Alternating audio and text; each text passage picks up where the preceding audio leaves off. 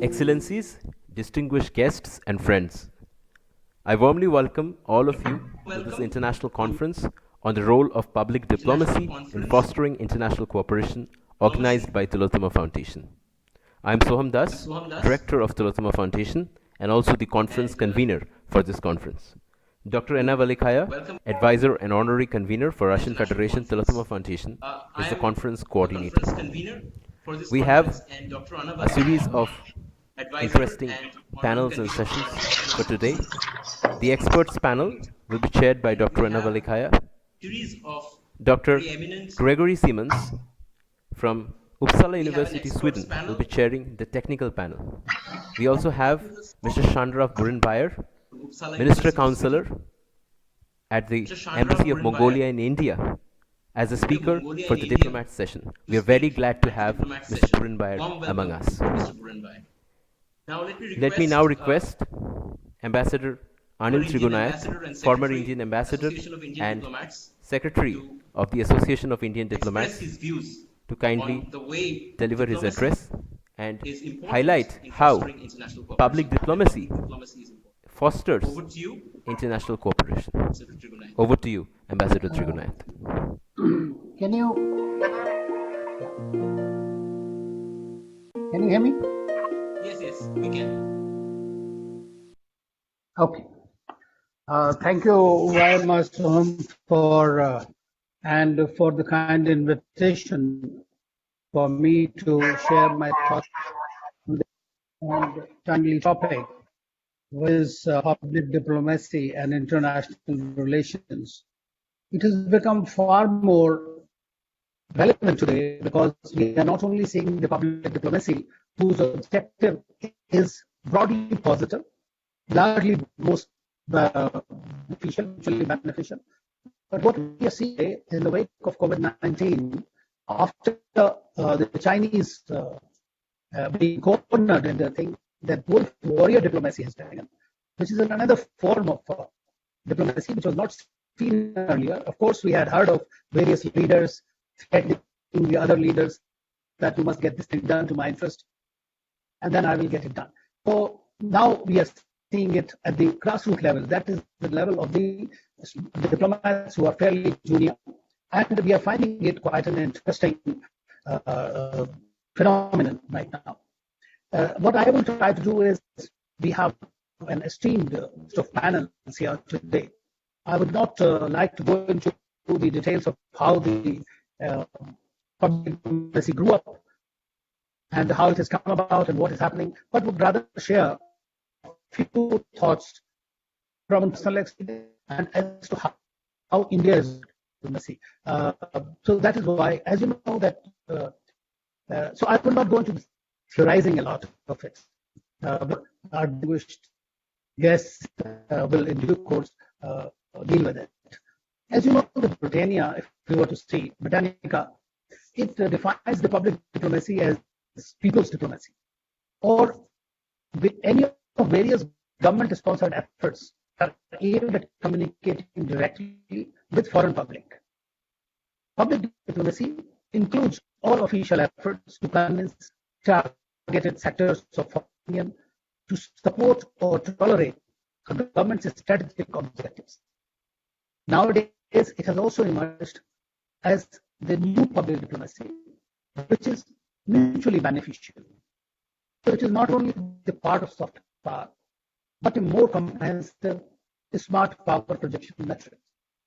Normally, they call it as a public diplomacy triangle, which means that there are advocacy strategies, there are profile raising of strategies, relationship building strategies.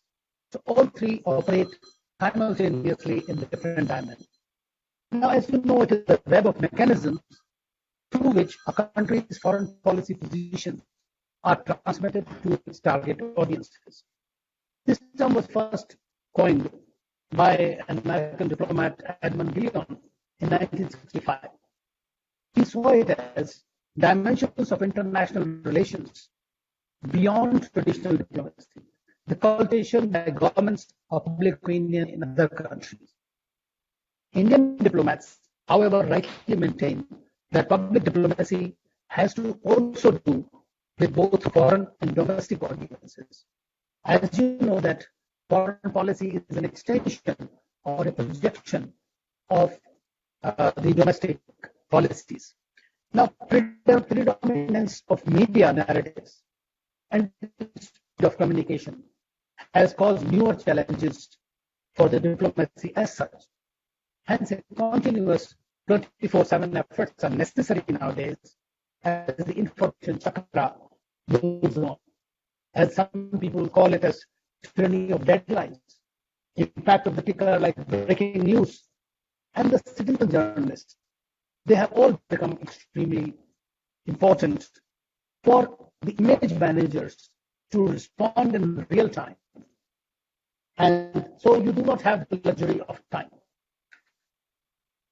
But he said, quipped rather, he said, if you distribute to the new created to keep you, so since you are abroad and you need to project a positive image of the country, obviously you are at the all the time on your foot to do that.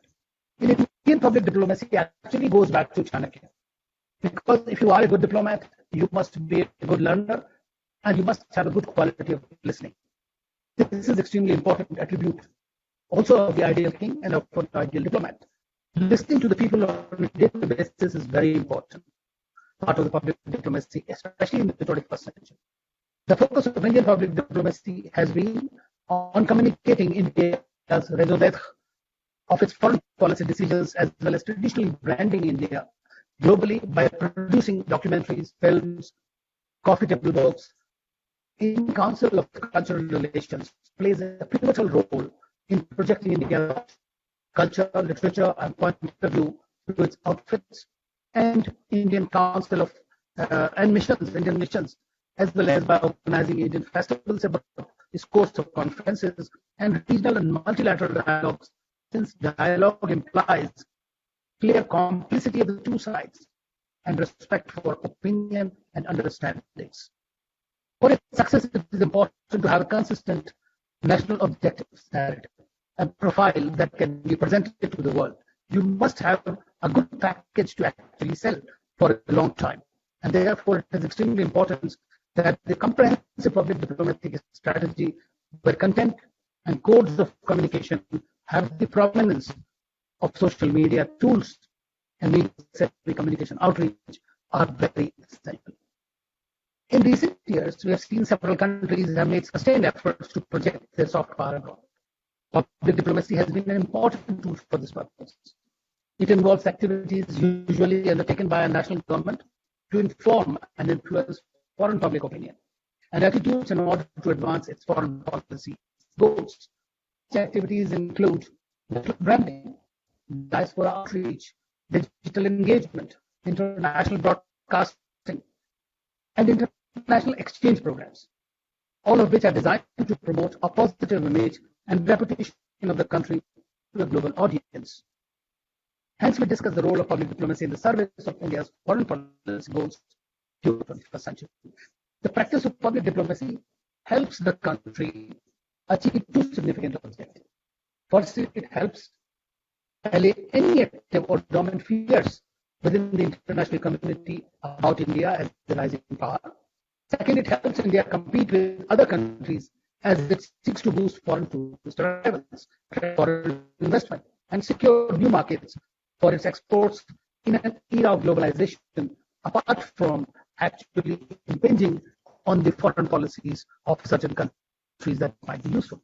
But you'll be surprised that even though we are talking of Chanakya, which is nearly 2,000 years old, rather late in the day that the Ministry of External Affairs of India set up its public diplomacy division in 2006, just about 15 years ago, to advance India's conversations with the world. The key goal of Indian public diplomacy is to explain on a day-to-day basis the background of policy decisions in Indian foreign policy, to promote a positive image of India, and to engage scholars, think tanks, and the media through its outreach activities. It also sends senior retired ambassadors to universities and institutions in India to deliver distinguished lectures on India's foreign policy and to explain it to the ordinary people and the students of foreign relations. every diplomat, serving or otherwise, is engaged in this homecoming of diplomacy. We have a program called SAMEEP, which was launched by this government, in which every foreign service officer is expected to go and speak to schools, universities, colleges, people, as well as to choose two states.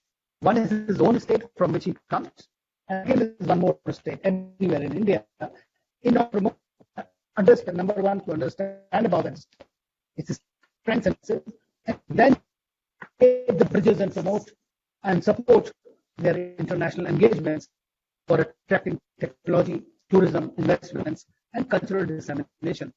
And for this purpose, the Indian government also created new states division, as you know about the United States.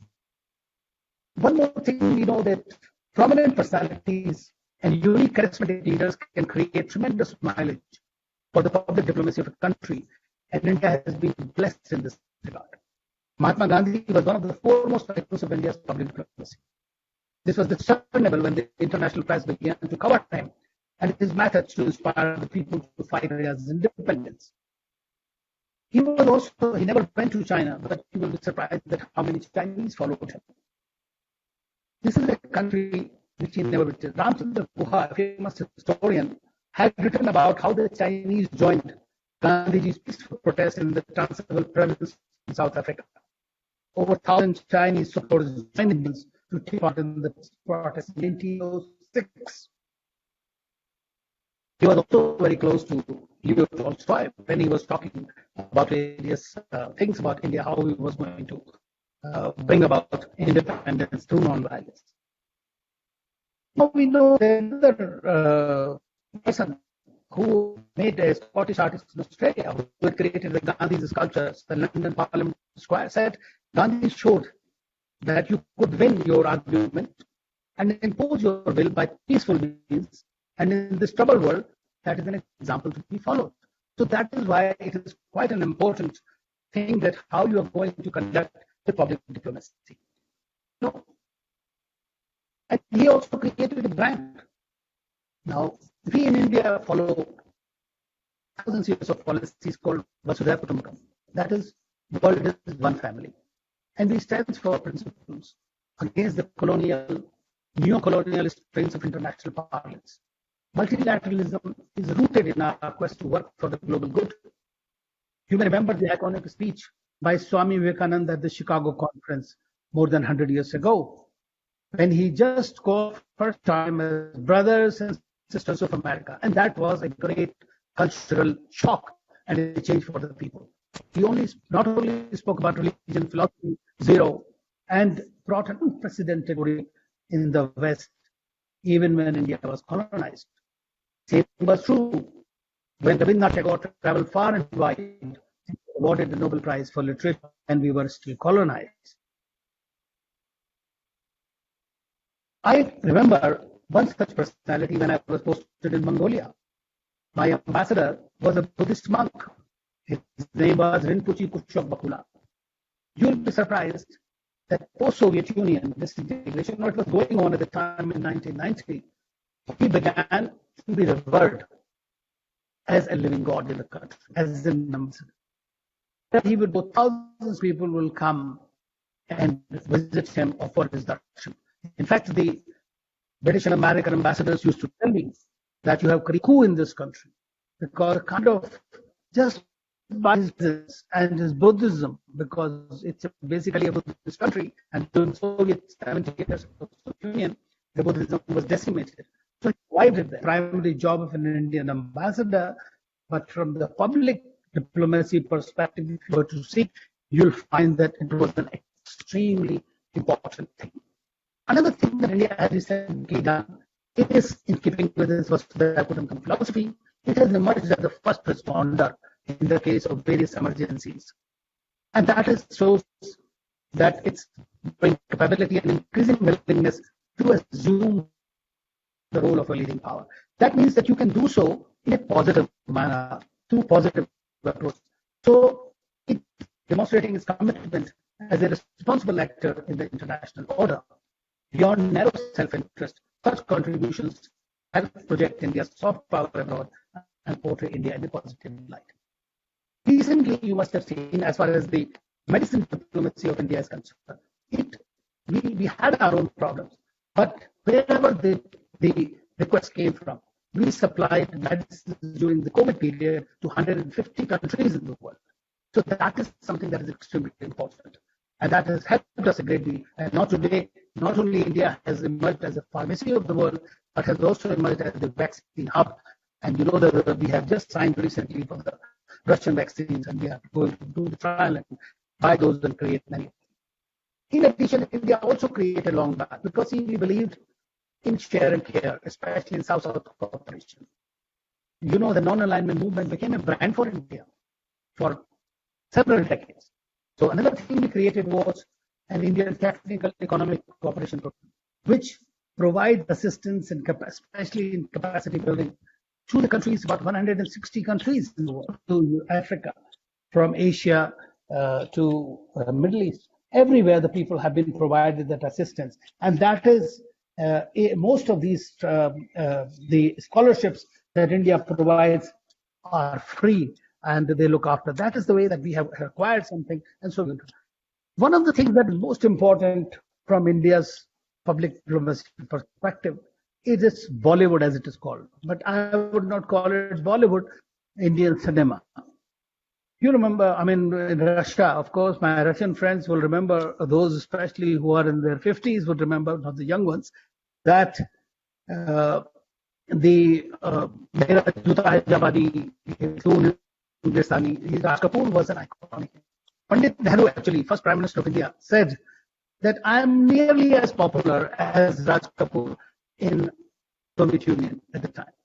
So that is the kind of the excessive Indian film industries. Wherever I have been posted, the leaders in those countries have always requested me to get the Indian film industry to come to their countries to do the film shootings, so that since India is such a big market and India acquires the second largest number of tourists to the world and who spend money. So they wanted that to create a kind of soft power and protection for them. So I did help a lot of countries shooting, film shooting in their countries, and it helped a lot. We had Buddhism long ago. It went from China to Southeast Asia to all the countries all over, and it became a soft power of India. If you go to the ASEAN countries, you will find that a lot of Hindu icons and the Hindu traditions used. Today, note carries the currency notes very Gola figure on it. So the cultural diplomacy is extremely important. I'm not talking only of dance, music, all. I tell you an interesting one. My very first posting I was posted to Ivory Coast, Abidjan. And one day I went to see an Indian film. I heard there was an Indian film being shown, and I'm talking of 1980s, 1984. Many of you were not even born then. There's one girl came to me and she started talking to me in Hindi, and it was not peculiar Hindi that you learn in the institutes. So I got talking to her like typical Mumbai Hindi. You know, in Mumbai they have a very different kind of Hindi that they speak on a regular basis. And she told me, she said, I just learned watching these films. Now you can imagine the kind of social. If you go to our cultural center in Moscow, you will thousands of have learned Indian dance, music, culture, yoga. That has become our major sport. And you know, so that is precisely the reason that a large number of countries create an open, whether it is Confucius centers for China, whether Indian cultural center, Western cultural India, or Russian or Soviet cultural center that used to provide one of the finest magazines that I ever saw as a child, or the from Soviet Union. They were the best, most glossiest magazines that one could see. That a kind of awareness about a country, and about its strengths, especially this. So the projection of the cultural diplomacy, the public diplomacy, is extremely important for connecting people to create a country where your personal interests could be served. Another important dimension of public diplomacy is your diaspora. India is fortunate to have more than 30 million Indians abroad, and in USA and other places they are very strongly placed, that do extremely well, and they do play a very great role in political, across the political divide. I mean, you know that President Trump went with Prime Minister Modi when he went to Houston for this Howdy Modi event, when he took around President Trump with him in front of thousands of Indians who were there. They are funding the elections, which is legal in the country. They are acting as a pressure or a group or interest group. This should be the most important example that anybody can see in the United States, that how it operates, and that is one sees it from every point of view. India's other strengths, of course, apart from its culture, civilization, are its democracy, secularism, diversity, and pluralism. This is what we need to work. More importantly, we must put greater focus so that we do not lose out on these values, and that is the government. And say we can easily claim to be one of the finest blend of civilizations and cultures. Four religions grew here. Almost nearly every single group. If you came, just 1 minute. Yeah, sure. Thank you. So people do. I would like to tell you that it is just 2 minutes. Give me 2 minutes. So people will see you, and public diplomacy has its limitations. The limitations are, if in your country you have problems, it will be difficult to promote your national interest, promote your project your image, and there is a lot that can be done. I think the time is right that we give more credence to public diplomacy, civil society, by various organizations, and I'm quite sure that India can do well, and so can do many other countries, because this is the most non-obtrusive way of reaching out to people and create the people-to-people connect. Thank you once again. Thank you, Ambassador Trigunayat, for your very insightful speech and all the anecdotes that you shared. I request you to kindly share the text of your speech, if possible, so that we may make it available to more people. Thank you so much. I think Tillotoma Foundation is a global organization working in the areas of international relations, financial, environmental, scientific, strategic, and defense policy, and we are very happy to organize this very important conference on public diplomacy. And Dr. Anna Valikaya, advisor and honorary convener for Russian Federation Tillotoma Foundation, is the conference coordinator, and she will be chairing the experts panel at today's conference. The expert panel has some of the leading experts of public diplomacy from all over the world. So over to you, Dr. Valikaya. Thanks a lot, Soham. Greetings to everyone. I'm Anna Velikaya from Moscow. It's my pleasure to officially start our expert panel of the conference, The Role of Public Diplomacy in Fostering International Cooperation. Today we are witnessing an unprecedented crisis that leaves no country or person untouched. The pandemic highlights the importance of international cooperation. Today we'd like to discuss what impact of public diplomacy may be towards fostering it, or do the matters of national interest prevail? Public diplomacy is becoming irrelevant and shifting towards propaganda. Hopefully not. I'd like to present our distinguished experts. These are Dr. Nicholas Kahl, Professor of Public Diplomacy and Founder Director of Master's Program in Public Diplomacy, University of South California, CPD Faculty Fellow, USC Center on Public Diplomacy. And his most recent book is about engagement in digital age. And I suppose that all people working in the sphere of public diplomacy know Professor Kahl's work. And even now, when reading applications for the Young Scholars panel, each book was quoting Professor Kahl's articles or books.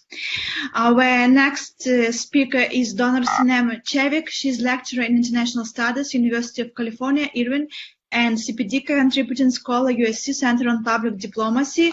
Also, she is the author of book on Turkish public diplomacy, published by Palgrave Macmillan. Our next distinguished speaker is Doctor of Science Natalia Tsvetkova, head of the Department of American Studies, St. Petersburg University, the leading Russian expert on public diplomacy.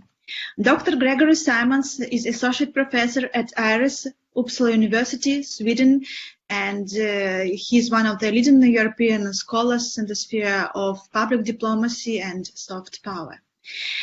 The next speaker is Dr. Zakar Peter Christian, who is Vice Dean for International Affairs, University of Public Service, Budapest, Hungary, and he's a Hungarian expert on public diplomacy.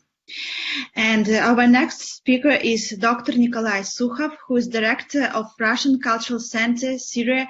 He will be live with us from Damascus. He is distinguished Russian Orientalist, and for several years he was serving as senior political officer in the office of the UN Special Envoy for Syria. So hoping that this blend of wonderful scholars and practitioners would contribute towards our understanding of the possibility of international cooperation and the role of public diplomacy in promoting it. And now we would like to give the floor to our first distinguished speaker. This is Dr. Nicholas Kall, the topic of whose presentation is Moving Forward in the 2020s, Reputational Security and Media Disarmament. Nick, the floor is yours. Mm-hmm.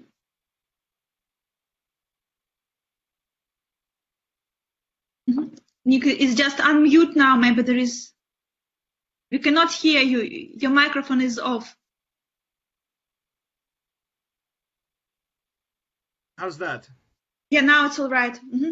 Okay, thank you. So, thank you very much for the kind introduction. It's a pleasure to be with you early this morning in California. So I've called my talk Moving Forward in the 2020s, Reputational Security and Media Disarmament. And my objective is, first of all, to talk about the moment that we're living in and the relevance of public diplomacy to our moment. And then I want to introduce to you two concepts that are both mentioned in the conclusion of my latest book and which I think should be part of our forward movement. And these two new ideas or reformulated approaches are the idea of reputational security and the idea of media disarmament. And I'll try and move as quickly as possible to stay on schedule. Okay.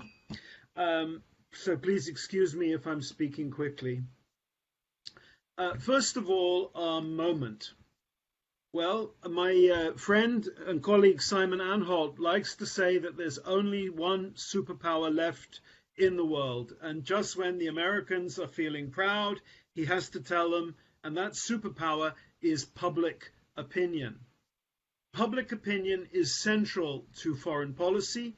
It's because of its centrality that so much effort is being put into keeping public opinion divided right now. Publics are central. However, we find media operating as a disruptor as much as a unifier.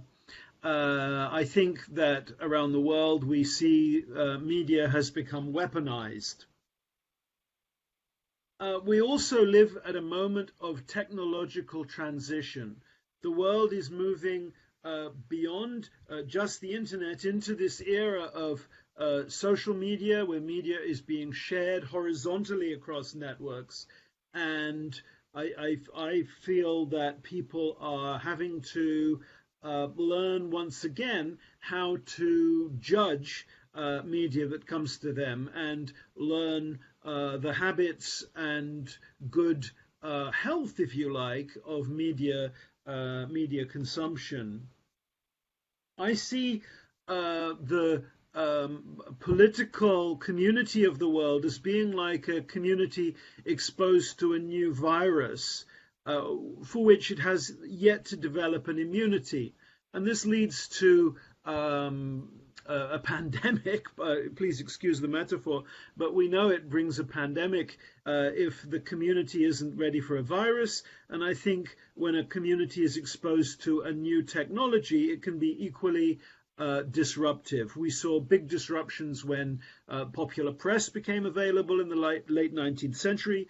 We saw great disruption when radio and radio and cinema was available in the mid 20th century, and then television brought its own transitioners too, and it was there was trauma associated with these moments. We pay more attention to the names of those traumas than the technologies of communication that were part of their causality. States are losing credibility and budget at the moment. I think there are many more credible voices in the world than nation states, and nation states can't afford to address everybody the way they could back in the Cold War days. We see rather a world arranged around networks. The network has come to characterize our moment, and when faced with a network, I think the nation state has to stop thinking about what can they say and rather think about who can they empower. And so we see now effective public diplomacy is moving from being a public diplomacy of advocacy to being a public diplomacy of empowerment, choosing the right person who's credible to your audience to empower and develop and assist in their outreach. The final thing to say about our moment is that we desperately need cooperation. The problems of the world today are too big for any one country to tackle alone, and they need communication to promote that cooperation. This is the message that comes out of the COVID-19 virus. It was already the challenge of climate change. We need each other to move forward, and public diplomacy has to be part of that mechanism. Now to the two terms that I'm particularly working with at the moment. The first is this idea of reputational security. Soft power is understood all over the world. The problem is that the term means different things in different places, and part of the way that it's understood, I feel, is that it's seen as an optional extra for the most important and the most powerful countries. I prefer to see soft power as an essential part of any country, and that the reputation of a country is actually part of that country's security. If you're not known for something and respected for something positive in the world, when you come under challenge in some shape or form, and it could be an existential challenge, the rest of the world doesn't worry about you in the same way if they don't care about you. So finding a way to be known, to be cared about, is part of the survival strategy of a vulnerable state in the 21st century. And I think states that we've seen so far that have run into difficulties this century are states that had failed to develop an adequate reputation in the minds of the global community. Even states that have a good reputation find that reputation under attack in hostile media.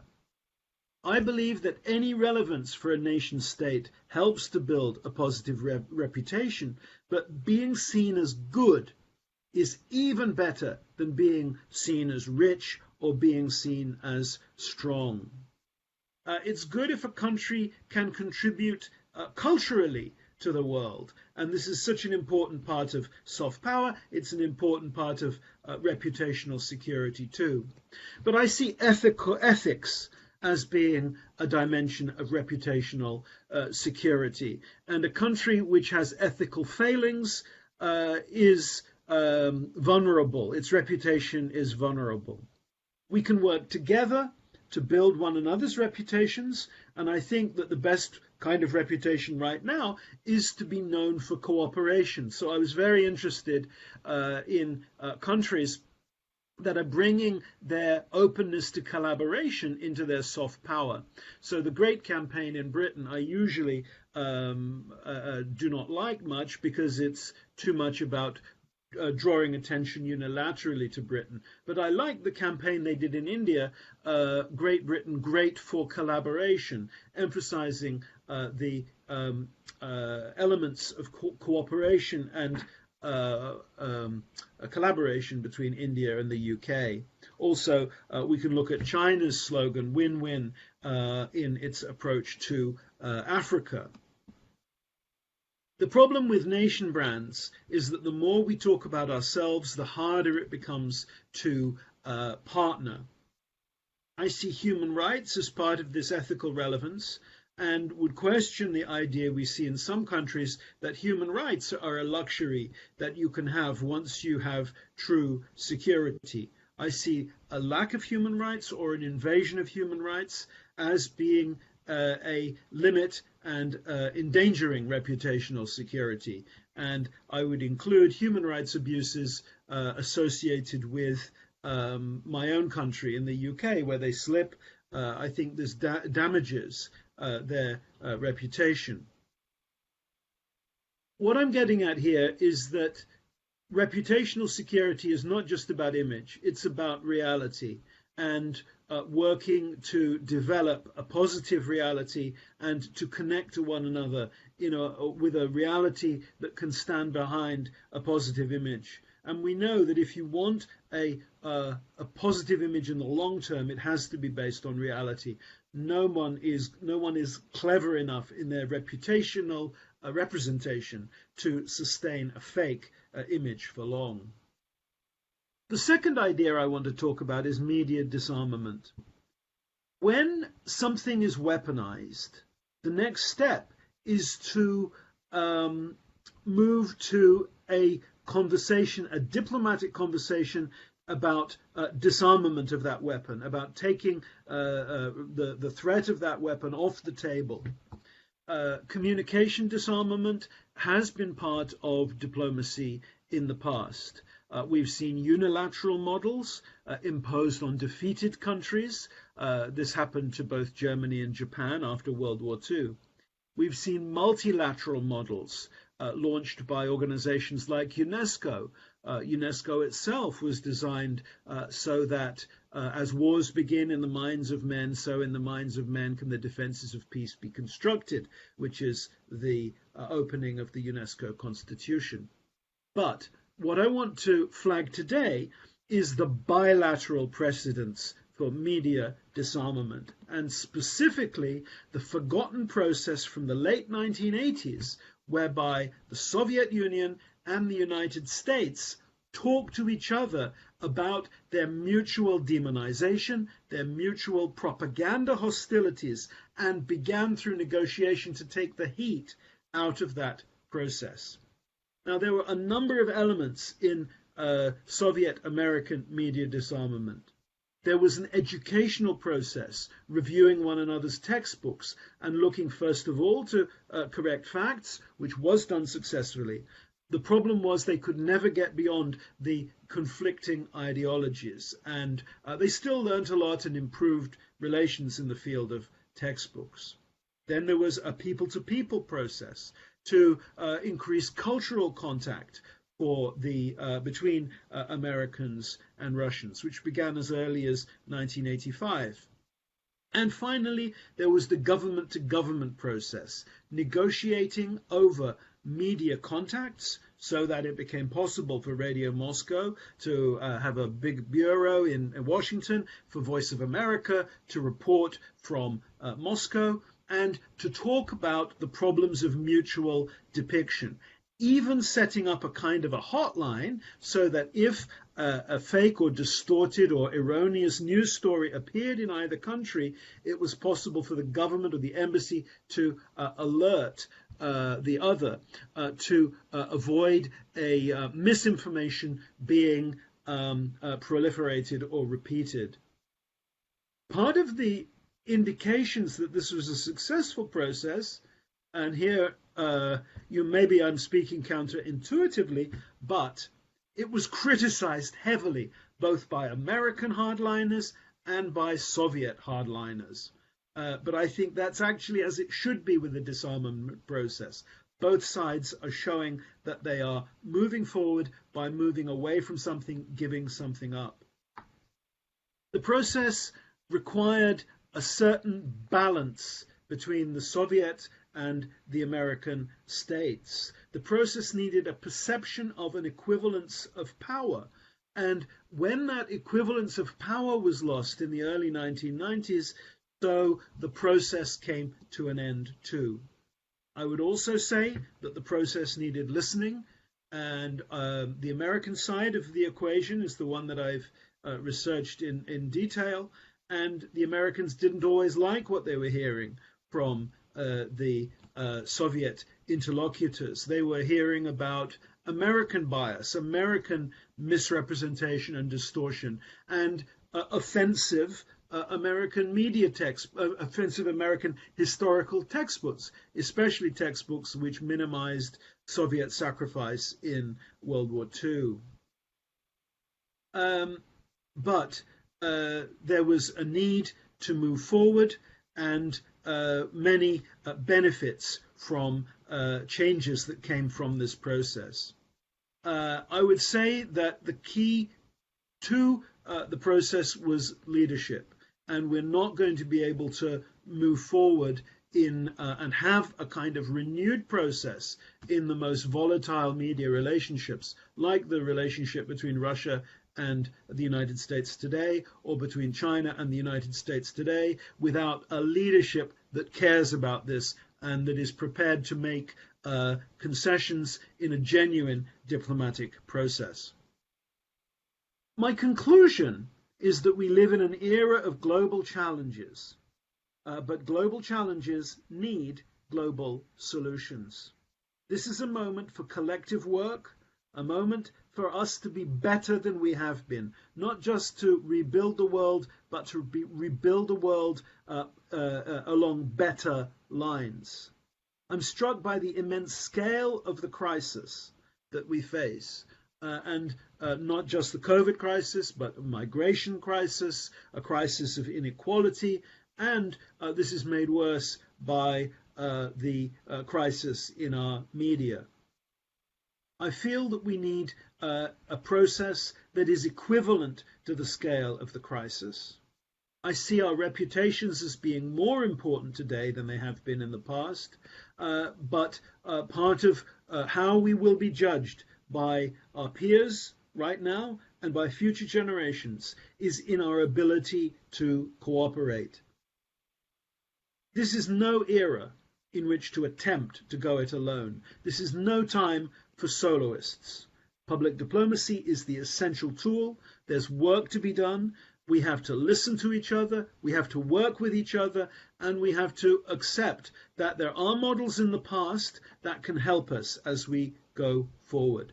Thank you for organizing this meeting. Thank you for your attention. Please excuse my going too quickly, and I hope we will have some time for discussion. Thanks a lot, Dr. Karl, for your insightful presentation. As it was told in the recent article by Ilan Manner and Guy Golan, now we should discover what solution our countries can offer other nations. So we all agree that we should be seen not as rich or as some create some other image, but rather to be seen as good, and how to be heard by politicians and by the decision makers. It also matters a lot, because scholars can agree on it, but some would say that no, we should be strong and this and that. And hoping to come back to this during our Q&A session. And now I would like to thanks a lot for your presentation, and now I would like to present our next speaker. It's Dr. Sinem Chevik, who will cover the topic rethinking the domestic dimension of public diplomacy. Dear Sinem, I'm very glad to see you here with us. Hi, Anna. Can you all hear me? Wonderful. Yes, we can hear you. Thank you. Thank you for organizing this wonderful panel, and I'm so happy to see colleagues and meeting new friends. Like you said, I want to talk about the domestic dimension of public diplomacy. So usually we assume public diplomacy is, a communication practice that's geared towards international audiences. That's obviously true, but from my experience as a scholar and practitioner coming from Turkey and having that background of researching Turkey's public diplomacy practice, there's an additional dimension that's often unspoken of, or that's often brushed to the side, and that's the domestic dimension. I think it's very important for us to recognize and understand this domestic dimension. What do I mean by domestic dimensions?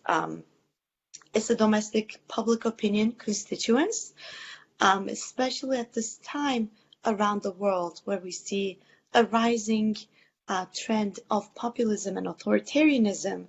The public opinion on domestic constituents are even more important. And media, mass media, and social media plays an important role in relegating and, disseminating this message of how important the international communication is for domestic constituents,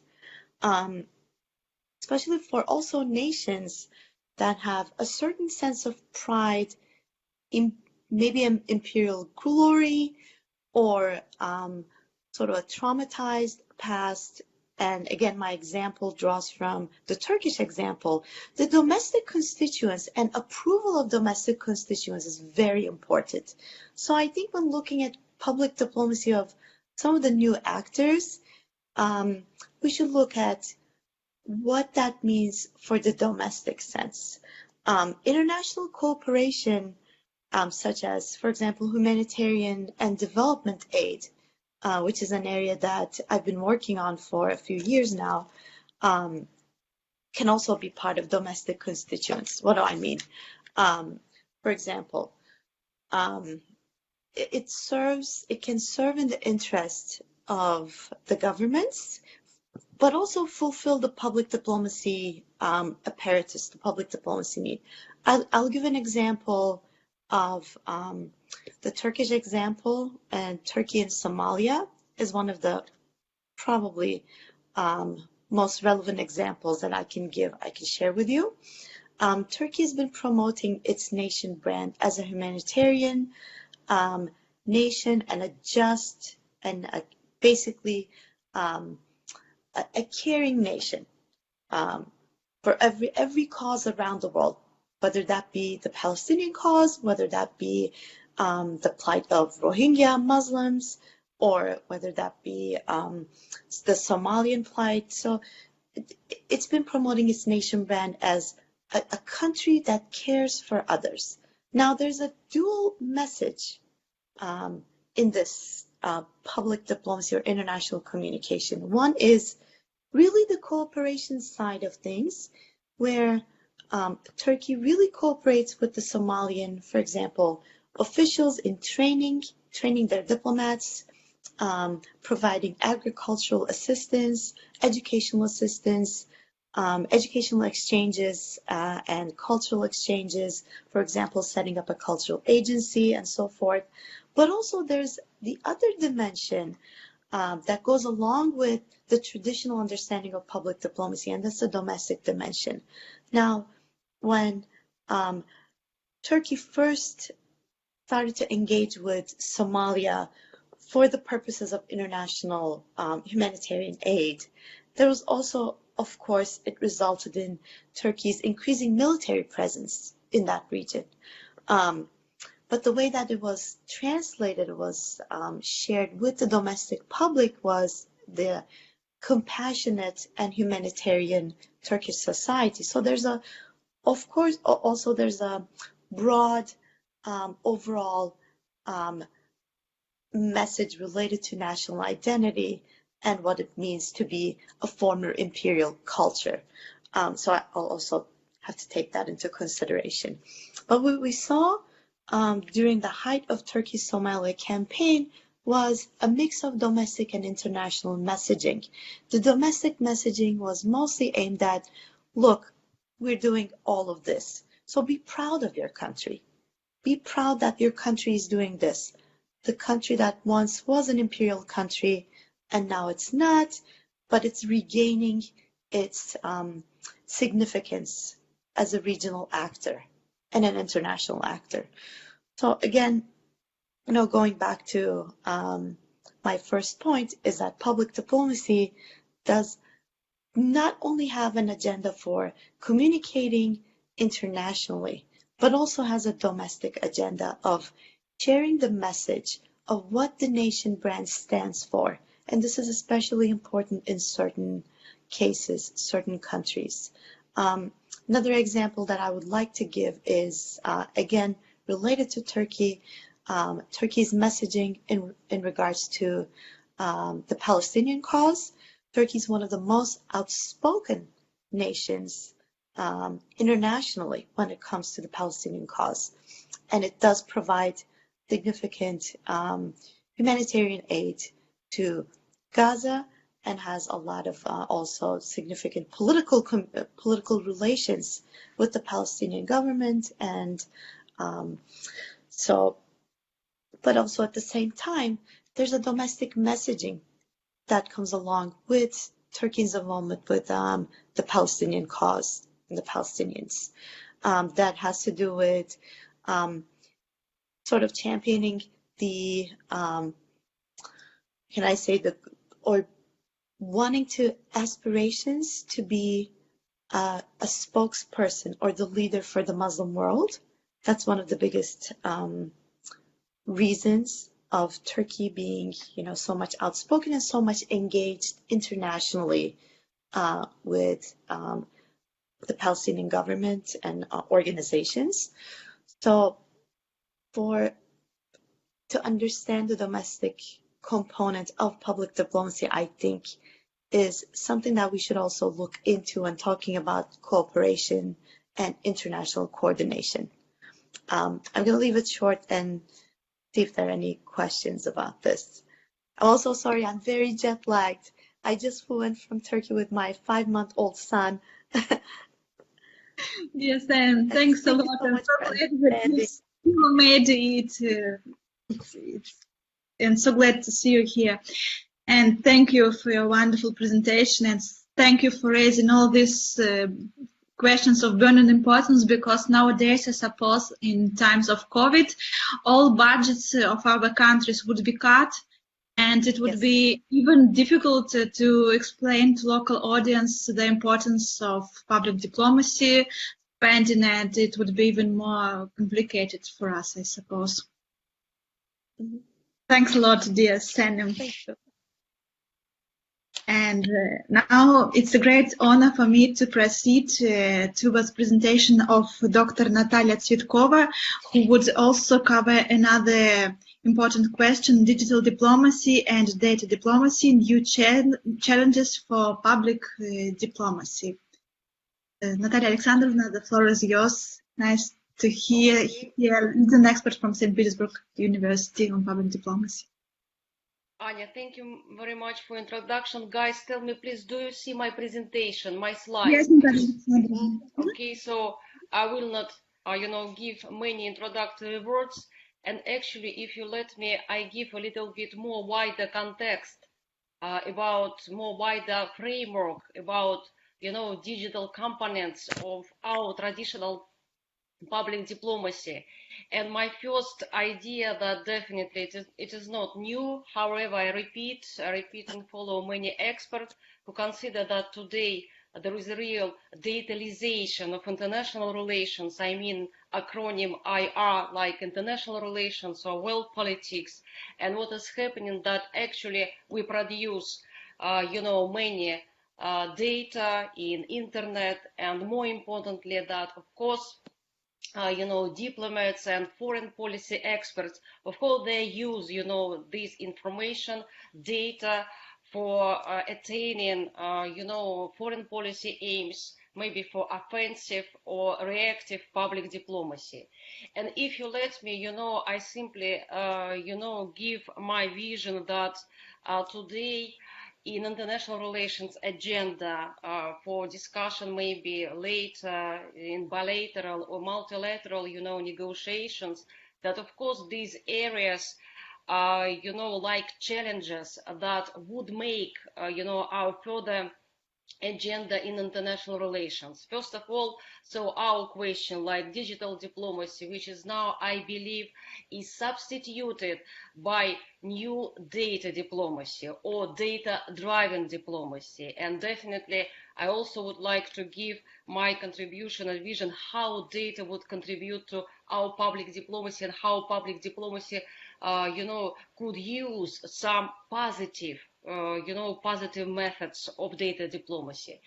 And more importantly, to compare, we must understand that except digital public diplomacy or data diplomacy, definitely there is another very important question which a little bit, stand far from our, interests, like experts in public diplomacy, like global internet governance. It means that there is too many stakeholders who would like to maybe control, internet, or maybe make a sovereign controller of internet today in the world, and many actors, entities, like nation states, like private stakeholders who would like to participate in it.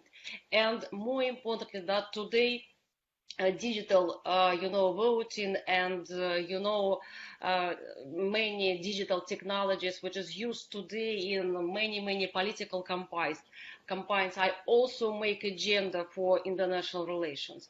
What I mean, guys, I simply try to demonstrate, marking by red, where we stand. So we discuss digital diplomacy, or maybe digital implication for our traditional, public diplomacy.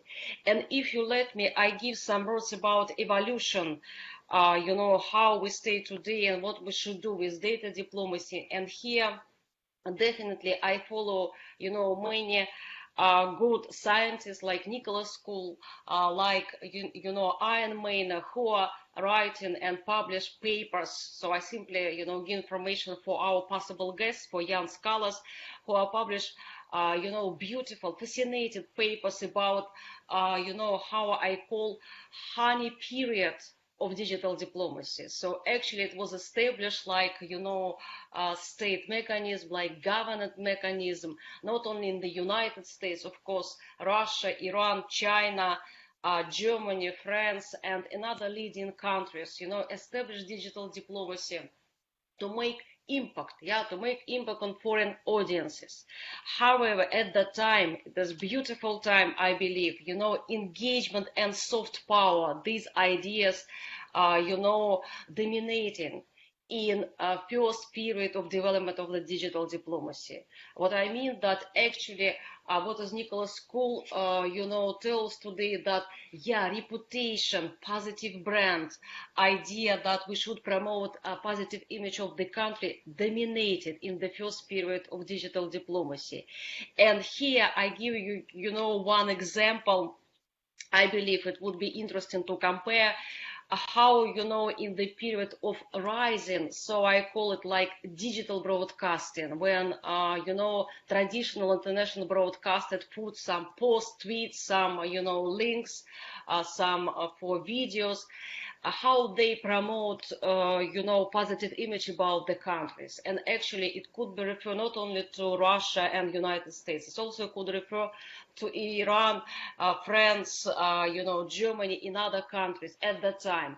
Here, example, how Russia Today, which is now considered as very offensive, channel, but actually in the first period of development of digital diplomacy, Russia Today and American-sponsored channel Al Hura, introduce a documentary videos, documentary movies, about promotion and promoting positive image of the country. And here the title of this documentary is like Cracking the Myth, Geopolitics, produced by Russia Today channel and Americans or American Arabs in the United States, produced by Al Hura, so established by United States government.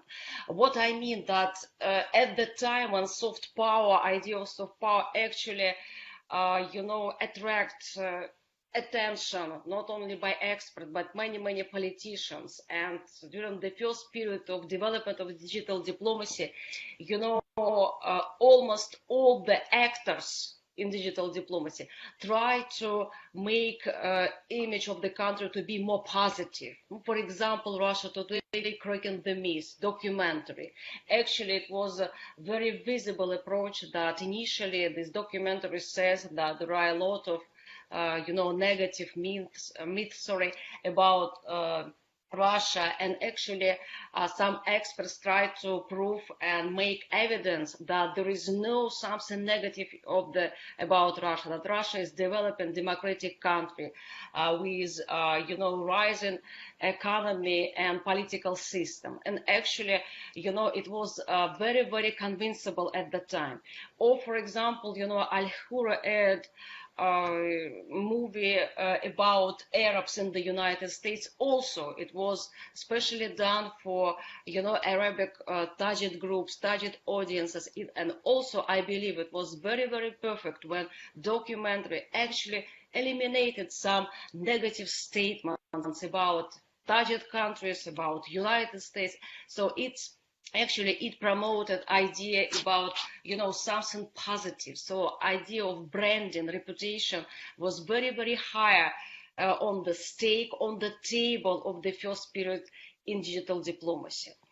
Moreover, and also here I follow idea of Nicholas School about that digital diplomacy actually produce a real empowerment of many holders, entities, individuals, bloggers, and of course nation states. Here on the left side of the slide, I consider this is left side when you see, like circle of blogosphere, this is like maps, maybe like a scheme taken from Berkman Institute and Harvard University. So this is like mapping of, it seems to me, Russian blogosphere, so like Twitter, and this is like participants of digital diplomacy. So each, actor could make impact on impressions, ideas, on values of the another audiences in the another countries. So it became clear that some year before our time, that already states, government, they are only like parts of the digital diplomacy, that mass medium, state, maybe mass media, or maybe independent mass media also became very powerful influencers in digital diplomacy. And now we actually live in the world when, not only government could make impact, of course, like individual bloggers became much more powerful, in digital diplomacy.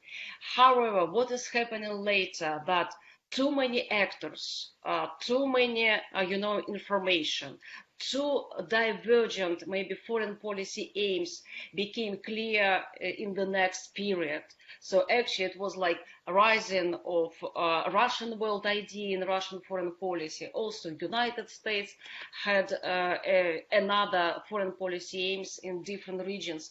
So too many actors, too many countries produced their individual agenda for international relations. And definitely they wanted to promote more offensively their divergent agenda in international relations. And what is happening, that I consider, idea that positive image already, didn't work in the time of propaganda, malign activity and fake news.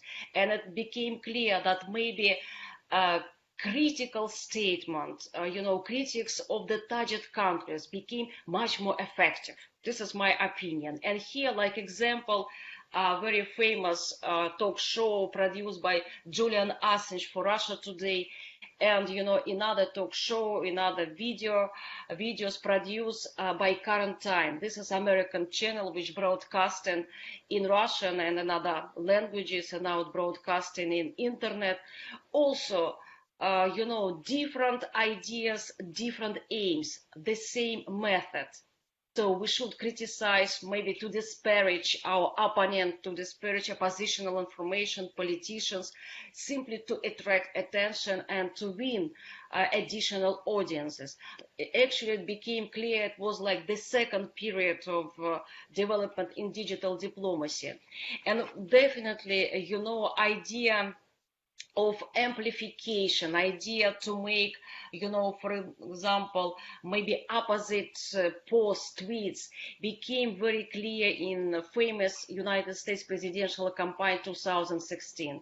Of course, many experts at that time and after campaign declared that maybe this is like Russian interference, maybe this is like, Russian malign activity that, try to disrupt, American democracy and American society. Today, another voices became, clear. For example, 2 weeks ago, for example, former American Ambassador McFaul published very interesting article, and another American expert also published articles about it, that it is not Russia alone, and maybe it is not Russia, because when society is divided, digital diplomacy works very effectively.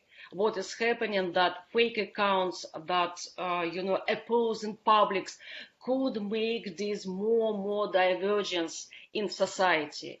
And actually, many holders, entities, unknown, influencers like individual bloggers could make impact. It was a problem. Why it became a problem? Because radicalization of information, because, idea of fake news, that we should win, maybe our target audiences, doing something negative, to criticize, to amplify, to make, our hashtag diplomacy much more offensive. And actually, in other methods, I wouldn't, give a list of numerous methods which has became visible in digital diplomacy. However, famous hashtag diplomacy, which initially, was delivered like something positive.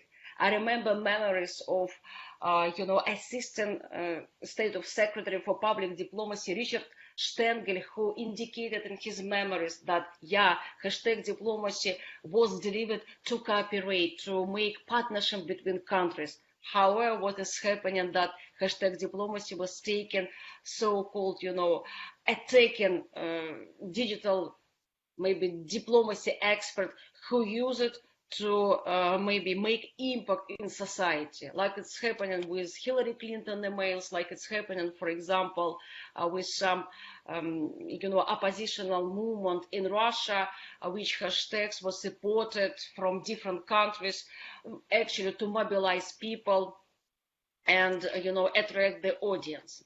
However, what is happening and main result of digital diplomacy, which became today like data diplomacy. Actually, there is one positive, consequences. We start discussing global conversation, about freedom of speech and about political interference. We simply, great. We simply understood that actually who governed today, who could influence target audiences, social networks, nation states, individual bloggers who, more influential in this world of digital diplomacy. We start discussing. We understand that Facebook, YouTube, Twitter became much more crucial platform who could decide what is good, but what is what for, political dissemination of political information, or maybe controlling, radical information on the platform. And today, diplomats, public diplomacy experts must understand. So what should we do with this problem of main influencers in digital diplomacy? How to deal with the people, not only which is our target audiences, by people in other countries who make impact in our country. even not be like a state, even not be like governmental agency, simply to be like, individual bloggers who could make more impact on my values than, for example, public diplomacy of the United States. And what is happening that today I believe digital diplomacy is already substituted by idea of data diplomacy. What is happening that data about users are used more by governments using big data analytics, of course, to make impact, and of course to deter propaganda, to deter fake news, to deter, malign activities. It's understandable that today idea of information deterrence became much more important in our diplomacy that our soft power diplomacy. An idea of sharp power, of course, became much more influential than soft power. However, guys, how our traditional diplomacy, could use data for positive, consequences. Definitely, like Nicholas School and another, professors indicated, people to people, this 2-second, second track diplomacy would never die. Definitely to establish partnership between, for example, influential bloggers, between influential mass media in the target countries. Of course, it would be continuous, like I have indicated in the slide, not to repeat several times. Develop partnership with new entities who actually play some role in digital diplomacy and data diplomacy. Numerous scientific institutions who use big data analytics. Of course, they could be used by the government. We should know them. We should cooperate, maybe to make unified agenda. And I believe it would be possible to do it. And actually, key instruments today, which is used in data diplomacy by numerous countries, by leading countries, they are very, very simple. Hashtag tracking, network analysis, sentiment analysis. What does it mean? That hashtag tracking allows us to analyze who mobilize around special hashtag, special issue, who produce the most effective message, and who disseminate, maybe some propagandistic messages to be detected, to be responsive, to be deterred. Network analysis, of course, can illustrate this picture of key participants in this conversation. So we know holders of this special conversation in Twitter and Facebook also to cooperate, maybe to understand the values to another side, for what reason, for example, Iran disseminated this message or another one. And of course, sentiment analysis, I believe, became today also very important to understand attitude, to understand maybe impressions, how people react on special tweets. And if you let me, guys, I would like to share with you several cases about data diplomacy, which is done with, help of IT staff. So this is like done with my team about how data diplomacy works and what is lessons for traditional diplomacy. So I would like to speak about Afghanistan, Syria and Venezuela. Actually, why I speak about these countries, because actually results already became visible and we could discuss. So Afghanistan, for me, it was very, very interesting to look on success or maybe failure of USA digital diplomacy during Obama administration. Actually, when digital diplomacy was developed and flourishing, and Barack Obama used it in different countries to attract target audiences. Of course, Afghanistan and social media, it is not very developed. Only 9% or maybe 12% of population use, internet connection. Only 1-2 minutes left, okay? Yeah, I would be very, very fast.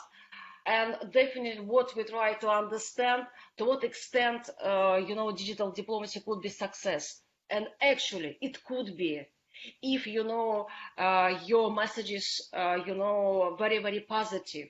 And what for me, it was surprised that even United States governmental accounts, when they disseminate very, positive agenda, it became very attractive.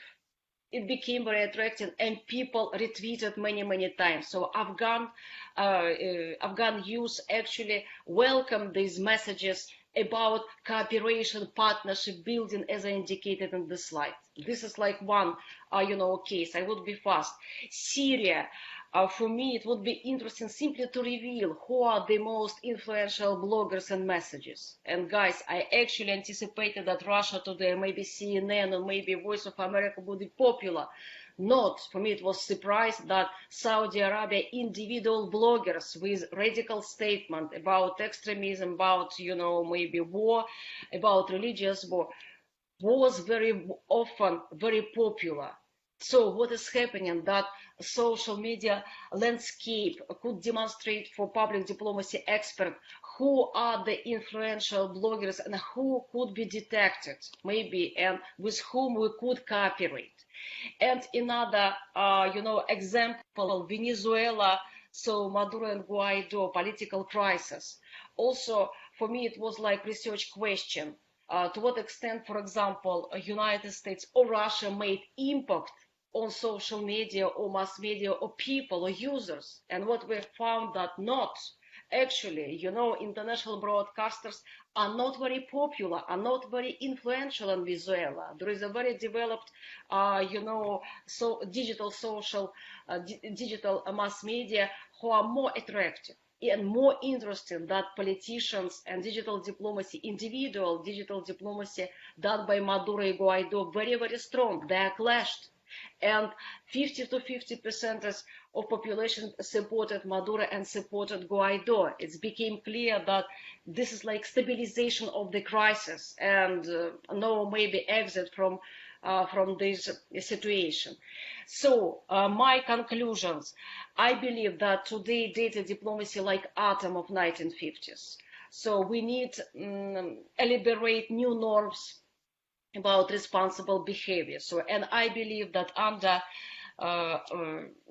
United Nations it would be possible to discuss that today's cyber threats and data diplomacy, this is like a new weapon. Maybe it should be deterred. Maybe it should be done in cooperative in partnership agenda. And more importantly, that more definite partnership is possible between leading states, between leading broadcasting, if we have, united agenda. But we have. I believe that it's possible in Syria, in other countries, when, leading broadcasting could deter together, some radical statements, some radical, tweets.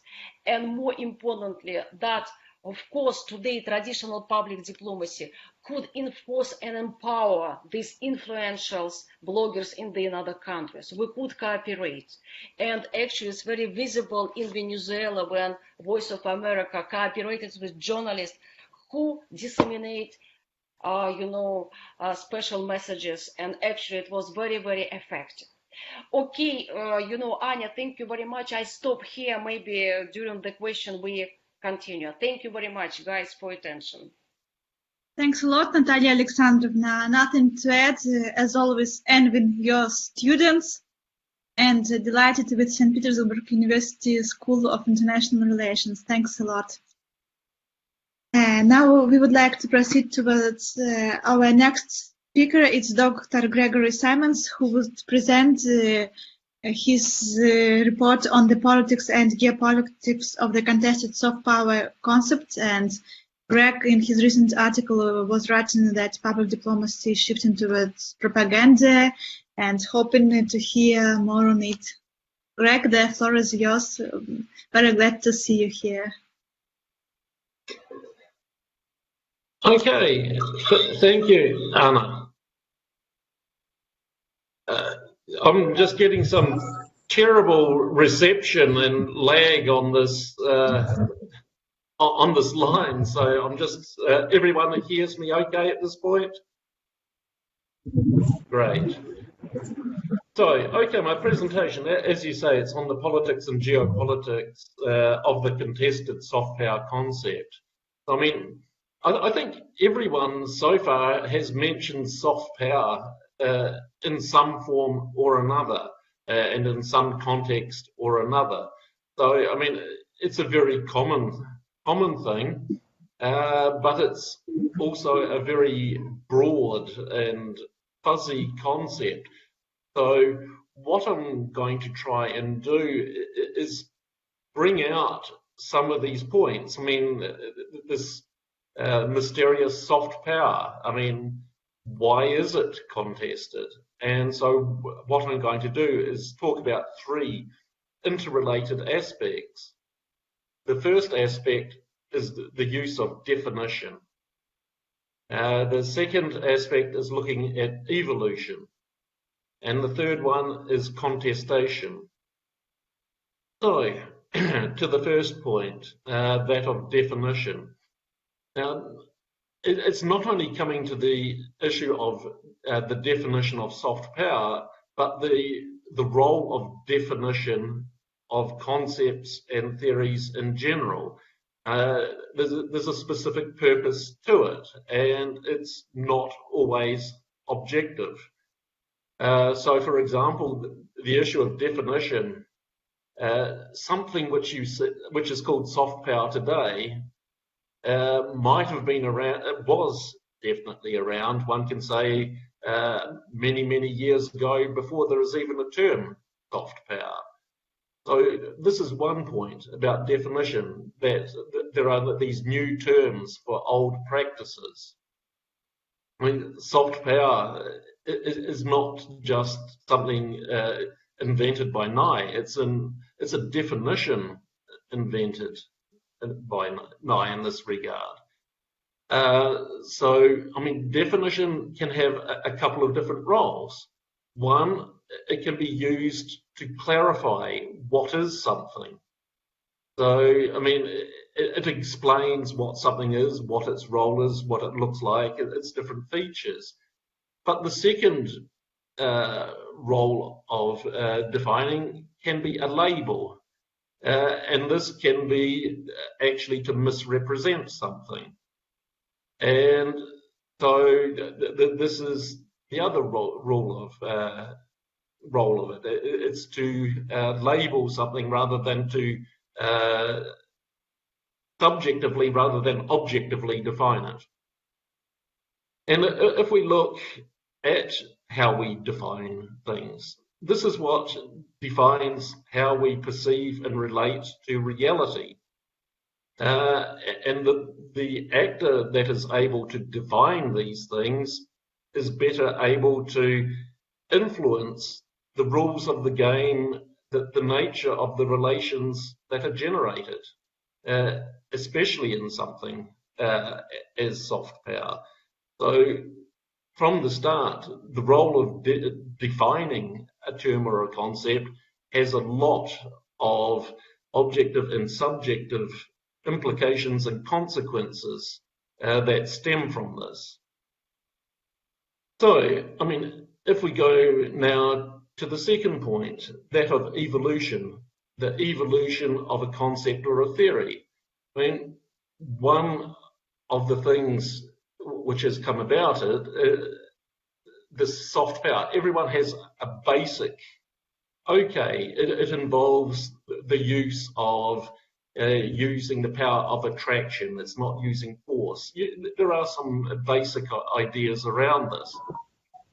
But if we look at how and when this idea, this concept of soft power was conceived, this is also vitally important because it comes at what one may arguably say is the high point of a Western-centric US unipolar world. So this is coming back to the idea of defining. Nye was defining the idea of soft power from the US context, which was a Western-centric, US-dominated world. And so therefore, it's going to take on the characteristics, the culture, the politics, the geopolitics of the point in that particular time. And one of the points which he has been making is that to try and set it in stone, that soft power is this, it doesn't change. And this has been a criticism of Russia and China's application of soft power in terms of operational aspects. But this, I mean, even though it's a reasoned logic, I do not believe that it is a true logic, because if we look more generally at the term public diplomacy, this has been something that has been constantly evolving, because it's evolving with the experiences, with the operational, with the meeting the realities, the international relations, the politics, the geopolitics of our world. So naturally, it evolves.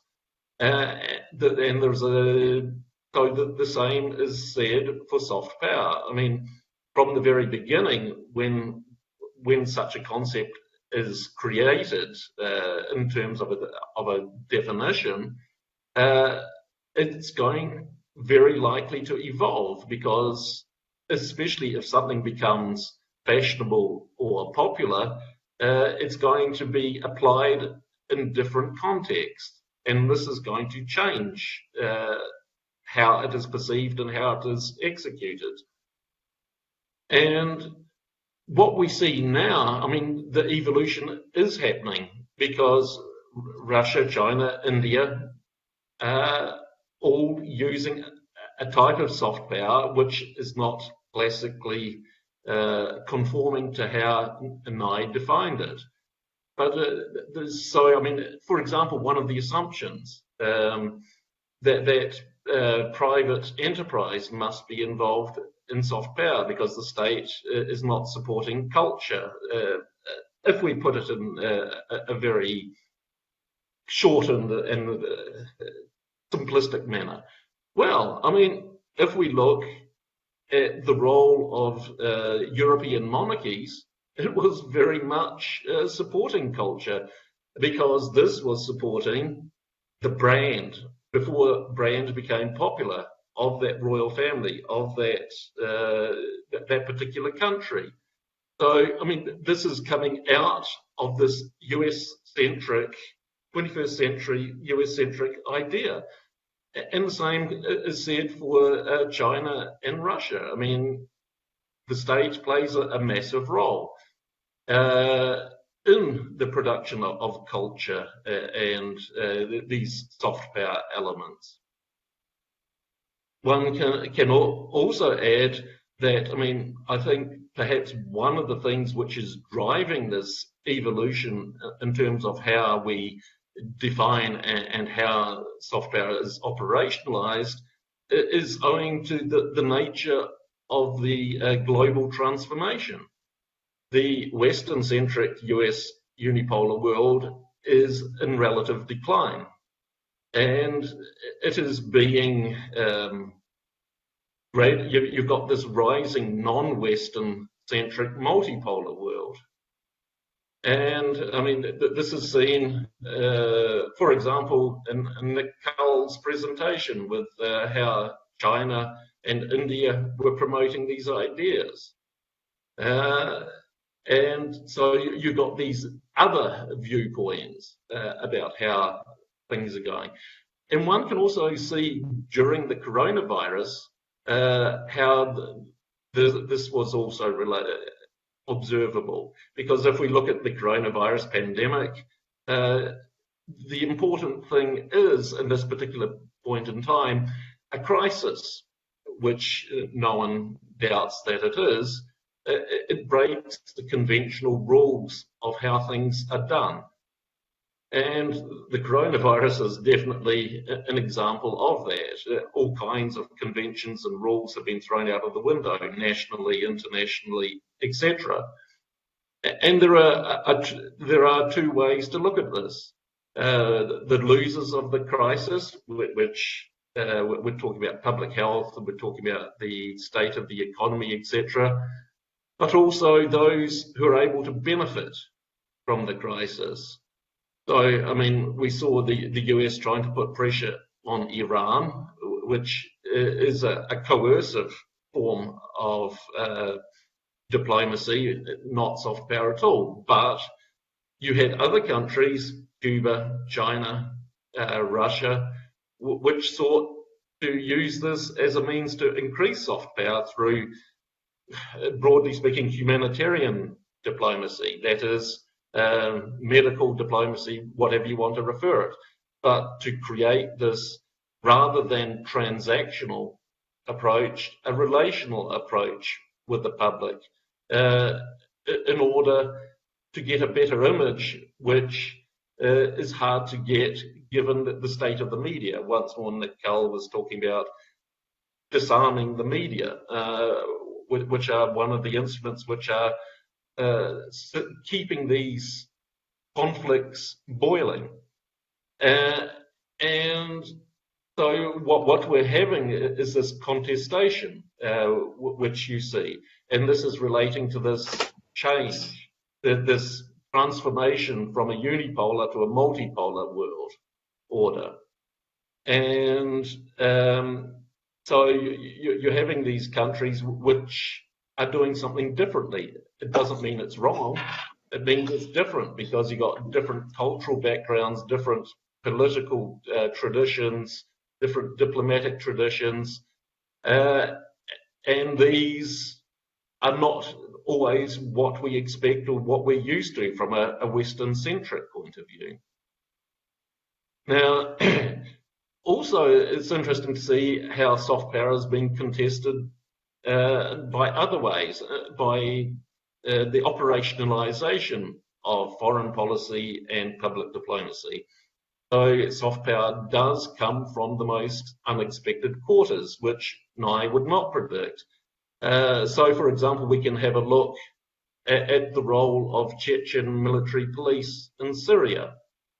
You have got military police, an element of hard power, but Chechens, the Muslim faith, is being used as a relational connection, this soft power connection to locals, the local population in Syria. And one can also mention that sometimes hard power does produce soft power outcomes. And once more, I mean, it depends on how it's executed, because, I mean, once more, coming back to Nick, I mean, it's not only a matter of how, I mean, why we do things, it's how we do things. What is the nature of the conduct? So if we look at Syria, when Russia got involved in September 2015, there were lots of predictions. This would be another Afghanistan, etc., these different hard power consequences. But if we look at the result now, Russia has a better situation in the Middle East and North Africa because it got involved. That is, its soft power came from its application of hard power. Other countries considered its action as being more principled than, for example, when Obama drew the red line and retreated from it, in which case the US was taken less seriously in this context. So, I mean, there are all these different ways of looking at this well beyond what Nye or those first people who developed this idea of soft power would ever conceive it. But, I mean, this is a matter of a lot of different factors. And I think the main thing which is going to push how we understand and look at soft power is this evolving and transforming global order. So this will be the thing which drives it even more. And hence, if we look at this particular event now, which we're all speaking on, I mean, it's symptomatic of what I just said. It's being hosted in a non-Western environment, host. where you're getting different ideas and ways of viewing things which occur in the West. So, I mean, we're living in interesting times. Sometimes I prefer them not to be quite so interesting, but it's very illustrative, and to see where this is going, it's quite unpredictable. I mean, we've got the element of not only communication, where a country is communicating its soft power, it's communicating its public diplomacy. You've got other countries which are using obstructive marketing that is trying to create an image, an anti-image. Okay, I'm just wrapping up. So you're trying to create an anti-image. And so, I mean, this is somewhat transactional in nature. I mean, the future of soft power is not transactional, but relational. And I will leave it at this. So, Anna, you can, thanks for the time. I finish here. Greg, thanks a lot. Hoping to come back to important ideas mentioned by you later during Q&A session. And now we would like to proceed with Dr. Zachar Peter Christian, who is with us from Hungary, and his topic is Lessons from Historical Nation Branding, Cultural Diplomacy in Service of Hungarian Image Branding in the Interwar Period. Greg, thanks a lot.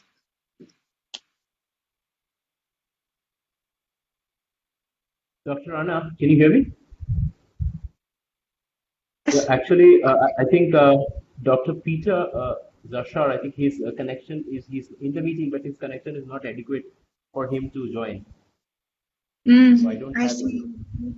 And Dr. Sukhov, is he with us now? Yeah, he is there.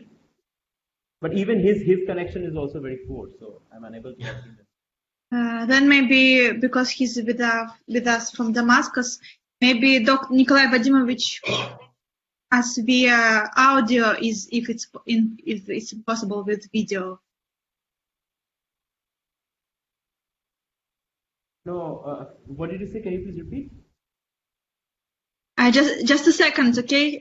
Maybe Nikolai Vadimovich could join us with audio, not with video. Nikolai Sukhov. Dr. Nikolai. But I mean, he's not there as of yet. I see. Just yeah. Maybe we can hear from if Mr. Gurbanov, would you like to speak? We have Mr. Gurbanov from the Gorshakov Foundation, if he likes to speak. Because you know, both of the speakers that you're talking about, their connection is not adequate.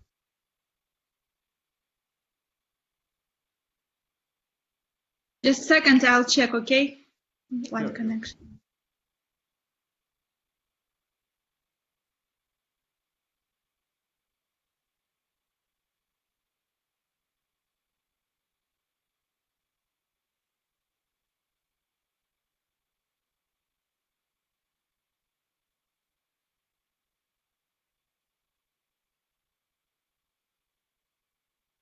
Okay, we have Dr. Zachar with us. Let's hear from him.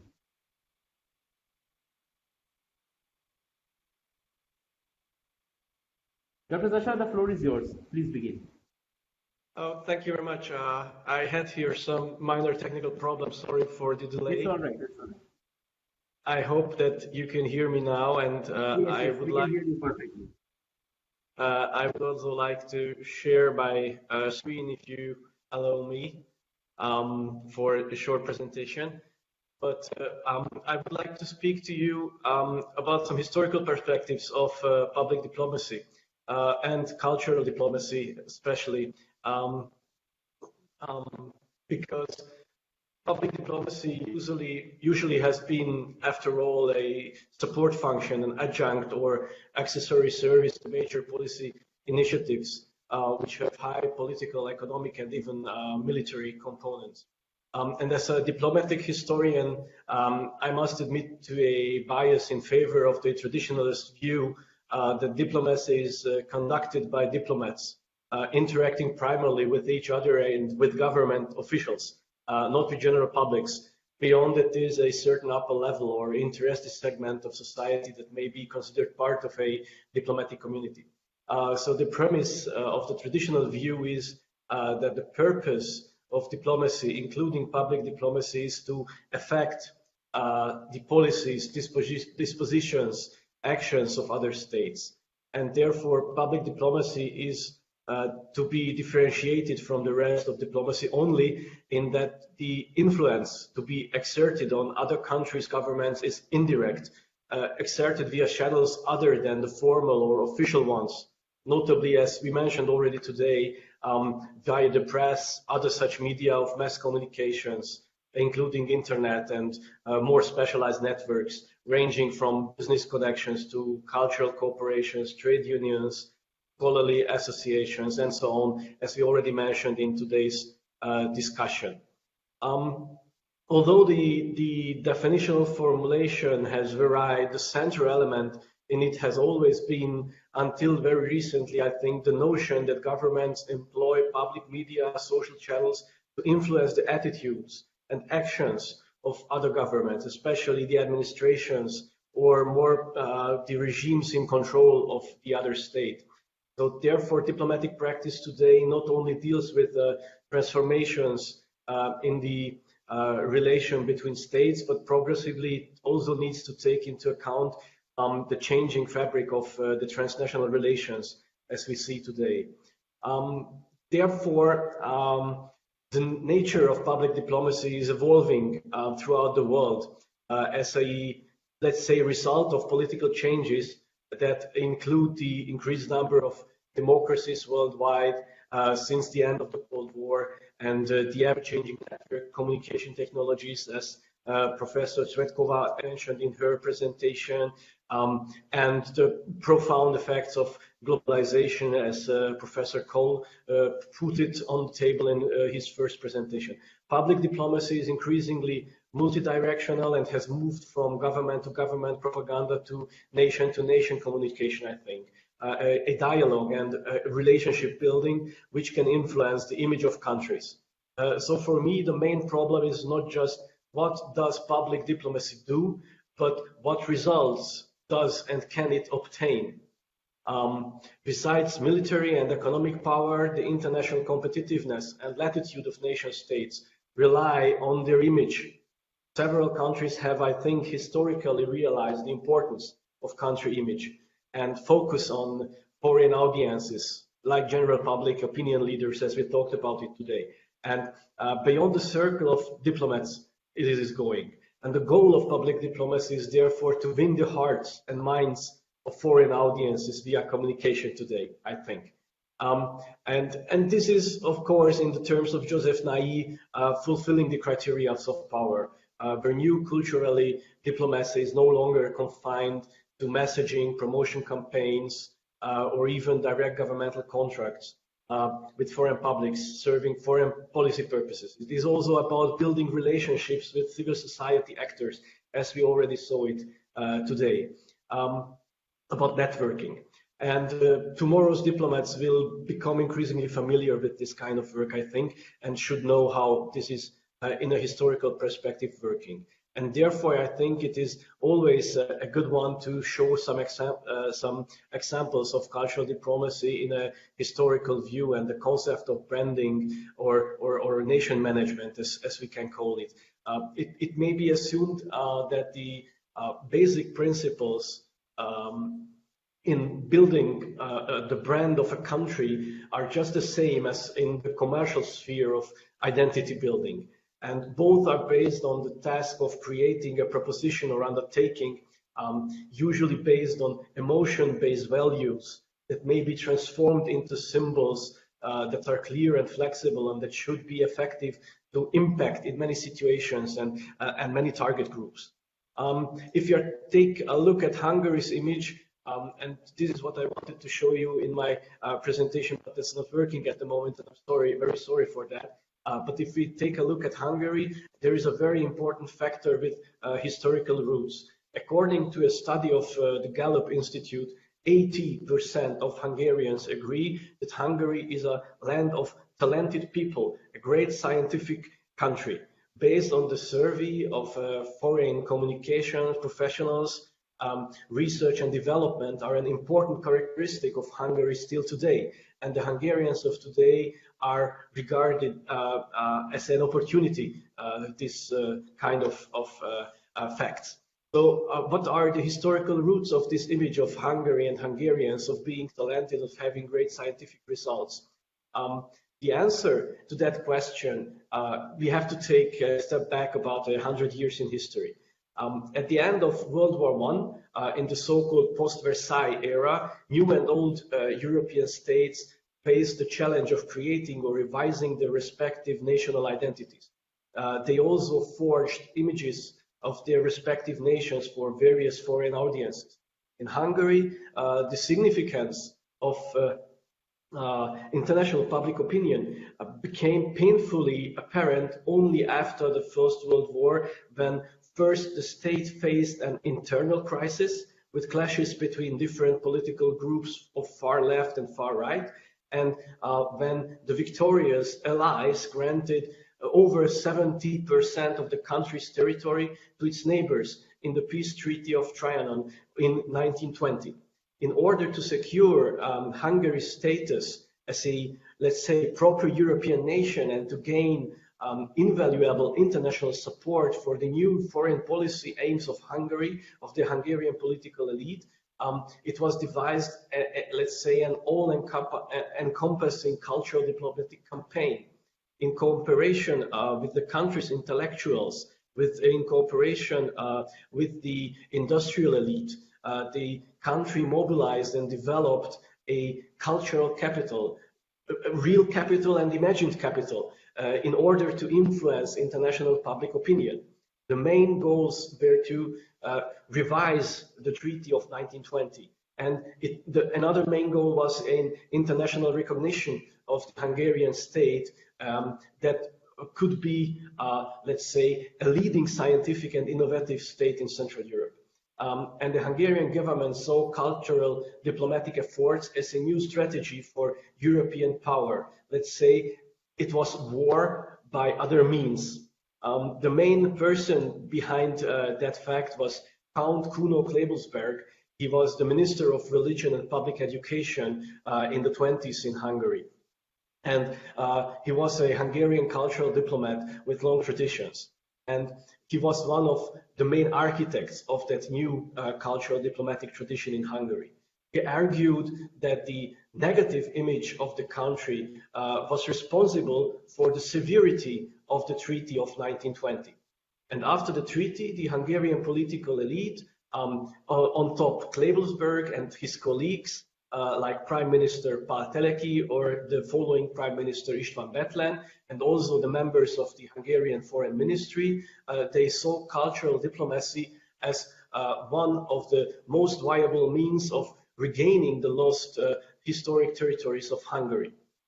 And the Ministry of Culture, Klebelsberg said at that moment, shall simultaneously carry out the duties of the Ministry of National Defense. And he also said in another speech at the Hungarian parliament that not the sword, but culture can sustain and make the Hungarian homeland great once again. So we see here a shift, a change in diplomatic relations and affairs in Hungary. And the new Hungarian government sought to break free of its international isolation and relied on cultural diplomacy in its attempt to do so. And when we realize that how this campaign was built, then we can see that this campaign was to win over the hearts and minds of the West, which suffered from a late start because the neighboring countries have already made considerable advances in this era earlier. So I think that it was very important for Hungary to make a big step and to have lobbyists, networks all around in Western capitals soon after the World War, just to have the possibility to reach these goals. And the politicians argued also that restoring the country's integrity, let's say geographical and historical integrity, and establishing Hungary as a legitimate member of the community of European nations would really require a worldwide public relation campaign of cultural diplomacy. And what began was that not only the minister himself, but a lot of theoreticians, let's say State Secretary Zoltán Magyari and Hungarian diplomatic historian János Hankis, just created a strategy for Hungarian public diplomacy in the 20s. And the peak of this cultural diplomacy campaign was between 1927 and 1938, when the Hungarian government actively sought to influence foreign public opinion in order to gain the necessary support for its plans of territorial revision of the peace treaty of Trianon from 1920. The central theme of the cultural diplomacy was based on a conviction according to which the solidification and promotion of the country's alleged cultural superiority and Western roots would facilitate the rise of Hungary. The minister himself argued that the challenge for Hungary was to maintain and expand its role as a, let's say, a primus inter pares, that is to be the first among equals in the field of cultural achievements in Eastern Central Europe, and to portray its superiority to the world. One of the most important and most successful means of cultural diplomacy to influence international public opinion at that time and stakeholders were the cultural institutions and scholarly publications of the era. In the 1920s, academic institutions, publications, lectures abroad were meant to remind the West that Hungary had a lot of achievements and its place was among the Western nations. And they also reminded the West about the European character of the country. So this post-Trianon era saw the growth of government interest in establishing Hungarian academic institutions abroad. Within the cultural ministry, there was a special section that was to oversee all the cultural relations with foreign countries and to supervise and manage the works of the various Hungarian institutes, libraries, centers all over the world.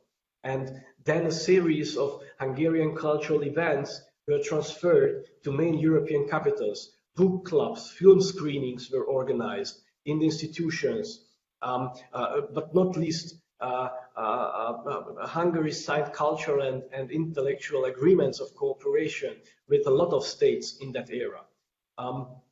And a huge boost for the efforts, and I think also a real success of these Hungarian efforts, was a series of articles from Viscount, or as we call here in Hungary, Lord Rodemer, in the English newspaper of Daily Mail, where these conservative politician criticized the post-war treaties and pointed out that the Treaty of Trianon was the most ill-advised of all of them.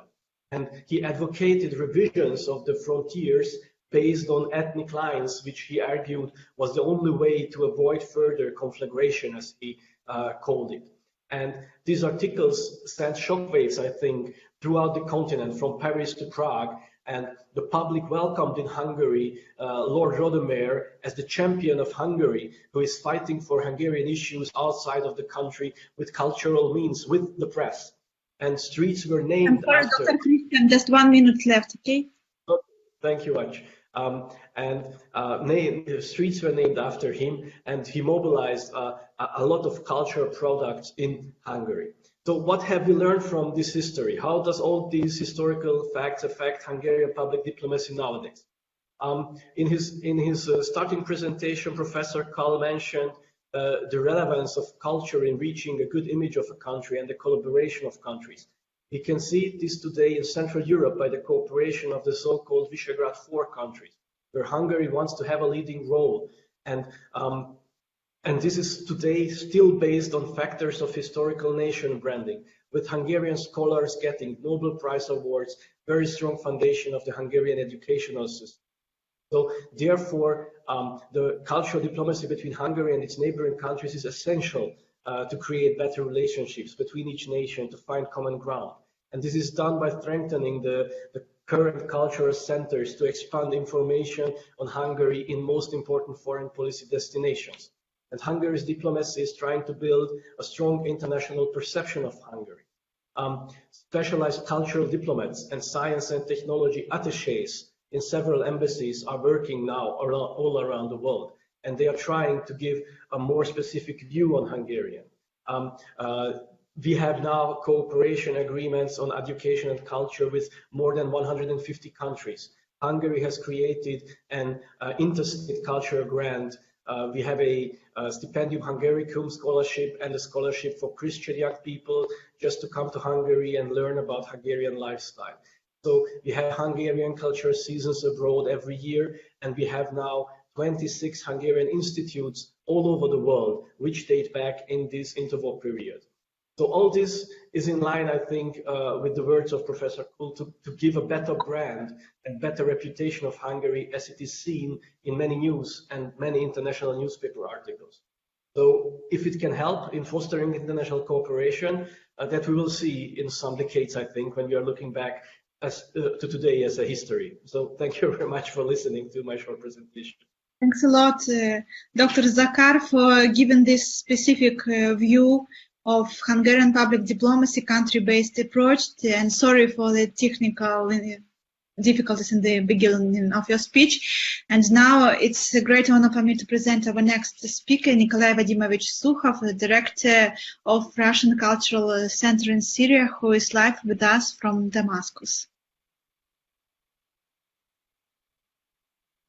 Good morning and good day, everybody. It's an honor for me to join such a prominent conference, and it's a chance for us to discuss the issues related to the public diplomacy and to exchange opinions. I listened with interest the intervention of our colleague from Hungary. For me, I want to talk today about the Russian public diplomacy in the Middle East and in these very conditions of the Syrian crisis. So such crises like the Syrian one usually triggers the discussions among the experts in our country, first of all, and all over the world, I think, about the Russian public policy and the institutions responsible for it and the assessment of its efficiency. I'm working in this area beginning from the 2005.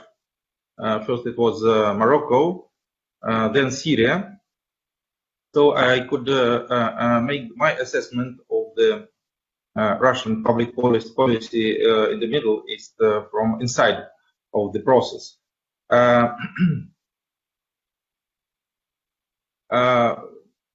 Many of my colleagues in Russia, those who with an interest in the Russian public diplomacy, understand now how all these things should work theoretically, and even often provide competent recommendations to relevant agencies. But as it turns out, the theoretical developments of domestic and foreign researchers in this field do not always work in practice. Inevitably, we compare our practices with the Americans because the Americans were being rather successful in promoting U.S. national interests and positive image of America. But it is not obviously in the Middle East, you know, that we can even meet the hatred of the locals towards America. And at the same time, the elites of the region has Western education and are American oriented. And this is the contradiction of this region and the difficulty or challenge for Russian public diplomacy. For example, not to go far, here in Syria, the ruling elites, most of them, has the French, US, and German education base. Their children are abroad, and even people who are, or businessmen who are under the sanctions now, they have their children in the US universities for now. At the same time, there is a strata of the graduates of the Soviet, former Soviet, and nowadays the Russian universities here, and all over the countries of the region. And they are some sort of the Russian envoys of Russian culture and the public diplomacy in the region.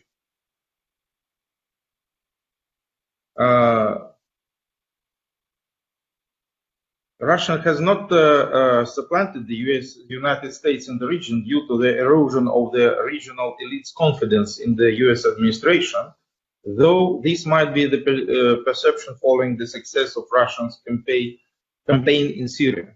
Moscow's current presence in the region often efforts a more rapid and convincing response, building the image of the smoother operator.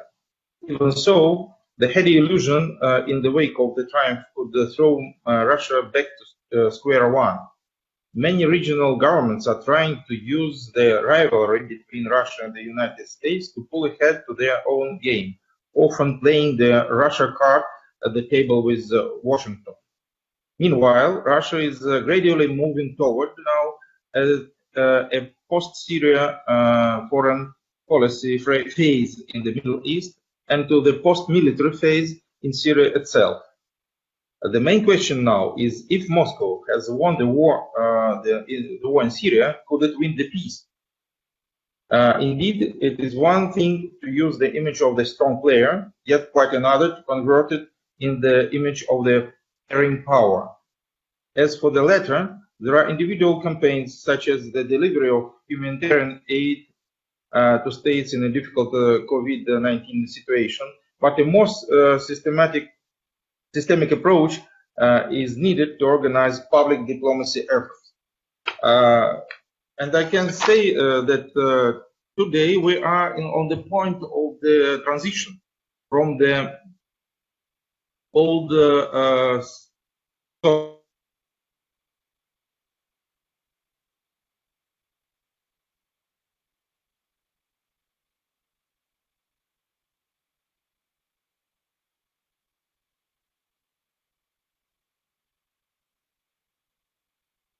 so on and so forth.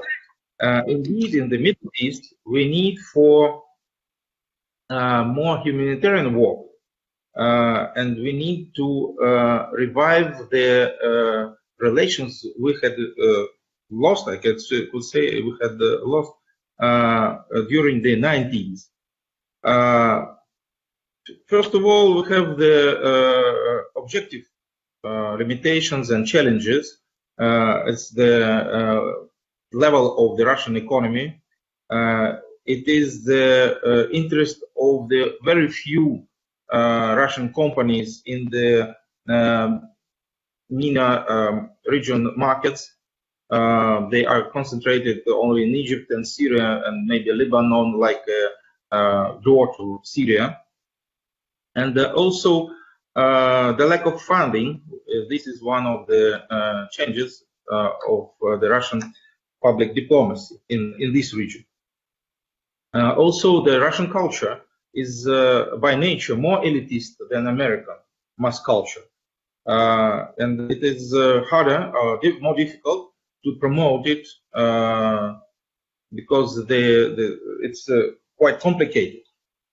But at the same time, as I mentioned, we have the big strata of the Russian-speaking graduates from the Soviet and Russian universities and their wives, their families.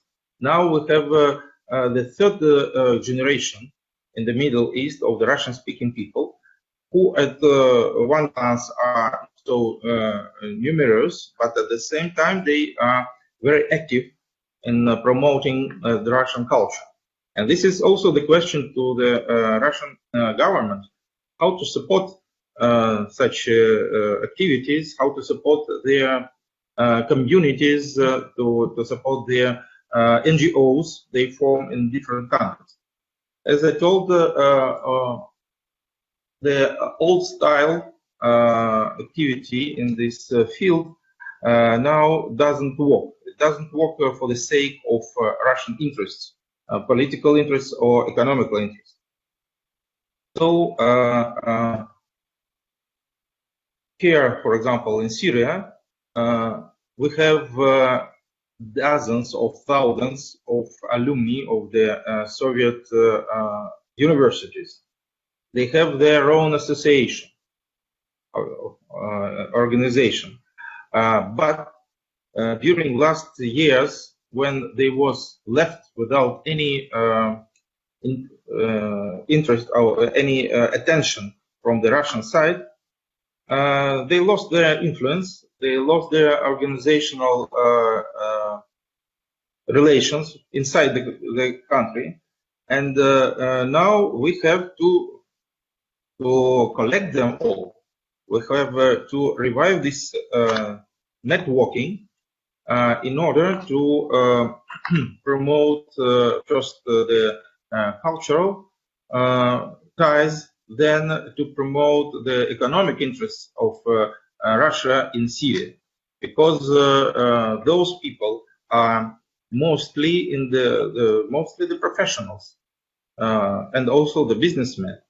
So they want, they could, and they aspire to work for the sake of Russia because they love them. But our goal and our role is to organize them and to, as I told, to make the network of such people in this country, in other MENA countries, and also to connect them between in the region scale, on the regional level.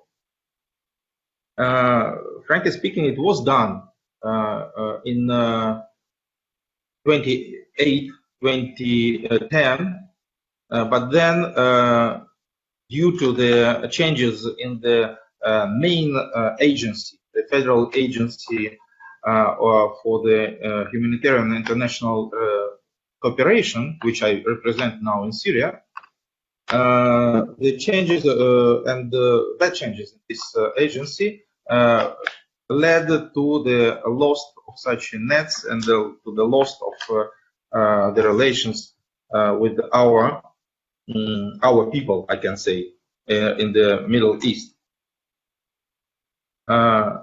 Russia obviously lacks the ability to organize, for example, exchange programs comparable to those offered by the United States or European countries. But yet Russia is able and has the relevant experience to open up its education and develop educational market, especially in specific strategic specialties, to promoting young people from the Middle East. They could involve various forms of assistance for their studies in Russia, followed by career support at home. The elites in this region, as I told, were not always formed, but from among graduates of Western universities. Dozens of them, of thousands of them, has the Soviet and Russian origins of their education. But what we're looking now, what we're seeing now in this field, there are every year campaigns to attract the youngsters, to attract the Arab youth for studies in the Russian universities. But then, after they graduate, the Russian universities don't maintain relations with the alumni. And our challenge and our goal now to build this system and this net of the graduates of the Russian universities, in order to also to promote Russian interests. First of all, economic. We know, I got my personal experience, for example, in Germany. The BMW Corporation made just it is a fait accompli. It made very good, huge net of personalities of different specialities and professions in the Middle East, basing on in Tunisia. They gather them regularly on the regular basis for the conferences, seminars. But this is what is the most important. They promote and they support the interconnection, the regional net of such a professionals loyal to Germany. And fortunately for Russia, this is only the future project to make such a... What? Уже мы выходим за лимит, да, 1 минута осталась. Okay. So, I just talked about one aspect of the problem. There are also academic exchange. There are the issues of the experts exchange. In Russia, there are only 2-3 think tanks devoted to the Middle Eastern issues, like Institute of Oriental Studies, like Russian Council for International Affairs, and some others like Gorchakov Fund, where Anna works. But we need the more intensive exchange. And now with the new head of our agency, Evgeny Primakov, the grandson of Evgeny Primakov, who was the prime minister of Russia, we hope for rethinking of our public policy, and we hope for changes with the stress or the accent on the humanitarian contacts and the humanitarian work through the old relations which was established even during the late Soviet period. Thank you. Nikolai Vadimovich, thanks a lot for being with us from Damascus. And as for me, I'm always delighted with your work, and you are the role model of public diplomat for me, working in the country, being Arabist and Orientalist and having UN career. Thanks a lot for your input towards our today's conference. Thanks a lot. Спасибо. И берегите себя. And I should be honest to say that it's for the first time in my life that I didn't cope with the tasks of chair, of moderator, because we are almost out of time and have no time left for Q&A session, only less than 10 minutes. But it's because I suppose our speakers had such brilliant presentations that it was impossible to stop, because it was so insightful for all of us. And now, as the chair, I would just like to ask one question for all our panelists esteemed. What do you think about interagency cooperation in the sphere of public diplomacy? Because I've read some recent articles and papers, including the paper of U.S. Advisory Commission on Public Diplomacy, but I'm afraid that by interagency cooperation, our experts mean that Ministry of Defense budgets are huge and they could share it with Ministry of Foreign Affairs, including on public diplomacy. But then I'm afraid that public diplomacy would be even more oriented towards information warfare and all these things. Would you agree? And what do you think of it?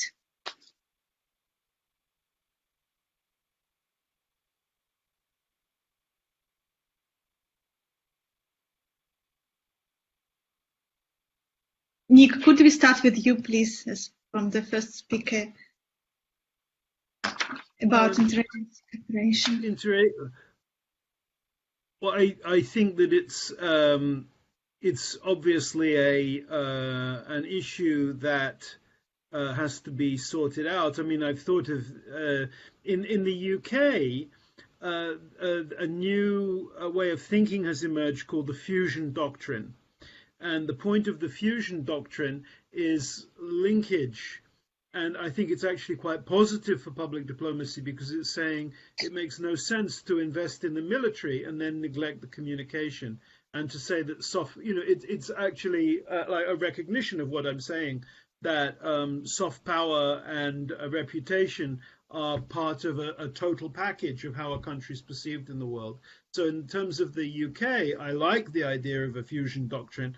And my fear for the UK is that at the very moment that theorists are recognizing that the strength of Britain lies in things like its education and the BBC, the government is alienating itself from the education, the BBC, British Council. These are not being treated well, and I fear the goose, the goose that lays the golden egg of British soft power might end up on the table to please particular portions, not of the world, but of British political opinion.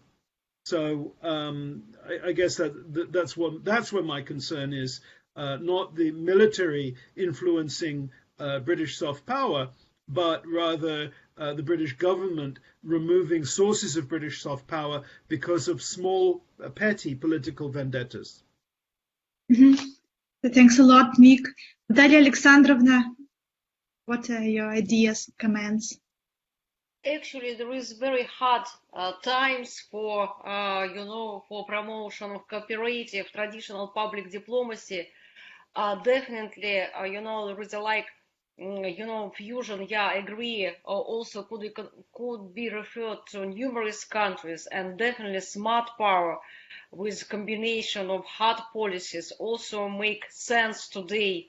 In current public diplomacy, and definitely in the area of data diplomacy, when we need deter, disinformation or maybe opposing information, also it could be like aim of the foreign policy. Of course, in the era of data diplomacy, combination that there is a positive public diplomacy could be funded more already, became like outdated. Definitely more and more resources go to, international broadcasting, go to propaganda, go to the project which try to disparage opponents. It's visible and there is no secret. And definitely maybe one small case, United States Global Engagement Center. Everybody knows what is this. It was, established by Barack Obama to deal with, radical disinformation in internet. Yeah, it was successful agency, and now there is another aims, another goals, to deter Russian disinformation, Chinese disinformation, Iranian disinformation, like America, actually perceived that this is a disinformation, but where? Only in Europe. So this is like new Cold War, informational war, like it was in Europe in the beginning of the Cold War. The same, Europe is divided, European bureaucrats and people are worried what is Russia is doing here, how China is interfered. They ask America for the help. And as usual, United States is involved. It's okay. So I believe that, in this era of, in this epoch, in this time of informational, warfare, of course, there are many zones of conflict where our informational agenda could coincide. United States, in Russia, in Syria. Actually, if we see, Syrian social media, what is happening, that radical individual bloggers from Saudi Arabia are very, very influential. But for example, informational agenda of Russia Today, of CNN, of, Voice of America, are they similar? They try to deter. They try to detect, these radical radical groups and, make the information deterrence. So there is a good foundation for cooperation, even in informational sphere. It could happen not very often in our world. So it's possible to cooperate. Only political will could be initiated. Anya, thank you. Alexandrovna, thanks a lot. And also other experts, Greg, Dr. Zakar, Peter Christian, Nikolai Vadimович, would you like to comment on it? Yeah, for sure. I would just like to add one notice from Hungary, because in Hungary, both hard and soft power efforts are currently being undertaken. We have produced new military vehicles, and we have bought a lot of weapons in large numbers in the last few months. But at the same time, the cultural institutions and scientific relations I have mentioned in my presentation are being strengthened by all possible means. So in Hungary, I see at the moment that these are not opposed to each other, but complement each other. Strong country in the classical sense of hard power, as well as a strong country with great minds, good scientists, significant culture on the other side. Thank you very much. Thanks a lot. Greg, Nikolai Vadimович, we have 1 minute left. I'm sorry. Anna, due to the weak internet, even in the beginning, I didn't listen to the question, unfortunately. Okay. I would like. Opinions, but I couldn't catch the idea.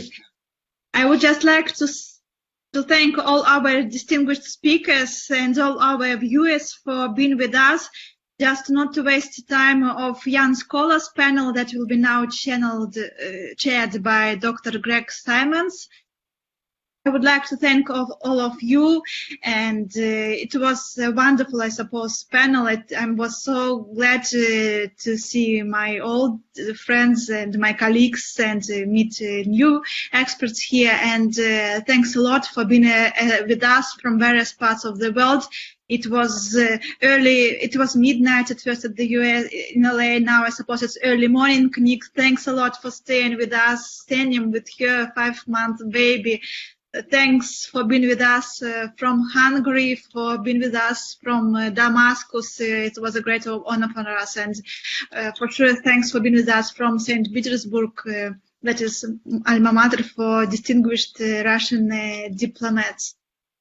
Thanks a lot. I would like to give the floor to Soham, to Dr. Gregory Simons, and hoping to stay in touch and wishing you and all your families all the best. Спасибо.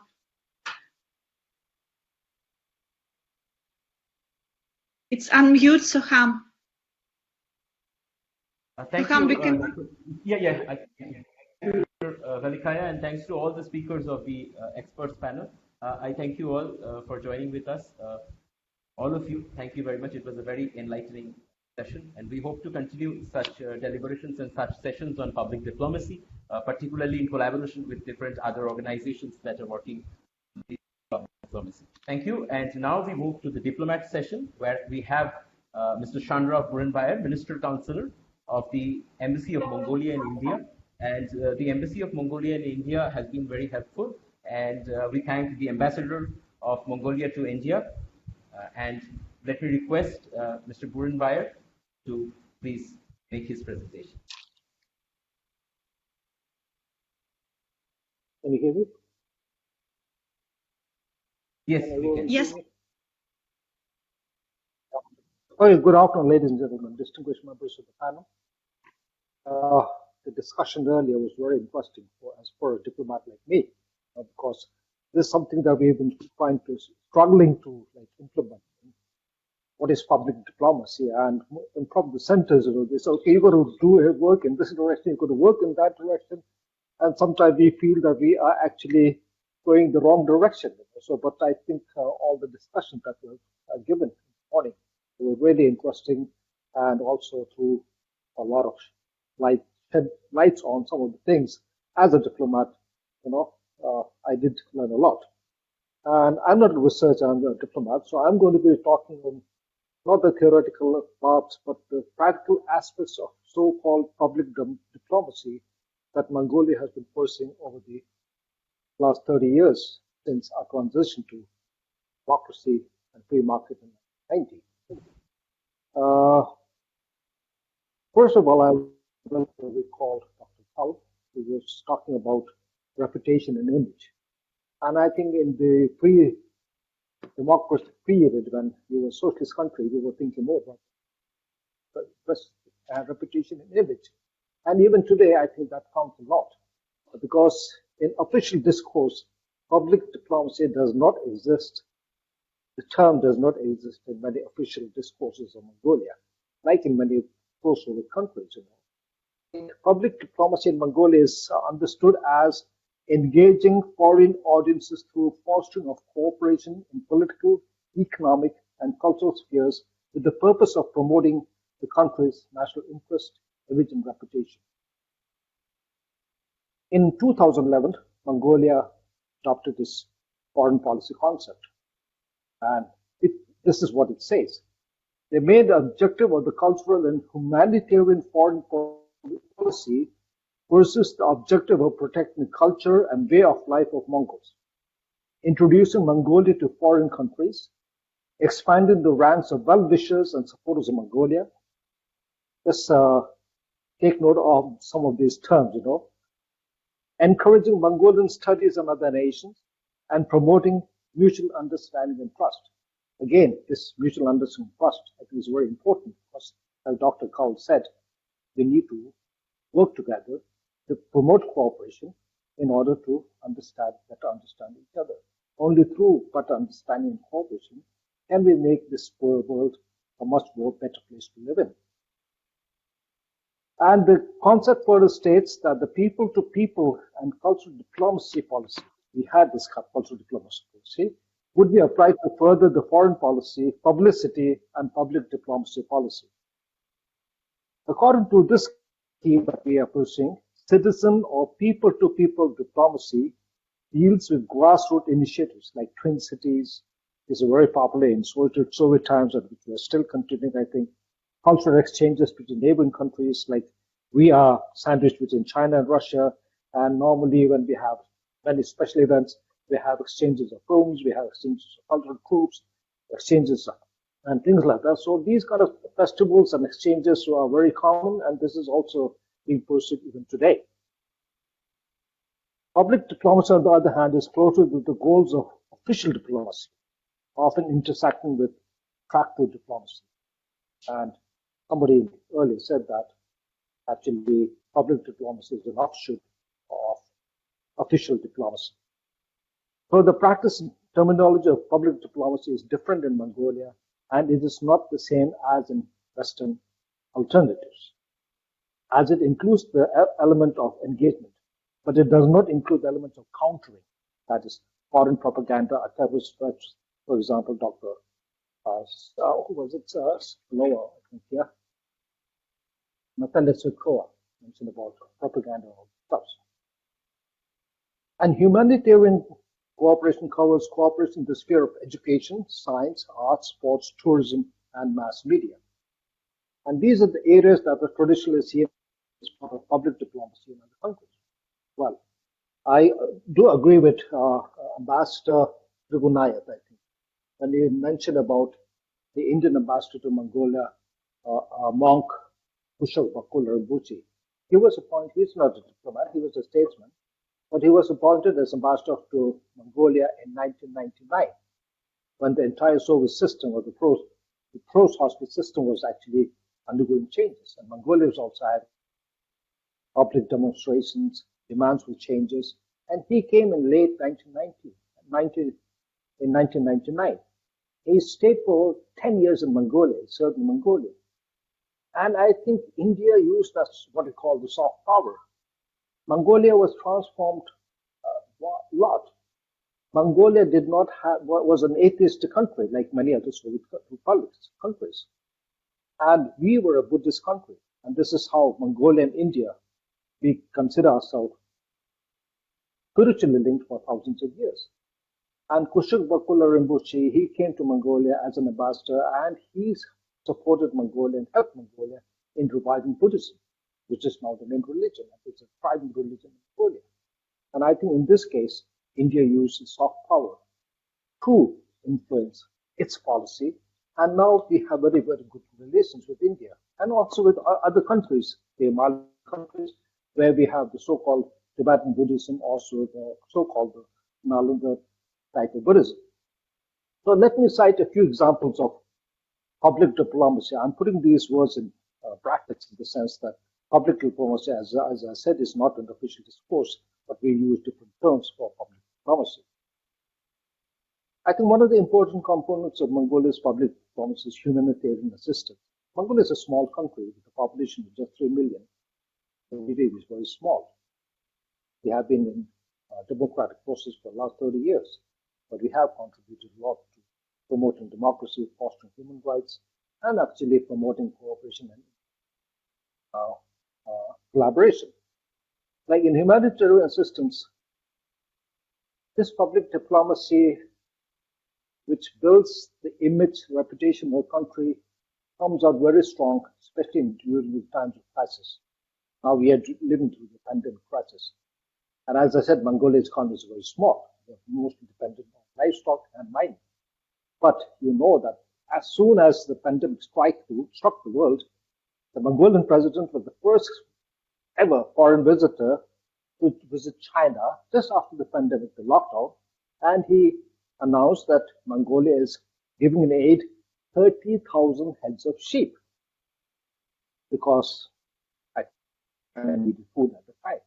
And after that, Mongolia also granted $1 million of medical assistance, mostly PPAs, to the Russian Federation and to the United States. Let me ask, I don't think those countries need all those, but Mongolia is trying to promote itself as a country which would like to collaborate with other countries, especially in times of crisis. And I think in this time of crisis, that when worlds and peoples come together, can we withstand the challenges? Of course, every nation has its difference. We can't agree on certain things. That's quite natural. That's even in a family, like you don't agree on some of the things, but there are principal things that nations can agree on. And this is what Mongolia is trying to do. And this is how Mongolia approaches this issue of when giving a helping hand to China, United States, and Russia, one of the greatest powers in the world. As I mentioned, in this public diplomacy, apart from the official diplomacy, I think we are trying to use the track 2 mode, where officials are also involved, but we're trying to involve as many as possible NGOs, other stakeholders in promoting better understanding, better promoting international collaboration. And in 2003, I think it was in 2000, when Mongolia announced the possibility to use official dialogue, which led to a conference called the Security Perspectives of Central and Northeast Asia, Ulaanbaatar as New Helsinki. As you know, the Helsinki process started in Europe in 1972, which now is the OSCE, called the Organization of Security and Cooperation in Europe. It sought to reduce tension between the Soviet and Western blocs. The Helsinki process initiated discussions of human rights and fundamental freedoms and fostered economic, scientific, and humanitarian cooperation between West and East. And on this pattern, our president of Mongolia, the former president, announced in 2013 the so-called Ulaanbaatar Initiative to promote Ulaanbaatar Dialogue on Northeast Asia Security Initiative, which is also termed as Ulaanbaatar Dialogue. The seventh, it was in 2013 that you announced officially. The Russian Federation, People's Republic of China, Japan, Democratic People's Republic of Korea, Republic of Korea, and the United States of America are the major parties of the Ulaanbaatar Dialogue. We have had several meetings on track 1.5 and 2 in Ulaanbaatar. And I don't think many North Korean or Democratic People's Republic of Korean delegations attend unofficial or so track on 1.5 negotiations, dialogues in other countries. But they have been taking part in the Ulaanbaatar dialogue. And that is very significant because we had participants from Japan, we have participants from South Korea, and they have vested interest in dealing with North Korea. And Mongolia is one of the few countries which has diplomatic missions, ambassadorial level, both in Pyongyang and Ulaanbaatar. And Mongolia, on numerous occasions, has been trying to work to mediate between Japan and Pyongyang, Tokyo and Pyongyang, on the abducted Japanese. And I think we have had a lot of success in that. And recently, the foreign minister of Japan also came to Mongolia. Also, he touched upon this issue of the Japanese abductees in North Korea. So this Ulaanbaatar dialogue has become a platform which is held every year for the North Koreans to engage, or rather the other way around, the Americans, South Koreans, the Japanese to engage with North Korea. And this has helped build Mongolia's image and reputation as a peace builder. Well, this is not the only case. The peace builder, Mongolia is one of the very active participants in the so-called UN peacekeeping mission. We are a small country, a population of 3.3 million, and we don't have a huge army, but our servicemen and the police have been taking part in peacekeeping missions for now. Let me just look at the paper.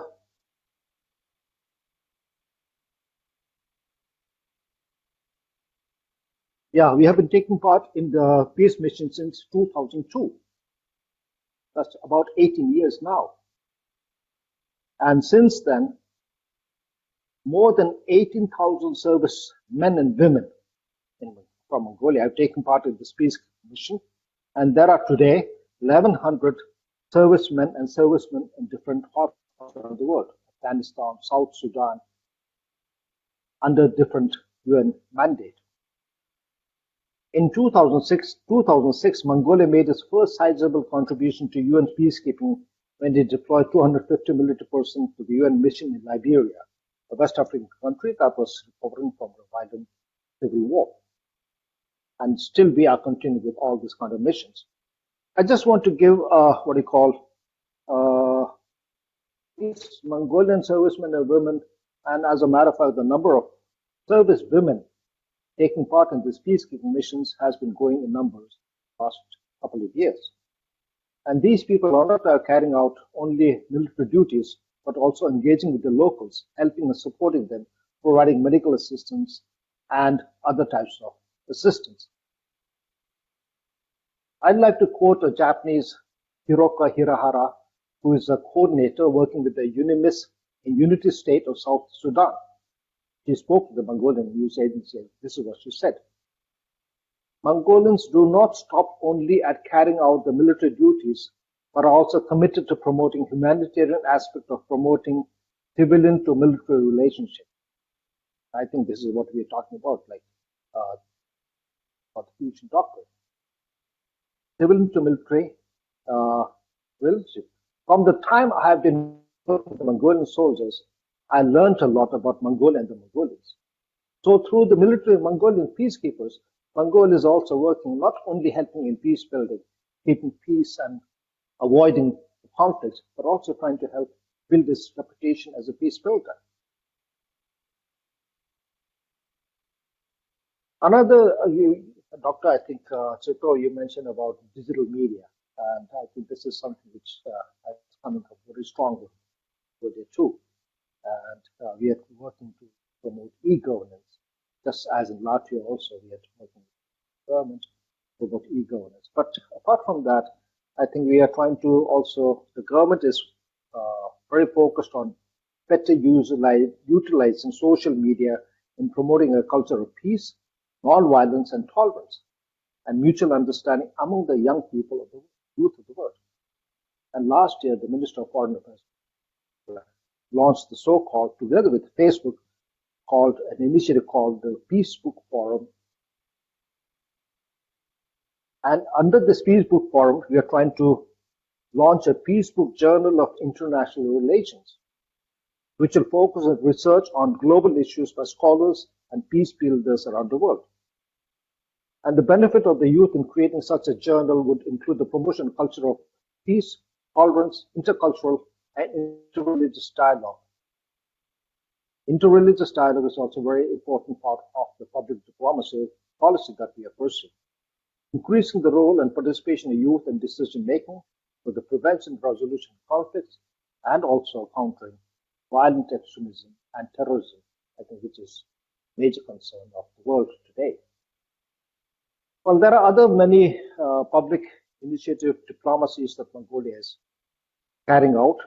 And one thing that we, Mongolia, the government has actually working is we appoint so-called cultural ambassadors in Mongolia from among Mongolian cultural personalities and also foreign people who have been working in the interest of Mongolia, promoting Mongolian culture. And I'm sure many of you have heard about the band, the rock metal ethnic band called the Who, which is very popular in the West. They were appointed the cultural envoy of Mongolia in 2019.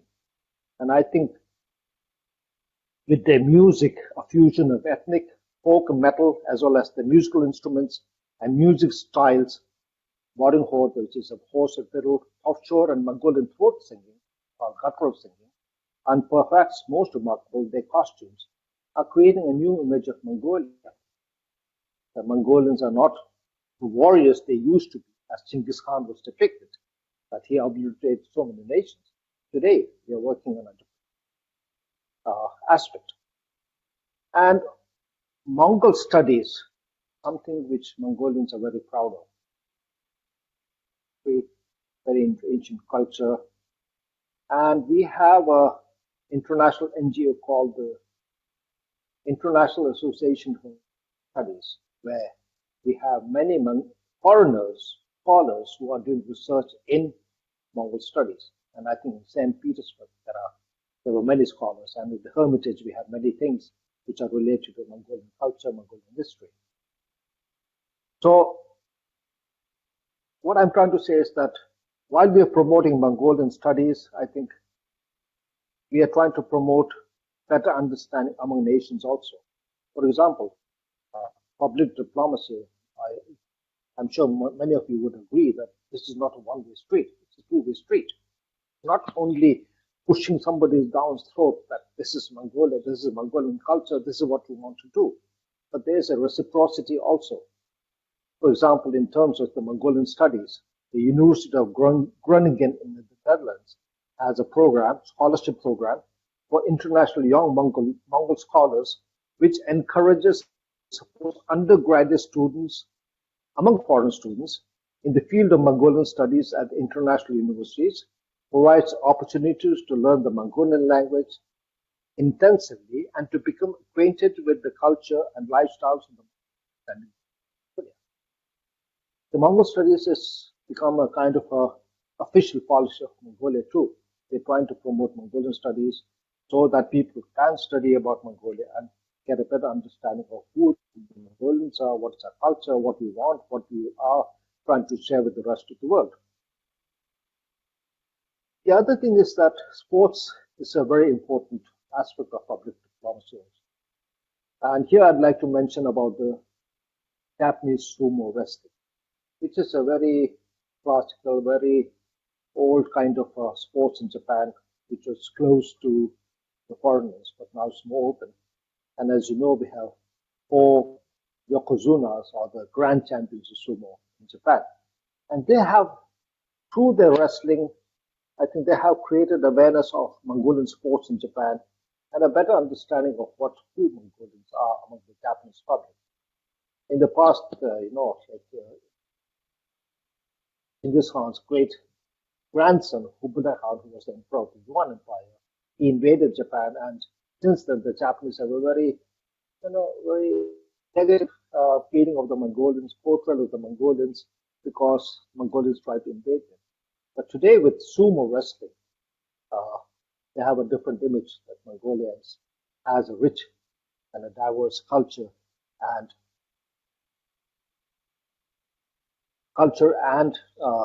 past history. Uh, Another thing that I would like to notice that last year, because of COVID, we could not have it in 2000. As part of the UN Sustainable Development Goals 2030, the President of Mongolia announced an international Green Youth Games. I don't know how that's going to work, but uh, that's something we are trying to invite many young people to Mongolia. And if things go well with the pandemic and national borders here, most probably we're going to have youth games in Mongolia, which will give many young people an opportunity to come to Mongolia, learn about its people, learn about its culture, learn about its food and its history. Another thing, like in Mongolia and India, we have this year marks 65 years of different countries, and we were planning a mutual exchange of young people. And I think one of the scholars said exchange is a very important part of the public diplomacy. And we are trying to exchange about 60 young, budding, upcoming leaders from both India and Mongolia to mutually visit each other, travel around the country, hold different sport competitions, go stay home visits, and learn better about each other. And in our policy of public diplomacy, we feel that this kind of mutual exchange, mutual learning, helps people better trust, better cooperation and collaboration.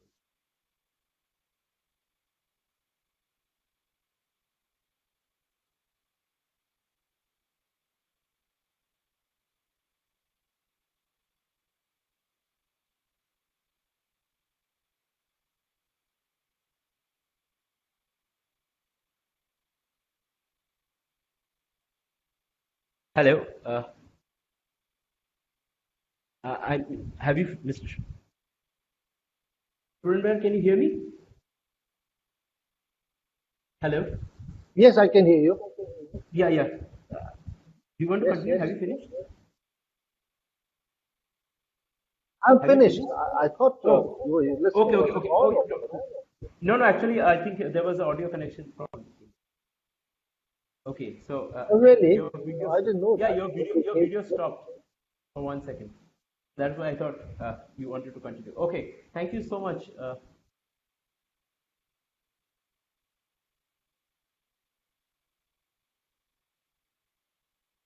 Thank you, Mr. Burenbayer, Minister Councillor, Embassy of Mongolia in India, for your insightful speech and where you talked about the various public diplomacy initiatives and endeavors that Mongolia has conducted and the contribution of Mongolia to international peace and also during the pandemic period as well. And you talked about the exchange programs of youth between the two countries of future leaders, and we hope that such endeavors will strengthen the partnership between India and Mongolia and also Mongolia's partnership with other countries as well.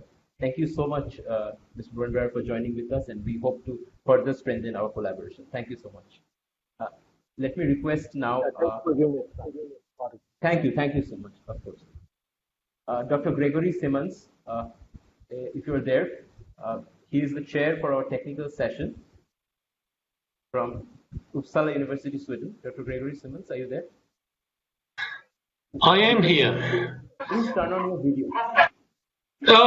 This computer is giving me grief because it keeps on trying to block sending the video. So there we go, I'm there. Yeah. Thank you so much. So I think we have as speakers in this technical session, Ms. Arushi Singh, Ms. Priyanjali Simon. We should have 6 speakers, yes? Yes. We have 6 speakers. Ms. Arushi Singh, Ms. Priyanjali Simon, Ms. Yashaswini Patel, Ms. Krupa Suzanne Burgess, Mr. Rejaul Karim Lashkar, and Mr. Yuvraj Singh. These are the 6 speakers. Okay, and everyone is here? Everybody is here in the meeting. Okay, that's wonderful. So, I mean, there's no point in me dragging this out. I'll just make a couple of introductory remarks.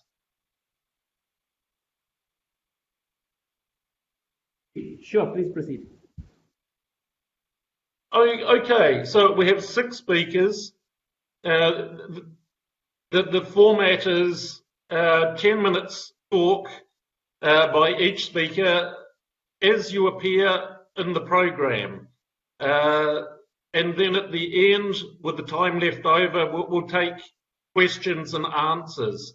Now, for the audience, if you could, when you put your questions, type the questions into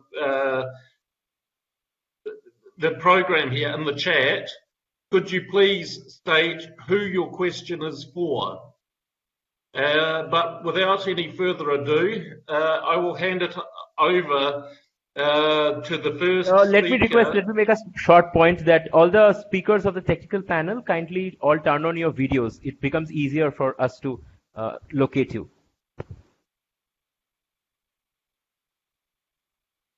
We have one that I can see.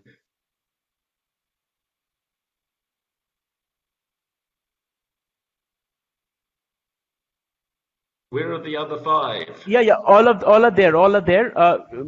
Dr. Simons, would you like me to ask them to speak, or do you have the list? I do have the list, but just to take them in the order. So if Ms. Patel would like to begin. Yes, sir. Thank you. I'll be sharing the screen.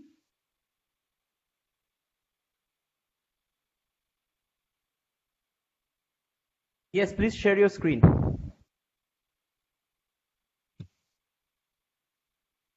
There's a problem with it, like there's no icon. Okay, now try it.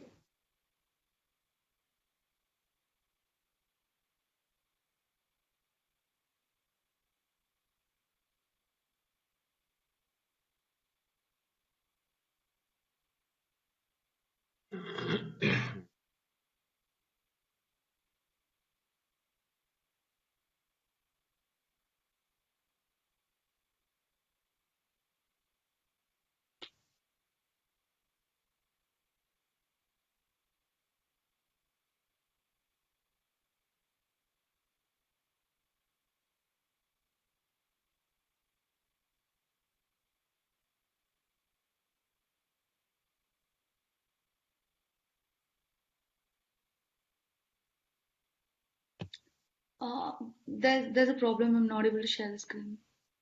Have you emailed it to us? Did you email it to us? Yes, I have. Okay, let me see.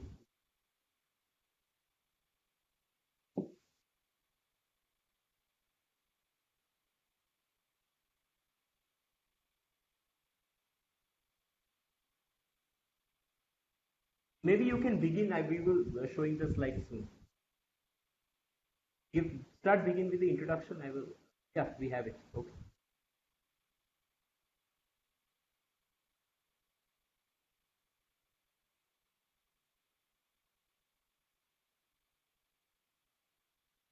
Am I audible?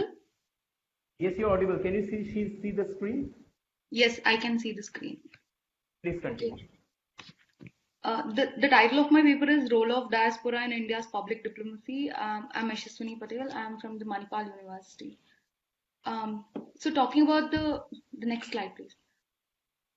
Okay, talking about the diaspora diplomacy, this is a part of cultural diplomacy, and which in turn reflects on the soft power aspect, which has been spoken about by Joseph Nye. So this would be the format of the presentation. We'll just go accordingly, and we'll just try to see how what kind of diaspora are we talking about when we speak about India, and how the attitude of government has been shifted towards the diaspora, and how this approaches has been changing, and what is the contemporary role. So starting with, of course, we all know what exactly is diaspora meant, but these diaspora act as an unofficial diplomats of every country in the host country they're living in. So diaspora strategies mean that any state-driven initiative taken up by the government or any specific state to influence the other state through their policy initiatives or the other aspects. So the diaspora strategies can be of two aspects, that is diplomacy by diaspora and diplomacy through diaspora. Diplomacy by diaspora, it's limited to the individualistic effort, like how an individual lays effort to push the other government to take up the things. But diplomacy through diaspora, it's supposed to be how the government will push the diaspora to take up certain things and the other initiatives. So overall strategies of diaspora would actually reflect on the cross-national, cross-cultural, and the cross-community influence. All of the efforts can be summed up into one word, that is domestic abroad, as Lata Vardarajan mentions it. The next slide. So yeah, if we talk about Indian diaspora, it's very unique and it's very unequal to if we have to talk about it. So there is like 7.5 million of people living around the world, and if you see the percentage of population, I'm starting with Southeast Asia. So 8% of them live in Malaysia and 9% of them live in Singapore. This is a huge number for Indian diaspora living there, and they're actively participating in politics, and they have a huge role in those countries, and they push up the policies too in favor of India in many instances. And they're like, of course, that not everybody is pro India, but there are instances where they speak up for India. That is important. And coming to the remittances part, India receives a lot of remittances from different parts of the world, especially from the West Asia and the North America. A lot of Indians are living there, and that is the vibrant population actually. Like in West Asia, it's all the migrant workers who are there for the jobs, but in North America, they are in a better position, and they form up communities, and they are always active in the political decisions too. So one instance of that could be the Indo-US civil nuclear deal. So Mr. Chatterjee took up the initiative, and he went on door to door to ask people to write mails about how US should pursue this deal and how this is going to help India and USA both in the future. It was like a lot of diaspora effort was reflected in this deal. And coming to the committees that are formed in North America, Friends of India is that one committee, and the other many committees. What they do is they try to bring up the Indians living there, and they try to formulate certain things, and they push the government to take up that. And these diaspora play an important role in returning the stolen artifacts that have been stolen like long ago. They take up that initiative and they return it back to India. And many of the Indians are investing in companies, and those companies in return invest in India as well as abroad, which is playing an important role in employment to a lot of people. So the next slide.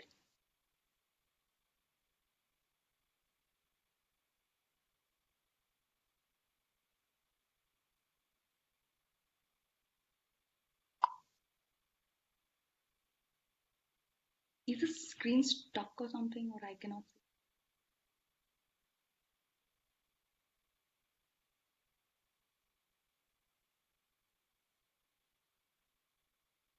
see? Okay, anyways, I'll go ahead whenever it's possible, it can show. Okay, as I mentioned, there's a lot of vibrant population.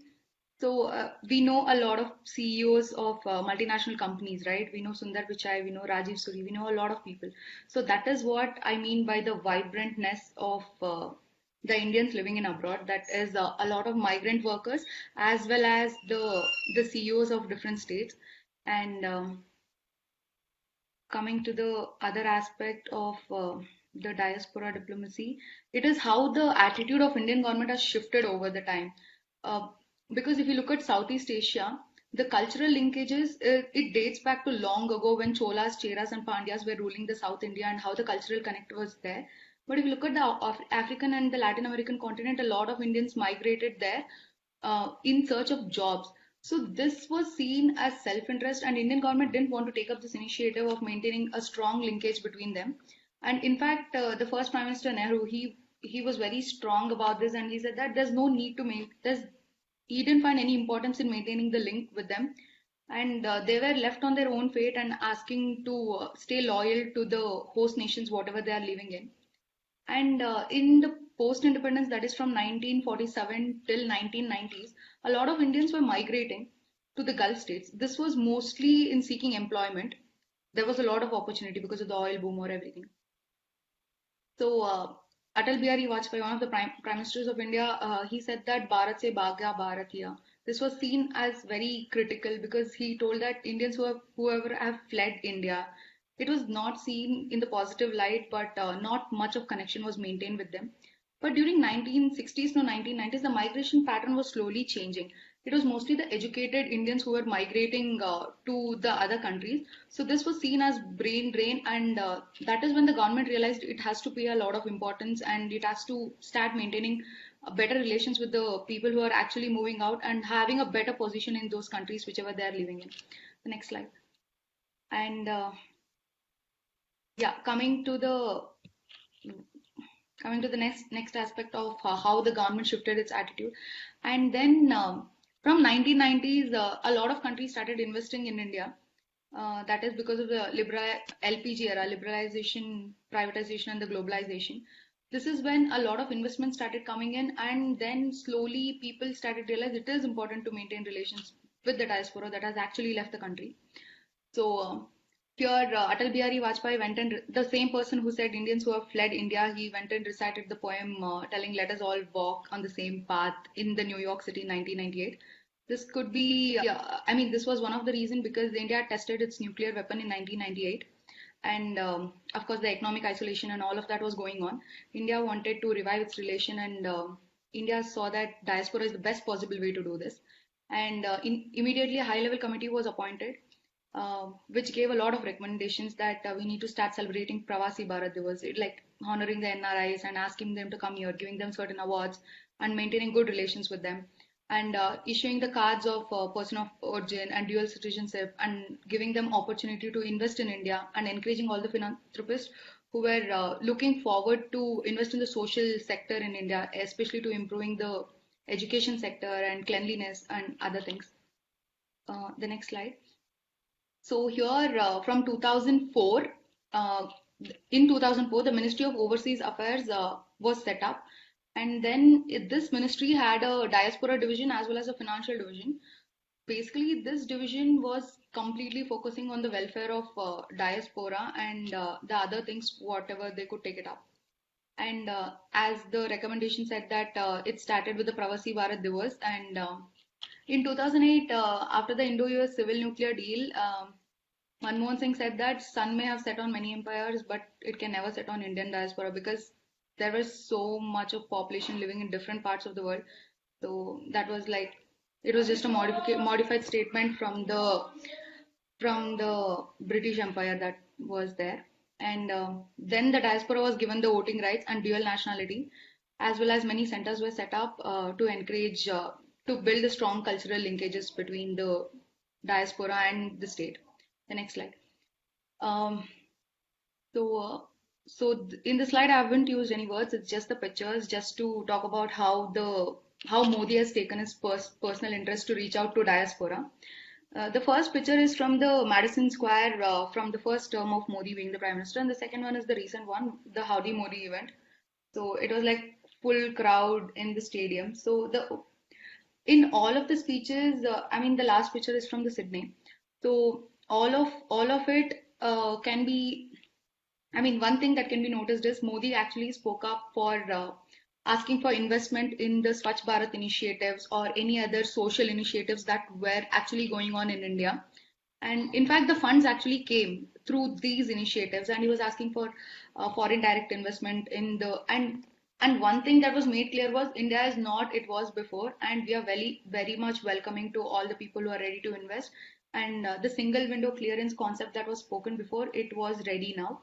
So and whenever there is a meeting in the whenever there is a UNGA, Modi actually visits the people and the diaspora. On an official visit too, he has taken his personal effort to meet up the diaspora and bring up many initiatives that could bring actually financial assistance back into the country. The next slide. So here, briefly, we'll just talk about what were the limitations of this diaspora aspect. Many believe that there has been a neglect towards the old diaspora. Here, the old diaspora refers to the diaspora which is immediately after the independence the when we neglected connecting back. This is the diaspora which is having a strong commitment to reaching back to its cultural roots. But of course we have failed to connect back then. But the new diaspora, it has a lot of dilemma. What is the point of being loyal to this country or the host country? In fact, at the end of the day, they finally choose to support the host country in certain decision. And something that can be seen was in the anti-CAA protest that was happening all over Europe and USA, where people were not very sure about what should we support India's decision or should we stand against what they know. So India must be able to have this accessibility to reach out to them. And in this era of globalization, there's a lot of movement of people moving to different parts of the world. This should not be seen in the negative light, and it should be encouraged. And the concept of brain drain or anything that has been going on discussion should be like the intensity of it should be lessened down. And the reachability, India should, of course, there are few efforts going on, but that effort is not sufficient. It has to take up much more efforts through embassies or individualistic efforts or through NGOs, whatever is possible, and should reach out to diaspora better. And they must be slowly created as the strategic asset, which will play a crucial role in just like how Indo-US civil nuclear deal was influenced. This would play an important role. So in conclusion, diaspora is like an invisible threat for India's foreign policy, and of course, India is not able to provide employment to everybody, and these people are actually going for employment and giving remittances. This should be seen in a very positive light and should not be discouraged. And the negligence concept should be improved upon by having much more ministry to work upon in a more proactive way. As we have seen the previous Sushma Swaraj as the MEA, she was very proactive in reaching out to diaspora and articulating the policies better. So this must be encouraged. Thank you.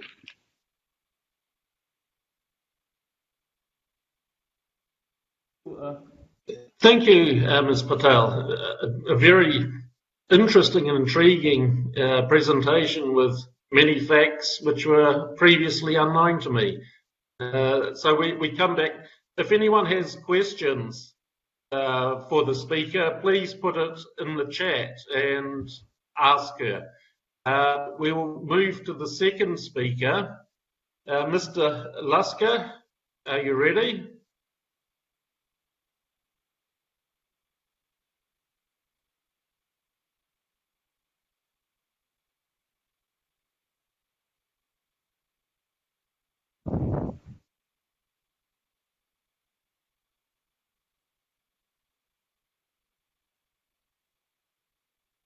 Mr. Laskar, if you can hear us, please begin. Yeah, Mr. Lusker, you have 10 minutes. Your time is beginning.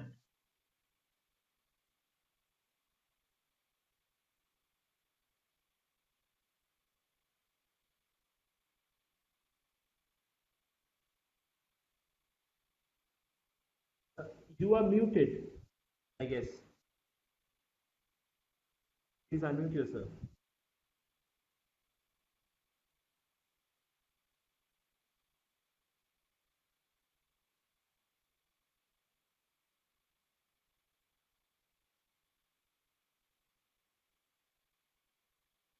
Yeah.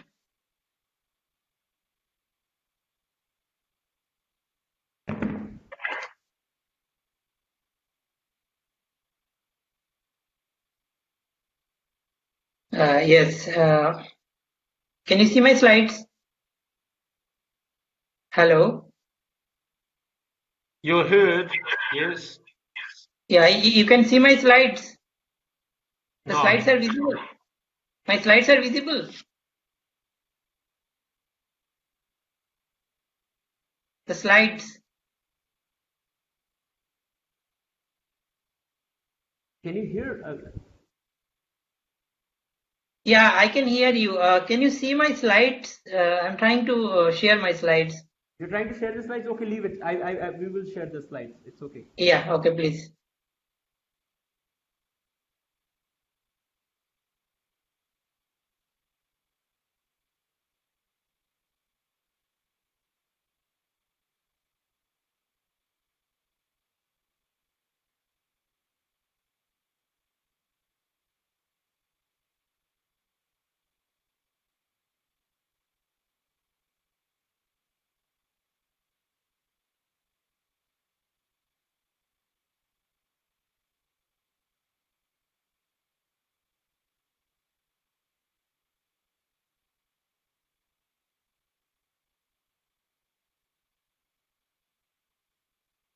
Right. Can you see? Yeah. Thank you. So my paper is it's India's public diplomacy in practice, a study of the issues focused in India's public diplomacy towards the US. I am from Center for International Politics, Organization and Disarmament, School of International Studies, Jawaharlal Nehru University, New Delhi. Next slide, please. Yeah. So this paper will try to seek to find the issues that are focused in India's public diplomacy towards the US. The methodology is that it will be by conducting analysis of 3 carefully selected speeches of Indian leaders and officials addressed to non-governmental audiences in the US. Next slide, please. Yeah. So this research paper will seek answer to 2 research questions. Question number 1, what are the major issues, concerns focused in India's public diplomacy vis-a-vis the US? Question number 2 is what are the relative importance of different issues and themes focused by India's public diplomacy towards the US? Next slide, please. Yeah. So the methodology of this paper is will be content analysis. As Carlinger says, content analysis is a method of studying and analyzing communication in a systematic, objective, quantifiable manner for the purpose of measuring variables. So in public diplomacy, content analysis is a very useful analytical tool, because it can provide an objective and a fairly accurate measure of the messages that are inherent in public diplomacy activities of a country. In this current research paper, 3 speeches, as are selected in such a way that includes speeches of 3 levels of officials, beginning from the highest level, that is the Prime Minister of India, then the next level, that is the External Affairs Minister of India, and then the next level, that is the Ambassador of India in the US. Also, I have tried to select 3 different categories of target audience, namely the diaspora, the think tank, and universities. Next slide, please. Next slide, yeah.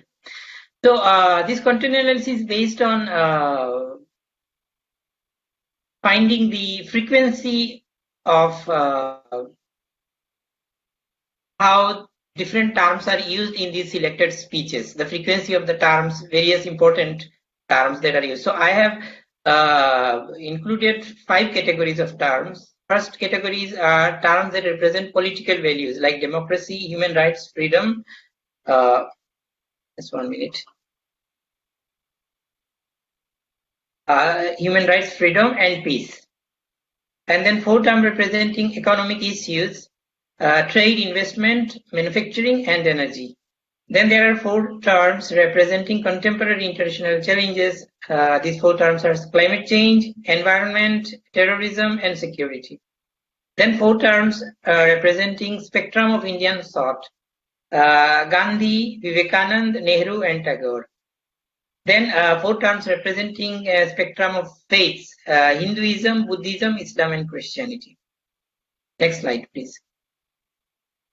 So 3 speeches based on that methodology that we have adopted, that there should be include 1 from Prime Minister, 1 from the External Affairs Minister, and 1 from the Ambassador, from 3 level of hierarchy. And also 3 different target categories of target audiences, 1 to the diaspora, 1 to think tank, and 1 to an university. So these 3 speeches, speech 1 is the speech of Prime Minister of India to the Indian community in Houston, Texas on September 22, 2019.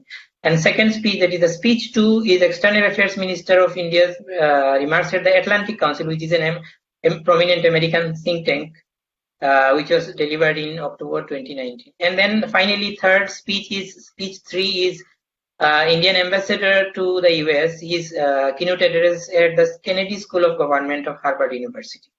So these are the 3 speeches on the basis of which I did a content analysis by counting the frequency of these 20 words, 20 terms, and how frequent term are. So there in this table, I have plotted the frequency, the result of this content analysis and we can see that this you can have a look at this like democracy. It is 10 frequency is 10. In these three speeches, the democracy was spelled 10 times. Freedom is just 1. Peace is just 1. Trade is 5. Investment is 14. Manufacturing is 2. Energy 4. Climate change 1. Environment 3. Terrorism 4. Security 4. Gandhi 2. And the rest are 0 only. So in the last column, I have given the this frequencies in terms as percentage of the all. I mean, democracy gets 19%, 19.60%, human rights 0%, freedom 1.96%, and so on. Next slide, please. Yeah, now I have plotted this result in a graphically in a pie chart. Here you can see the investment is this orange color area. This is investment. It seems this is the biggest emphasis, at least as per the three speeches selected. This investment is getting the highest emphasis. And then after investment, we can see it's trade. And after trade, we can see terrorism and security and energy. All three of these terms get equal emphasis, that is 10% each. And then after that, some minor issues like environment, and then Gandhi, freedom, peace, and climate change. These are other. Manufacturing is also there. Next slide, please. Yeah, now I have to analyze it further. I have divided these 20 terms again into 5 broad themes. In terms of 5 broad themes. So first theme is spectrum of political values. So we can see that spectrum of political value in the table. You can see that it occupies 23.53% of the space. When I say total space, actually it's the total space in terms of the total space devoted these 20 terms only, because these 20 terms are the basis of this current investigation. The next and then 4th term representing economic issues is 49.02. Economic issues seems to be the biggest concern. And then 4th term representing contemporary international challenges, it is 23.53. It's just again just equal to the first theme.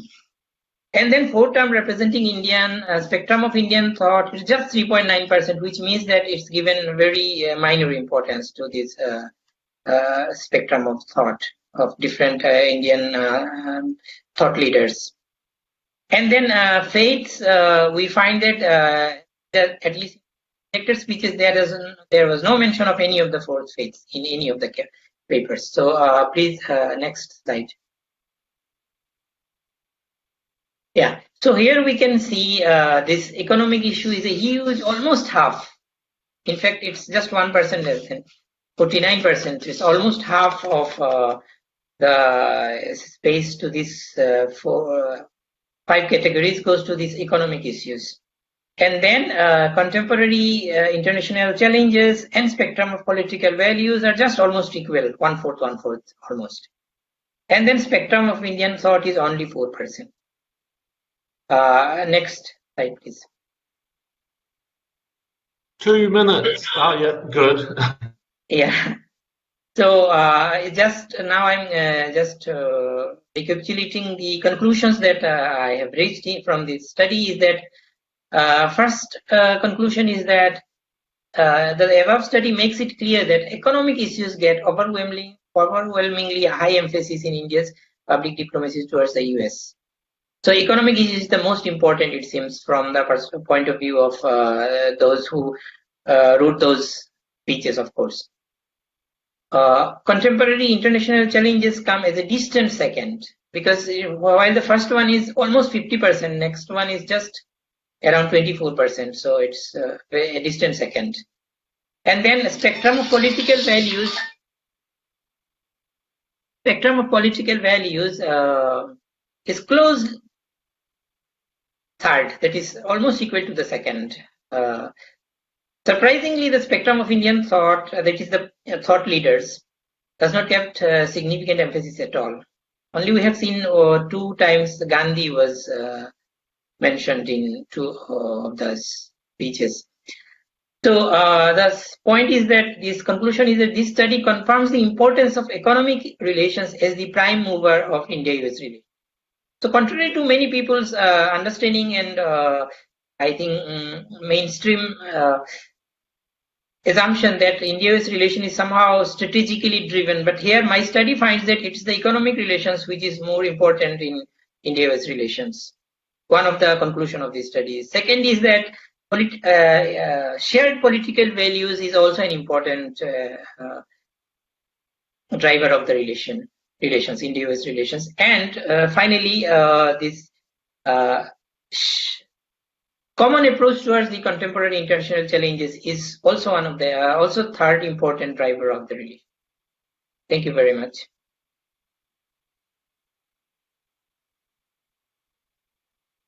Thank you for the talk. You certainly highlight a number of issues for Indian public diplomacy in terms of not only political will but direction and what kind of message you need to send out in order to get what you want to achieve. So thank you for your talk. Now, thank you very much. The third, you're welcome. Third speaker, Ms. Vahesa. Excuse yes, sir. if I butchered your name. So can I share the screen?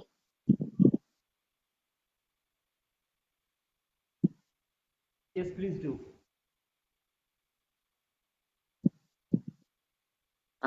Is it visible?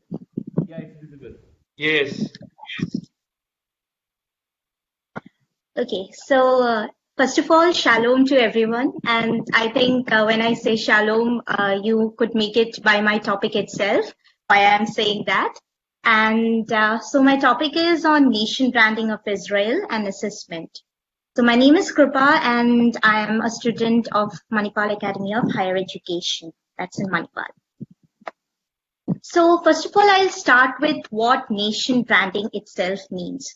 So Simon Hallowed, he has told about how this concept, it is a process which has few ideas, and how a nation which has so many ideas and which are all together means collected in a way that a nation can represent itself in the international sphere. So there are particular components or say tenets of nation branding. So first of all, whenever we talk about nation branding, we talk about the people of a particular nation. So how are they, or the population, the reputation, the friendliness of the population, how they interact with each other. So all those things. The second component is regarding tourism. So when you talk about tourism, the level of interest in visiting a country and of all the tourist attraction places you have, all those components come into the picture. And the third component is regarding the immigration and the investment, and how many people invest in your country, or how people are attracted towards certain components where they feel that such investments will be beneficial for them.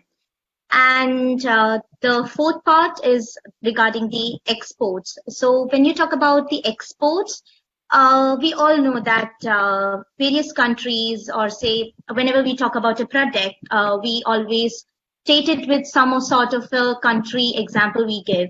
That is, for example, when you talk about Swiss chocolates, you just remember about Switzerland. So it's that way.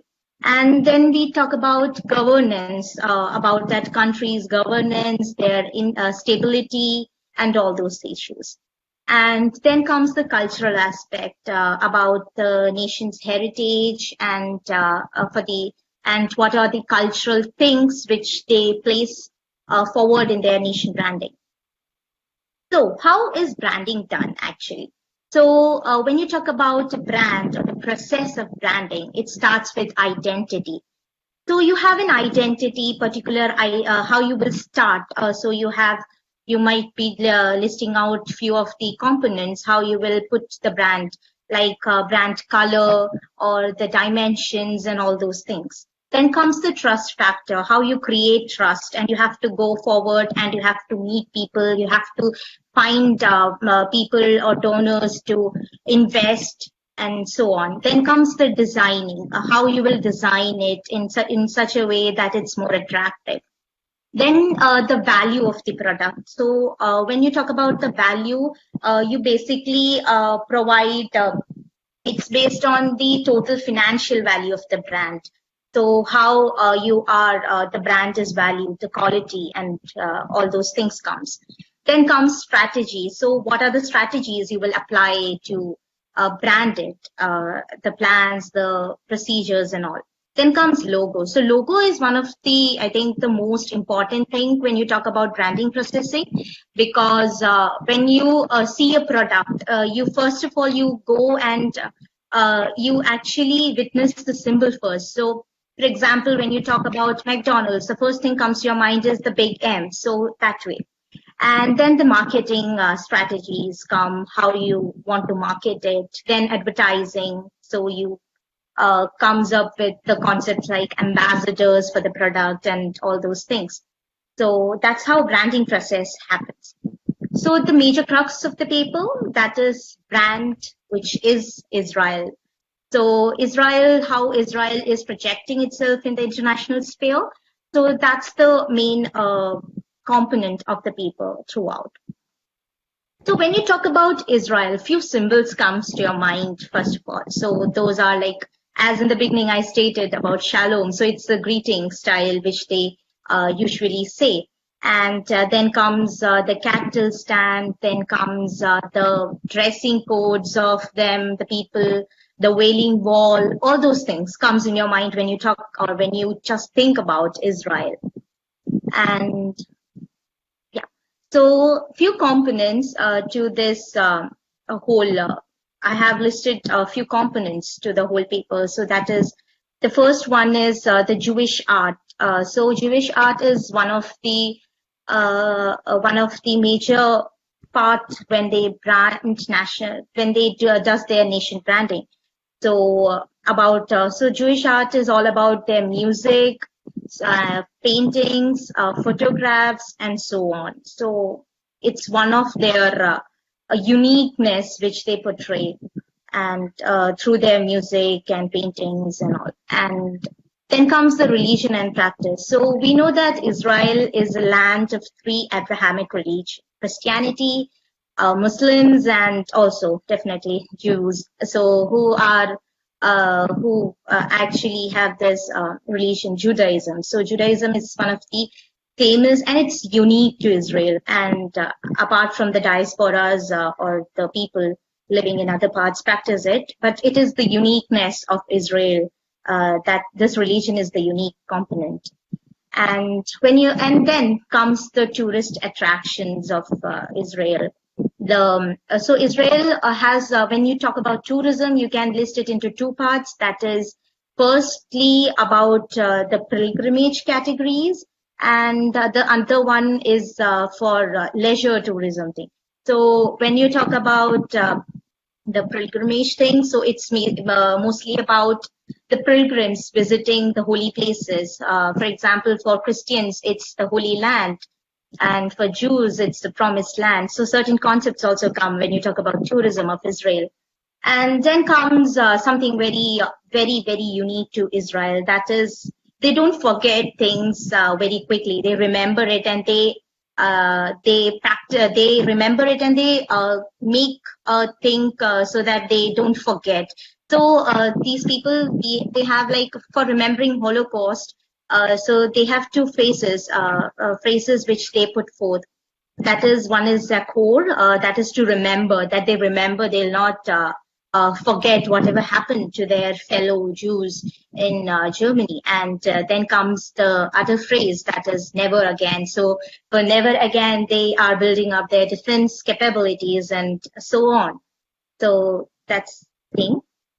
So about the Judaism as a religion. So if you ask me what is Judaism, I would just simply say that it's an form of embracing life itself, and it has many dimensions. And when you talk about Judaism, there you think about the many festivals they have. They have synagogues, the shofar, the traditional clothing, and all those things comes into the mind. Then about the Jewish festivals, as just I told. So it is like this land has so many festivals. Even when you go and visit Israel, even the streets are full of life because they have some sort of entertainment going on, and they are like very. They have the celebrative mood always, even in the times of violence or anything. So these festivals are very, very important. And one of the major components is regarding Israel's startups. So they consider themselves as the biggest and the largest startup nation. And so how they give this direction to startup nation, it is basically they go with certain investments in various countries. They collaborate. For example, Israel have many collaborations with India in that sense in many fields, from agriculture to defense and all those things. So they share technologies, and also vice versa. India also invest in many Israeli tech companies. So one of the major component, let me put it, the T3, which I have mentioned here, that is Technion, technology and transfer. So Technion is one of the famous and the largest Israeli institute for technology, and it is the hub of innovations in a way. So altogether, Israel is coming as a biggest and is a biggest startup nation. So as I was saying that 1 it has minute left. yes, sir. So as I have said that about agriculture, so there are many technologies which Israel is coming up in the field of agriculture.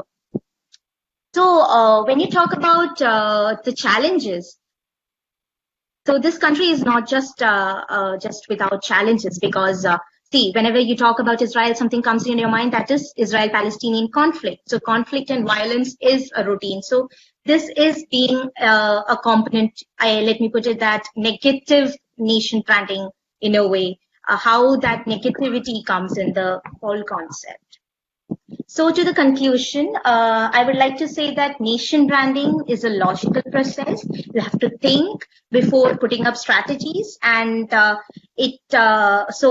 in public diplomacy, power has a major role. And when you put nation branding as a tool to achieve power, prestige, and status, so creative strategies and policies are an agenda for growth, and this is what Israel is doing now. Thank you so much. Thank you. Yes, well, I mean, you blend a lot of different aspects into the one presentation. These cultural aspects, these economic, political, it's quite a different salad to balance and juggle. And I mean, you're absolutely right. I mean, it's a matter of knowing your audience, knowing what you want, and delivering the appropriate message. So thank you. So we have the fourth speaker about to come up, Ms. Singh. Are you ready?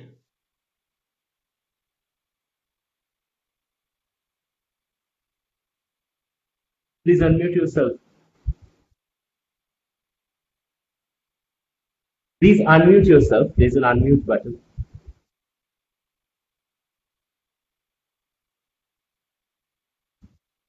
Can you hear us? Yeah, please unmute yourself.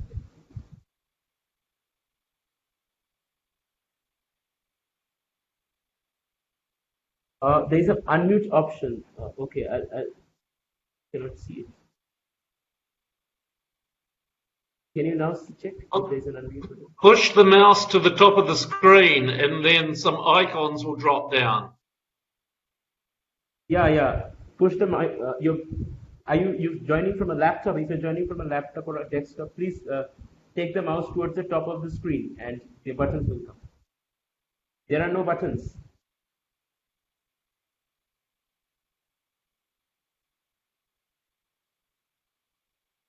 I think it's best we move to the next because we are running short of time. I will come back to you. Okay, just you please check your email. We will come to that. In the meantime, Okay, so we'll quickly come back to Mr. Singh. Check your email about how to unmute yourself because no one can hear you. And then after this speaker, we'll come back to you. So would Ms. Simon, please, the 10 minutes, the floor is yours. Am I audible? yes, you're Yes. audible. Thank you. All right. So my research topic is the role of the United States Information Agency in American public diplomacy during the Cold War. And I first of all would like to thank the Tillotoma Foundation for letting me do this presentation. Having been brought up in Calcutta, I already feel closer to home. So thank you for that. Right. So coming back to the USIA. When we talk about the Cold War, we view it as an apparatus for ideological warfare. And it was during this time that we saw America make a case for the American way of life by engaging in public diplomacy efforts. And the United States Information Agency, or the USIA, was instrumental in running America's public diplomacy efforts, right up from 1953 to 1991. Now, to really understand the establishment of the USIA and its vision as well as its mission, we first need to delve deeper into the geopolitical context and the geopolitical environment at that point of time. Even during World War II, we had the US State Department, and there were responsibilities, public diplomacy responsibilities that the US State Department did take up. But to understand the establishment of the USIA and why they needed an additional agency, we should delve deeper into the geopolitical environment at that point of time. So in 1943, we had Comintern, and in 1947 we had Cominform, which was a network of communist governments at that point of time that was exchanging information. In the next year, in 1948, we had the Marshall Plan as well as the Berlin blockade. And as we all know, the Marshall Plan was to not only just provide economic aid to the European countries at that point of time, but it was also to curb the USSR's sphere of influence. And in relation to the Berlin blockade as well, we saw the Berlin airlift.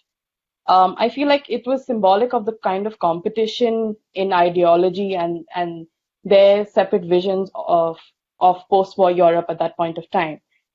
Having said this, while this was taking place in Europe, there were major shifts also happening in other parts of the world, like Asia.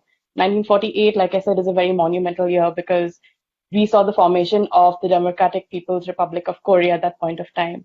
And if you actually trace back, go back a few years, in 1945, you saw Soviet troops occupying the northern half of the Korean Peninsula, and you had the formation of the Interim People's Committee led by Kim Il-sung, which ultimately led to the establishment of DPRK. So all of these factors combined sort of increased the anxiousness and this worry amongst Washington's political circles, which actually led to the Smith-Mundt Act within the same year. The Smith-Mundt Act, also known as the United States Information and Educational Exchange Act, essentially authorized activities related to propaganda, which was to be conducted by the US State Department. Now, like I mentioned before, 1953 was the year in which the USIA was established. So we look at this gap, and to understand why that gap was there, it's important to know that the US State Department, of course, they were handling public diplomacy activities, but there was a need to have an additional agency that could coordinate efforts with government policies, where there would be more direction from the president, and where there was a centralized approach. So all of these factors sort of led to the establishment of the USIA. Now, what were the essential functions of the USIA? The USIA would have to advocate policies with an element of credibility and meaning in foreign cultures. The second would be to build solid long-term relationships with these countries. So even the kind of programs that they had, or the kind of initiatives that they undertook, had a very long-term approach to it. The third would be to provide information about official policies, the American people, their values, institutions, American culture. So the USIA was really, they adopted a lot of tools to do that. And one of the most important tools was radio broadcasting. And in Europe at that point of time, yes, people did have access to television, but radio had more of an outreach. Every family had a radio at that point of time. So that was the most effective means of communication. And with that, you saw the formation of the Voice of America, a famous channel, as well as Radio Free Europe and Radio Liberty. So the VOA, or the Voice of America, sort of set a benchmark when it came to radio broadcasting. They would transmit news, commentary, and they would have programs related to American music and American musicians as well, in addition to educational programs that they would inform the public about. Radio Free Europe and Radio Liberty were more of, they had a very independent structure, and they had a privatized nature to it. So that was, so they sort of were more free in selecting the kind of programs that they wanted. And it was also, I think they had a big influence in countries like Bulgaria, Czechoslovakia, Hungary, Poland, and Romania. And they would transmit news and programs in various dialects as well. So, yeah. An additional tool of communication was also television, not television, movies. And the USI would actually team up with big time Hollywood production companies like Motion Pictures, and it did actually release a Hollywood film called Vietnam, because at that point of time, the US faced a lot of backlash by engaging in the Vietnam War. So the production of that movie, or the release of the movie, had intentions to have a more balanced view of the US's involvement in the war. Yeah, that was one of the initiatives. Another initiative, when they realized that there were a lot of other countries which didn't have access to televisions, which didn't have access to radio as well. So they engaged in setting up libraries known as USIA libraries. Very interestingly, it set up 174 libraries in 85 countries. Yeah, there were 174 USA libraries in 84 countries,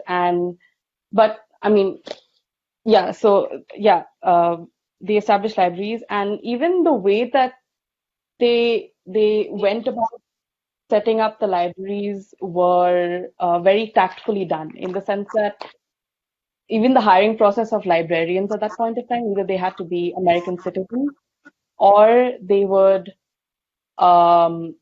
hire people of that foreign country, and they would have a very, very an elaborate vetting process and an elaborate interview process. And the librarians at that point of time were actually told to be friendlier towards the customers that were coming in, or the people that were coming in to borrow books. And apart from just books, which would sort of portray the American way of life, American culture, and the institutions that were there. There were movies also that you could watch in the library. So that was a very instrumental method. Secondly, more on the libraries. There were a few number of countries where, maybe they wouldn't be able to set up libraries per se, but they had something known as mobile libraries, which were actually vans where books were distributed. And some of these books, that were obviously published by American publishing houses, they would be distributed to certain universities as well. So the USIA, I'd say, was really an initiative and a tool taken up by the US government to promote American ideals and American culture, and more importantly, democratic ideals. And it was a way of showing that, democratic values were important, and democratic values could essentially free a country. And more so also in the context of the United States, it wanted to come across as the flag bearer of democratic values and principles. So through all these programs and through all, even when you look at the establishment of the USIA, the need for the establishment of an USIA when the State Department also existed at that point of time, reveals the amount of concern that Washington had at that point of time, their drive and the motivation to get America's message out to the world. So it's reflected in all of these initiatives as well. And the agency was instrumental in hastening the fall of the Soviet Union, and ultimately there was a dissolution of the communist world. So yes, that here ends my presentation. Thank you. A very interesting overview of the USIA from the Cold War. Of course, during not only these ideological wars, but also actual wars, propaganda and this informational struggle is a key aspect. If we go back to the First World War, you had the Committee for Public Information, which, I mean, many of these subsequent ones draw these techniques from. So thank you. Thank you so much. Thank you, Dr. Simons. Let me just, Ms. Singh, can you hear me? Sorry, Ms. Singh. Yeah, you're unmuted. That's great. You're unmuted. Okay, yeah, I just changed the device. I would really like to apologize to all the participants and, of course, the organizers for the issue with the device. I'm really so sorry. So I would like. Yes. So my name is Arushi Singh. I'm a master's student at the Department of. If you could speak a bit loudly, I think it would be better. Okay. So good evening to all. My name is Arushi Singh. I'm a master's student at the Department of Geopolitics and International Relations. So the topic of my paper is comparing and contrasting the US and China's public diplomacy. So the intensifying rivalry between the US and China has increased the significance of soft power as well as public diplomacy. And public diplomacy is particularly very important in this precise moment in history, as it enhances our knowledge and understanding of this world, and which of course can also lead to less conflicts if people are more understanding of each other, but also it has the potential to assist and to build bridges for better cooperation when today the world needs it the most. And however, US and China are trying to get an edge over each other, and they plan to do this through any means necessary, and this of course includes public diplomacy. China is utilizing public diplomacy to target US allies and countries where the public is not receptive to Chinese interests, while the government is. And US, on the other hand, is increasingly interested in improving its image, and it's very interested in gaining the credibility it lost because of the invasions and the occupation in Afghanistan and Iraq. And there were, of course, the revelations by Edward Snowden that really damaged the US image, not only with its enemies in a sense, rivals, but also its allies. That was really problematic for the US. And of course, it has been 2 decades of military involvement in other countries. And of course, with the Afghan negotiations going on, this is very important that US projects itself in a way that is very conducive to the negotiations and to the Afghan public. So as China and the US emerge and are two of the most important countries in the world, they have the most influential economies. The countries possess the means to execute their objectives, especially very effectively and very efficiently through soft power and public diplomacy. And thus, it becomes an imperative to compare and contrast the approaches that are being taken by the countries and how they're trying to utilize this. And as with the coronavirus pandemic, other countries are decreasing their budgets, which are concentrated and which would have gone to public diplomacy efforts. Any effort right now which is conducted in this particular arena and domain will have compounded results. This is very interesting. And of course, the deciding factor in the rivalry between the two countries could be the difference in the approach that are being taken right now by either of the countries.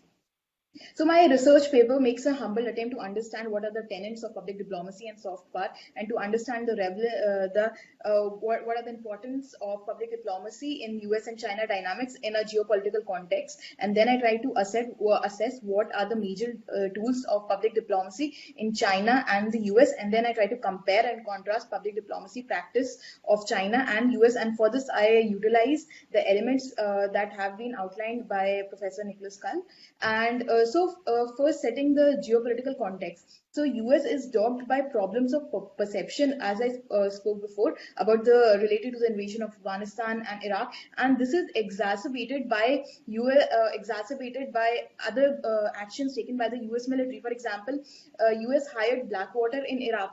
So there was this report coming out that the company itself, they had a Christian crusader kind of mentality, and that seriously damaged the US image and perception in these countries. And of course, there was the WikiLeaks scandal, which of course was very damaging to the US. And so PD becomes indispensable for the justification of US policies in West Asia and even the Western Hemisphere, where risk perception is heightened, especially during times of crisis, particularly for a prolonged period of time. So for the past 20 years, we have seen US being embroiled in one crisis after the other. And this is the time period when China has taken advantage. For example, after 2008 financial crisis, we saw a lot of universities had a lot of problems trying to fund their programs, and this is where China came in. And through their Confucius Institutes, they not only poured money in, but they also poured their influence in. And for example, so that they set up multiple institutes across multiple countries, and they're trying to take over the role of the US as the leader in this particular domain. And in recent years, even the Western Hemisphere, where US has been predominant for like a century, a perception is setting in countries like Mexico, Latin America, and even South America, of course, that the drug trade is fueled by the US with various factors such as the local news, which is amplifying selective aspects of the US policy, which has led to a very crude understanding that can be easily manipulated by rival actors, and which has mainly focused about the violence that has been done due to the drug trade. And also this very importantly, this is providing multiple inroads for China into the region, and this is also providing inroads for Iran. We have seen Iranian influence coming into South America in a big way, and they're investing. For example, even they have a pig farm, which is of course very interesting. And there are of course the institutions and the liberal world order that was championed by the US, which is disintegrating, and it is losing its legitimacy after 75 years. It has compelled the US to seek ways to retain power through attraction rather than fear or dependence on the protection of their military might and the institutions that they built for themselves post World War II. Now, on the other hand, China is also coming up with counter-hegemonic institutions. Now, for example, if China wants to really go ahead with its Belt and Road Initiative and make very like deep inroads with which have deep roots. It has to counter narratives which are based on issues such as territorial aggression in the South China Sea, and neo-colonialism in Africa, seizure of the Hambantota port in Sri Lanka, and protest in Hong Kong, and the jailing of Nobel laureates.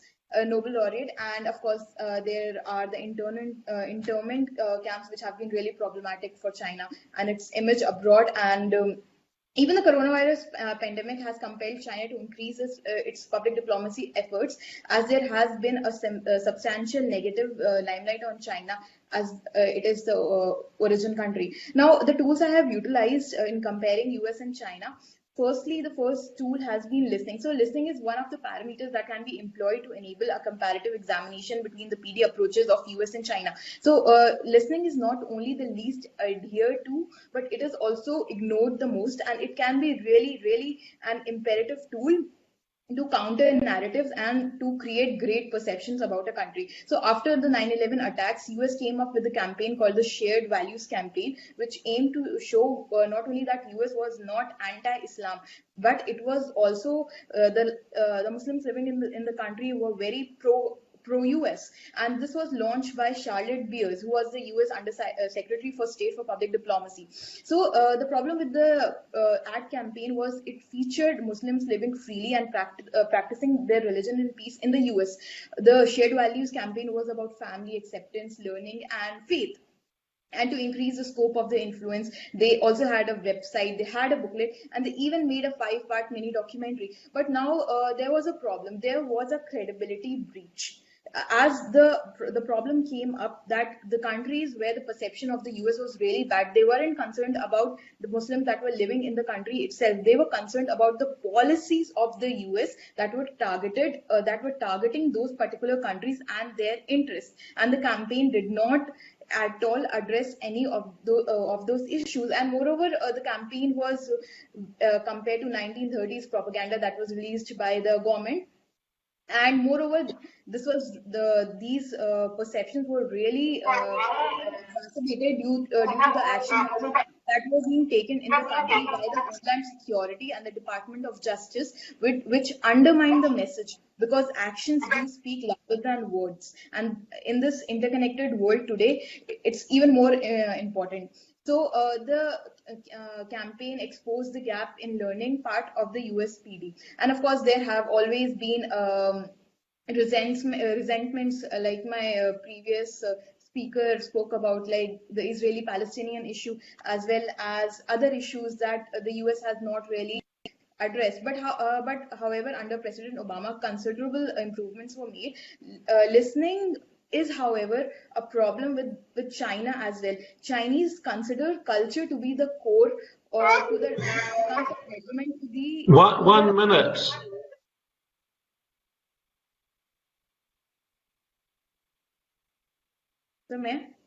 So may I? Yeah, he means that you have 1 minute left. Okay. I apologize. So I took a lot longer. So I will just try to end with so while US has been especially strong in cultural and exchange diplomacy, which is the which becomes an element under Nicholas Cull's criteria. However, its public diplomacy is dominated by advocacy. The Chinese, while are trying to play catch up with the US, are investing more time and attention than the US is in its public diplomacy.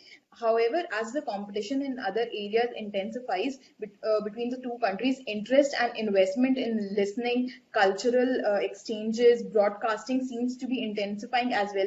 The US has the advantage to afford importance to its PD activities, and unless the US does so, China will be taking advantage of the blind spot that it has left itself. It has been a self-inflicted wound which has been festering, and unless the US is very proactive in taking advantage of its very inherent advantages, then it will be very problematic going into the future. And China has been expanding its traditional broadcasters, and broadcasters do possess better accessibility. For example, in Africa, the thing is, the Chinese broadcasting companies are cheaper than the US ones, or the ones from European nations. And even Indian companies are there, but they are not as accessible. And so people are not only learning the language, they are also learning new things from the viewpoint of the Chinese, and that makes them sympathetic to the Chinese perspective. And in the future, this will be really important as China makes more inroads with its BRI and of course its investments. And one of the most important factors in the last century in the PD of the US was the Voice of America, which is an international radio service supported by the US, which not only transmits news and information in multiple languages, but it is also very instrumental in various countries where there are dictators or suppressive regimes. So the US broadcasting networks have been focusing on West Asia. Now the problem is, for example, with It's time. Voice of America's. If you could wrap up. Okay. If you could just wrap up your concluding comment. Okay, so I will stop now. So, Voice of America's Persian news network, which is particularly important as there has not been an embassy of the US in Tehran for decades. But the problem with this network is there are very systematic problems. For example, the people who are working there are sympathetic to the regime in Tehran. They're not sympathetic or do not support US interests. So this also affects the content that they're broadcasting. And there are reports of that the US has not been investing in these areas the way these areas deserve to be invested in for countries to maximize their returns, and this has been really problematic.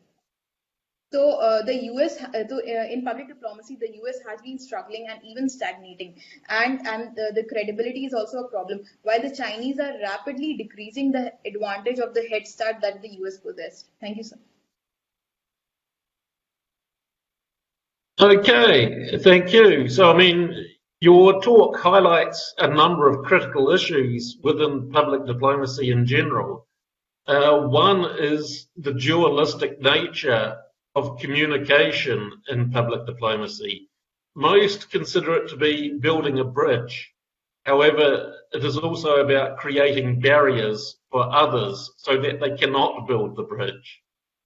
Another point which comes out is the need, which, I mean, most conferences like this around the world highlight, alignment of word and deed, because if they do not align, it's not very credible. And perhaps, I mean, the third takeaway point from your talk is that, I mean, it's not only about country putting out its message and what kind of message, what kinds of means to deliver that message.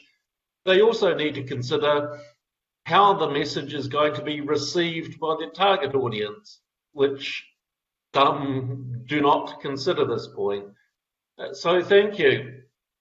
And I call upon the last but not least speaker for our panel, Mr. Singh.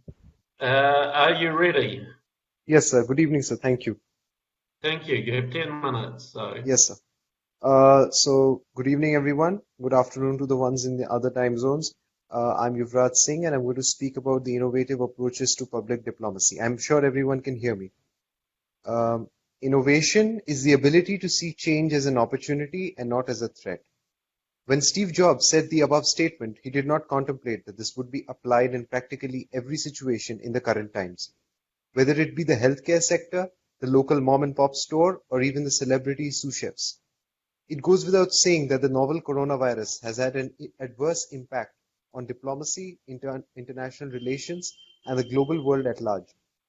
But it serves as a case study of how the international world stood still for the initial 2 months after the virus disrupted all forms of engagement, but admirable was the alacrity with which the bureaucrats adapted to this new world and have engaged in various ways to meet challenges, solve conflicts, and get things going. This also beckons the question as how do the bureaucrats and the professionals in the domain adapt to change and a disruption to the normal or regular forms of engagement, and also the ways in which they bypass traditional forms of diplomacy in order to make a difference and break the monotony of a suave vocabulary or a firm body language. While this paper will talk about innovative diplomacy in terms of scientific and defensive capabilities, it would be incorrect to not include other innovative diplomatic measures and changes made in order to fit into and move with the changing world order. Also, to maneuver newer developments, it is necessary to come out with unique measures to challenge and face the newer possibilities. This synopsis, through various cases, tries to understand and elucidate upon the innovative methods of diplomacy which have been successful and have led to a multitude of positive engagement and resolutions. Again, talking about the COVID-19 pandemic, it has become a part of our daily lives, affecting each and every person in various degrees. And the change is a word though not said aloud, but felt in every aspect of one's life. One has to belong to countries like isolated countries which have not been affected by the virus and count one's fortune as one of the few countries being unaffected. Even then, they are undergoing changes in their daily diplomatic channels to cope with broken supply chains and closed borders. With the virus at its peak and multiple peaks going forward, various countries and companies have gotten into the fray to produce their own vaccines. This brings into the picture of the diplomacy of vaccines. In a changed world, the diplomats are racing ahead to sell these and tying up with allied countries and prospective countries and extending their reach. While AstraZeneca from the Oxford University, Pfizer from Germany comes to one's mind, one cannot forget that the second most powerful country in the world, technically speaking, China, in order to mend its ways, has upset plenty of countries, but also has got its vaccine developers like Sinovac and Sinopharm tying up with countries such as Brazil and Bahrain respectively, promising to give first doses. Likewise, the USA has tied up with countries who are their partners. Russia, with its Sputnik 5, claims to be the first to complete most human trials, and it's wanting to win the race on this. Countries are aligning and realigning to match with the changed world, and innovation is the unsaid word here. With the recent border dispute with China, India has begun to explore newer ways of engagement in terms of technology and defense agreements. This is in order to protect itself from Chinese, one can say, adventurism, and to send across a message that alternatives can be exercised. Recently, during the month of October, the Quad, or the Quadrilateral, a grouping comprising the US, Japan, and Australia, along with India, met recently to discuss with like-minded democracies, and ways to ensure a free and Indo-Pacific were discussed. It's a grouping which has emerged as a result of China's incursions in the South China Sea, East China Sea, and other islands in the region. Japan and India in the meeting, case in point, discussed ways to exchange 5G tech, and in order to find alternatives to Huawei, which has been, in fact, banned in various countries for the 5G technology. Something never done before, but change beckons changed responses. The US also has come up with the Blue Dot Network to counter the Belt and Road Initiative, which, by the way, has spread all over, right from China to Sri Lanka in the Hambantota port, which is again gaining pace, to Gwadar in Pakistan and Djibouti in Africa, apart from the various infrastructure projects. So while it's at a very nascent stage, the US has come up with the Blue Dot Network to counter this in some form or the other. India has not been a stranger to innovations as far as diplomacy goes. Our soft power boasts have been used in multiple ways to forge alliances and send across messages, also to maneuver across hot waters and yet be seen as a non-aggressor. It was very nice of Councillor, I think, Buren Bayar, who spoke of Buddhism, and it's interesting how Buddhism has connected countries like Mongolia, Japan, South Korea, and China with Ladakh in our region and northeastern India.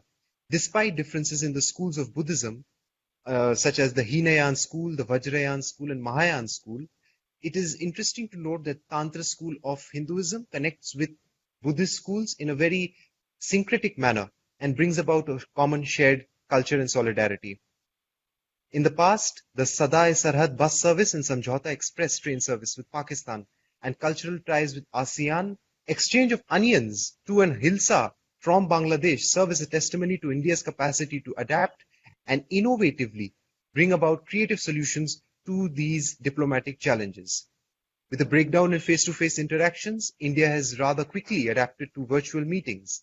Case in point, the G20 and SAARC virtual summits held in the wake of the pandemic, and the bilateral summit with the Australian Prime Minister, which in fact was quite a success. Due to closure of airspaces, one more example would be countries beginning to engage diplomatically in terms of air bubbles or bilateral aircrafts for passenger and or travel purposes to bring people to and fro from other countries.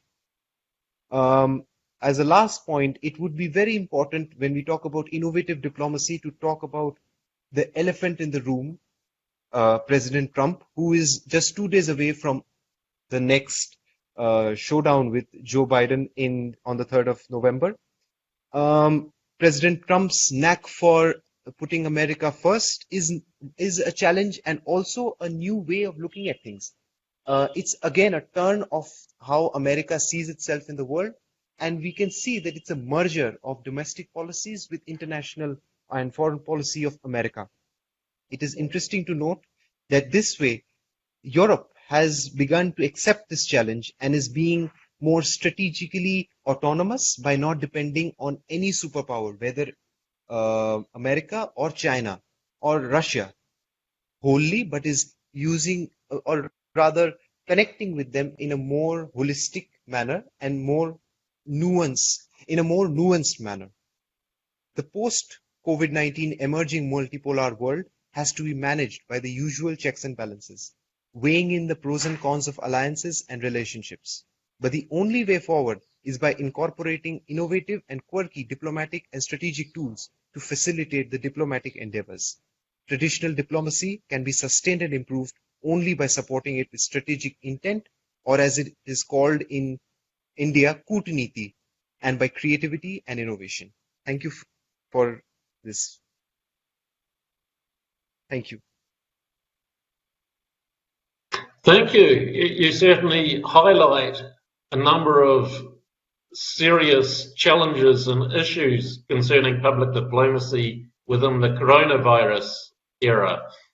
I mean, it's absolutely noticeable that public diplomacy is something that the West has more or less neglected as it's become much more transactional in its dealings with other countries, whereas other non-Western countries are keeping the relational approach. So it's a matter to be seen. I mean, it's whether the coronavirus outcome is going to change or hasten the existing changes and global changes and transformations that were already taking place before the coronavirus. I mean, it's becoming more leaning towards that this will hasten rather than stop those existing transformations. So we have the final speaker, a very diverse and rich panel. I enjoyed chairing and listening to all 6 of you. You got some brilliant ideas and points of research. I encourage you all to continue with it. I mean, what I heard, it's good stuff, and I encourage you to keep following your paths. Thank you so much. So now, moderator. Thank you. What is happening now? If you want, do you wish to ask them a few questions? You can ask them if you want. Well, do we have anyone left in the audience who would like to ask some questions? I think there was one question about the comparative advantage about, on Facebook I found one question. on comparative aspects on the sort of the the US and China soft power, the effectiveness of the US and China soft power strategy comparative. That's one question. Otherwise, I mean, as a chair, I would request you if you could ask the questions.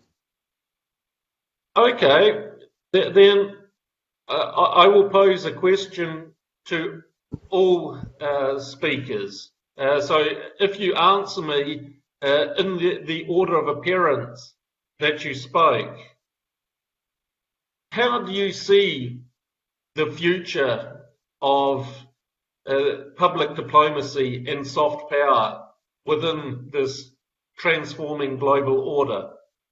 Maybe we can have 2 minutes for each speaker. Yeah.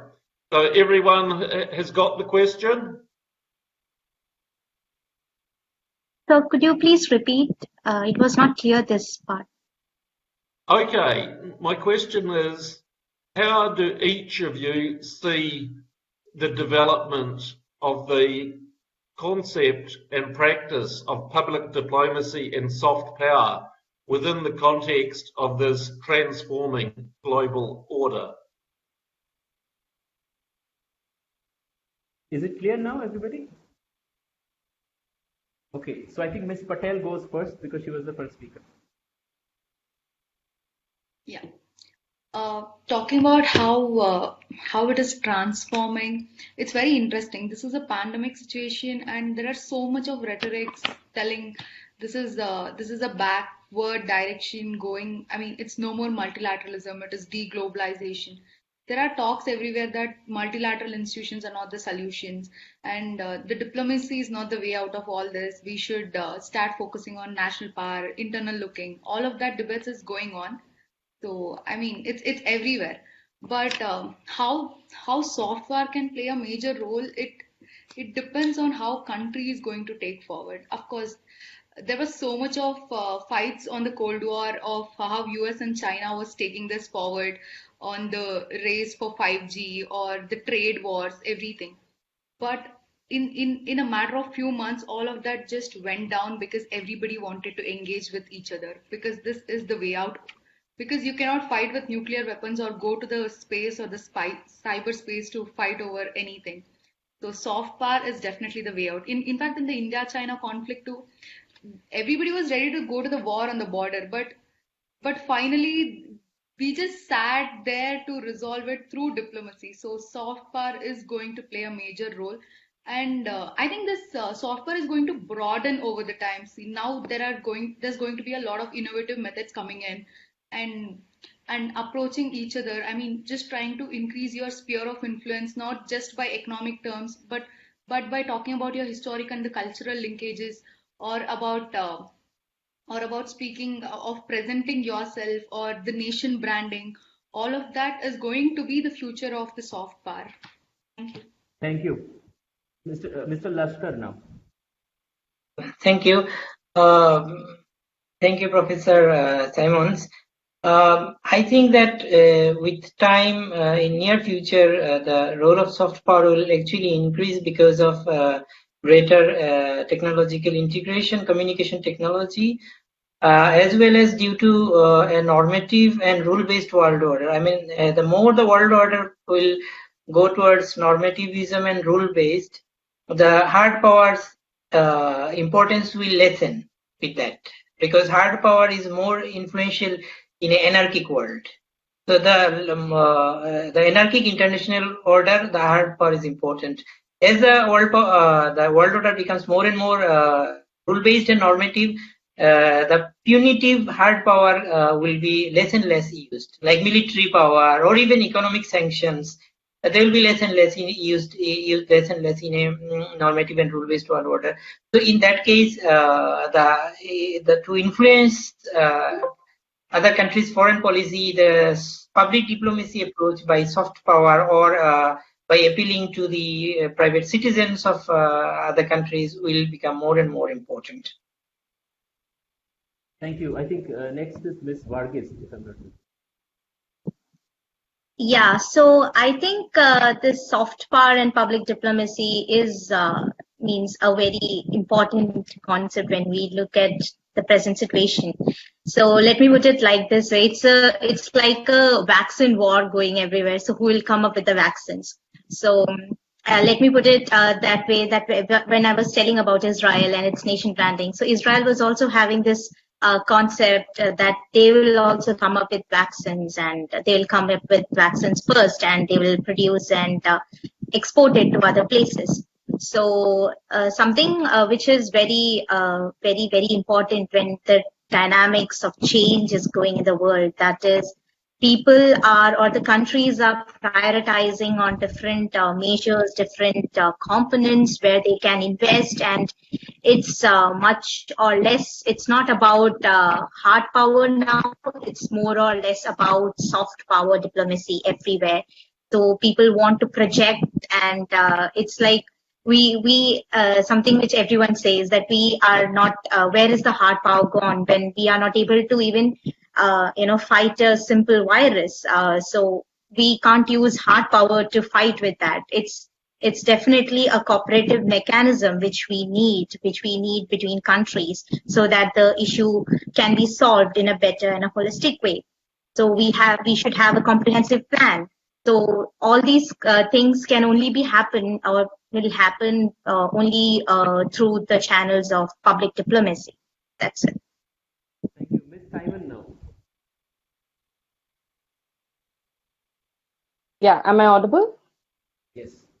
Right. So, in terms of soft power and how relevant it is during this time, I feel like there's already been a development in the sense that, during this coronavirus, this entire pandemic, we've already seen China's Health Silk Road initiatives take place and gain momentum in various parts of the world. The fact that it's distributing, manufacturing PPE kits and sort of even engaging in mass diplomacy says a lot about how it is trying to revamp its own image, especially when the entire world knows that the outbreak happened in Wuhan. So it's already, I would say, gained momentum, and it is an important factor even now during this pandemic. And I think what will shape soft power is, when we look at soft power, I think we should look at soft power as a way of transforming it into sharp power. And there are various, countries right now that are facing image problems in the sense of trying to curb the entire situation, trying to, sort of have more safety measures for their own citizens. So as long as this pandemic continues, there will always be this image problem for various countries, and that's exactly what they've been trying to do. So I think soft power from henceforth will be very, very relevant. So, yeah. Thank you. Ms. Singh now. Yes, so going into the future, the role of public diplomacy. Frankly, I think the elements of public diplomacy are so versatile, and they are needed so much for bettering the global policy engagement, especially due to the various fractures we see based on so many different type of ideologies that people may believe in, or even conspiracy. So it's so important for governments to work together, and even to show the people of different nations that they are really thinking about them, they are listening to them, and countries must advocate for their policies that they have taken, and they must also explain the rationale behind it.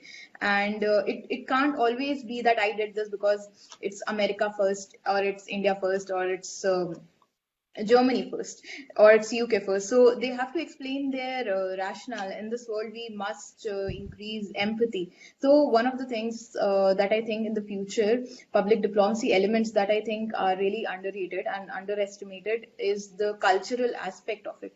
So cultural elements of public diplomacy can really be amplified through technology.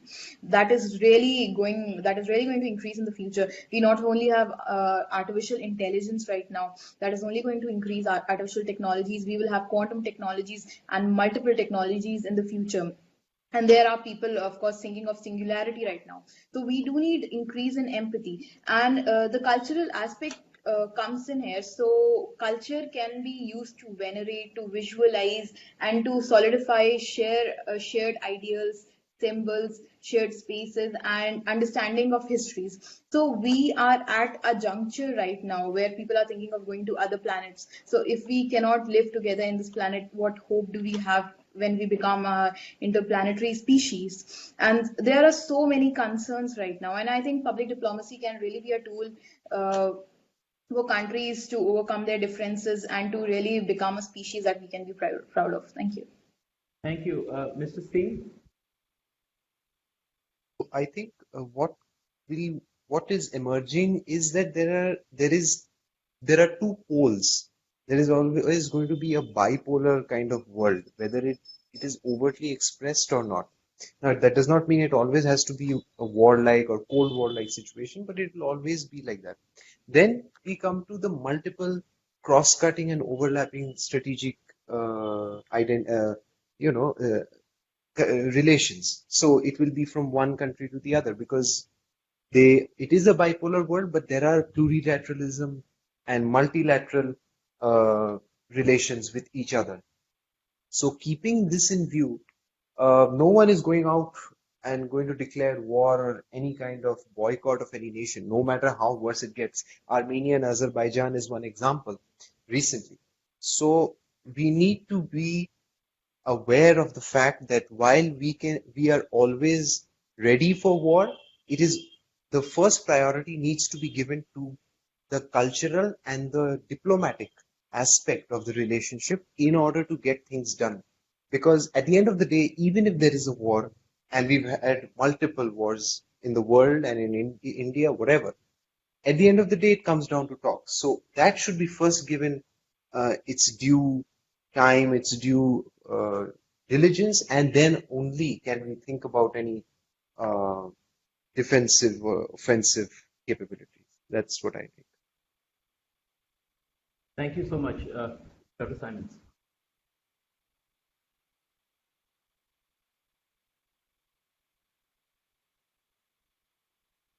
So, I think, moderator, that to move on to the final closing. Yeah, thank you. Probably. Thank you. Thank you. Thank you, Dr. Simons, and thank you to all the participants of the technical session. The session was also brilliant, and there was a lot of new ideas and very technical discussions. So let me request Dr. Simons to give the concluding remarks and also to kind of sum up the entire sort of substantial discussion that we have had from the morning, on the areas of the public diplomacy, and particularly how that adds up to the theme of the conference, that how public diplomacy fosters international cooperation. To talk on that, and I would also request Mr. Shandra Burenbayer, Minister Counselor of Embassy of Mongolia, to also make a few concluding remarks. So first, Dr. Simons. Okay, well, you give me a very easy task to do, considering the length, the breadth of the different ideas. But there were a number of common threads that came through. And one of these, which is not only in this panel, but this morning's one, that there is a need not for conflict, but collaboration, that there is a need to act together, that the time is now, that's something that needs to be done. There are different problems in the world that cannot be resolved by any one country. So this necessitates a broad collaboration. And the idea that, and this has also come through in a number of them, that public diplomacy and these kinds of means of communication, it's not only about talking, but it's also about listening to who you speak and to respond to the feedback that you get from these groups and stakeholders. That is something that is not really being done in this current environment. I think, yes, there's a clear distinction between these rather conflictual moments, especially if we're looking at these moments of the declining US unipolarity. That, of course, I mean, one of the natural outcomes of this is that there is going to be increased conflict, because on the one hand, the conflict comes by the US, which seeks to retain its privileged position in the world. But at the same time, its weakness encourages others to challenge that hegemony and try their hand. So we're living on an edge, which is transformations are happening. Which way they go and how fast they go, it depends on how we act, either individually or collectively. So these are my main take-home points from the summary of what I've been listening to today. Thank you. Thank you, Dr. Simons, for your interesting address. Thank you so much. Now, let me request, can you hear me, Dr. Simons? Oh, that's great. So let me request Mr. Chandra Burenbayer, Minister Counselor of the Embassy of Mongolia, to deliver his concluding remarks and how he felt about the entire conference. Thank you. I think it was a very productive kind of a discussion we had today. Very interesting papers, thoughts, especially like in this time of pandemic when we are not allowed to go out and not allowed to meet people, and as we say, practice our public diplomacy. Yes, I would like to wind up this my remarks by saying that we have 5 fingers. They're not all the same. Similarly, all the nations are not the same. They have their own responsibilities, duties, and the most important, as Dr. Simon and other speakers said, collaboration and understanding, mutual understanding is what's going to work the world today, especially in the times of the changing global order owing to the pandemic. Without mutual understanding, without working together with each other, I don't think so we will go anywhere. We cannot go alone also. I think all individual countries have their own strengths and powers. Similarly, collectively also will be much stronger.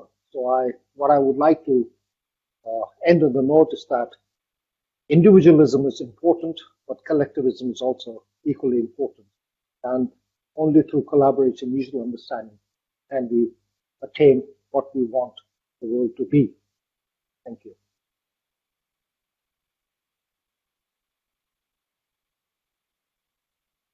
Thank you, Mr. Burenbayer, for your closing remarks, and we thank you for being here today.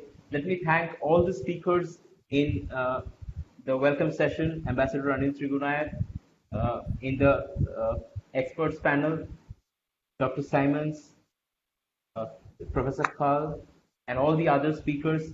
Of course, Dr. Anna Valikaya, the chair for this session. Let me thank the speakers in the technical session. And I think all of the speakers today contributed in making this conference a huge success on a very specific issue about public diplomacy. And we can have further discussions and further deliberations on this topic, whereby we would go into specifics. And also, I think some of the presentations focused on particular countries, and we understand how countries focus on nation branding and on public diplomacy, and how they want to project themselves towards the world. And so thank you all, and I think I conclude this conference, and I thank you all, and I wish you all the success. And let me once again thank Mr. Burenbayer and Dr. Simons and all the speakers who are with us now. Thank you so much. Thank you.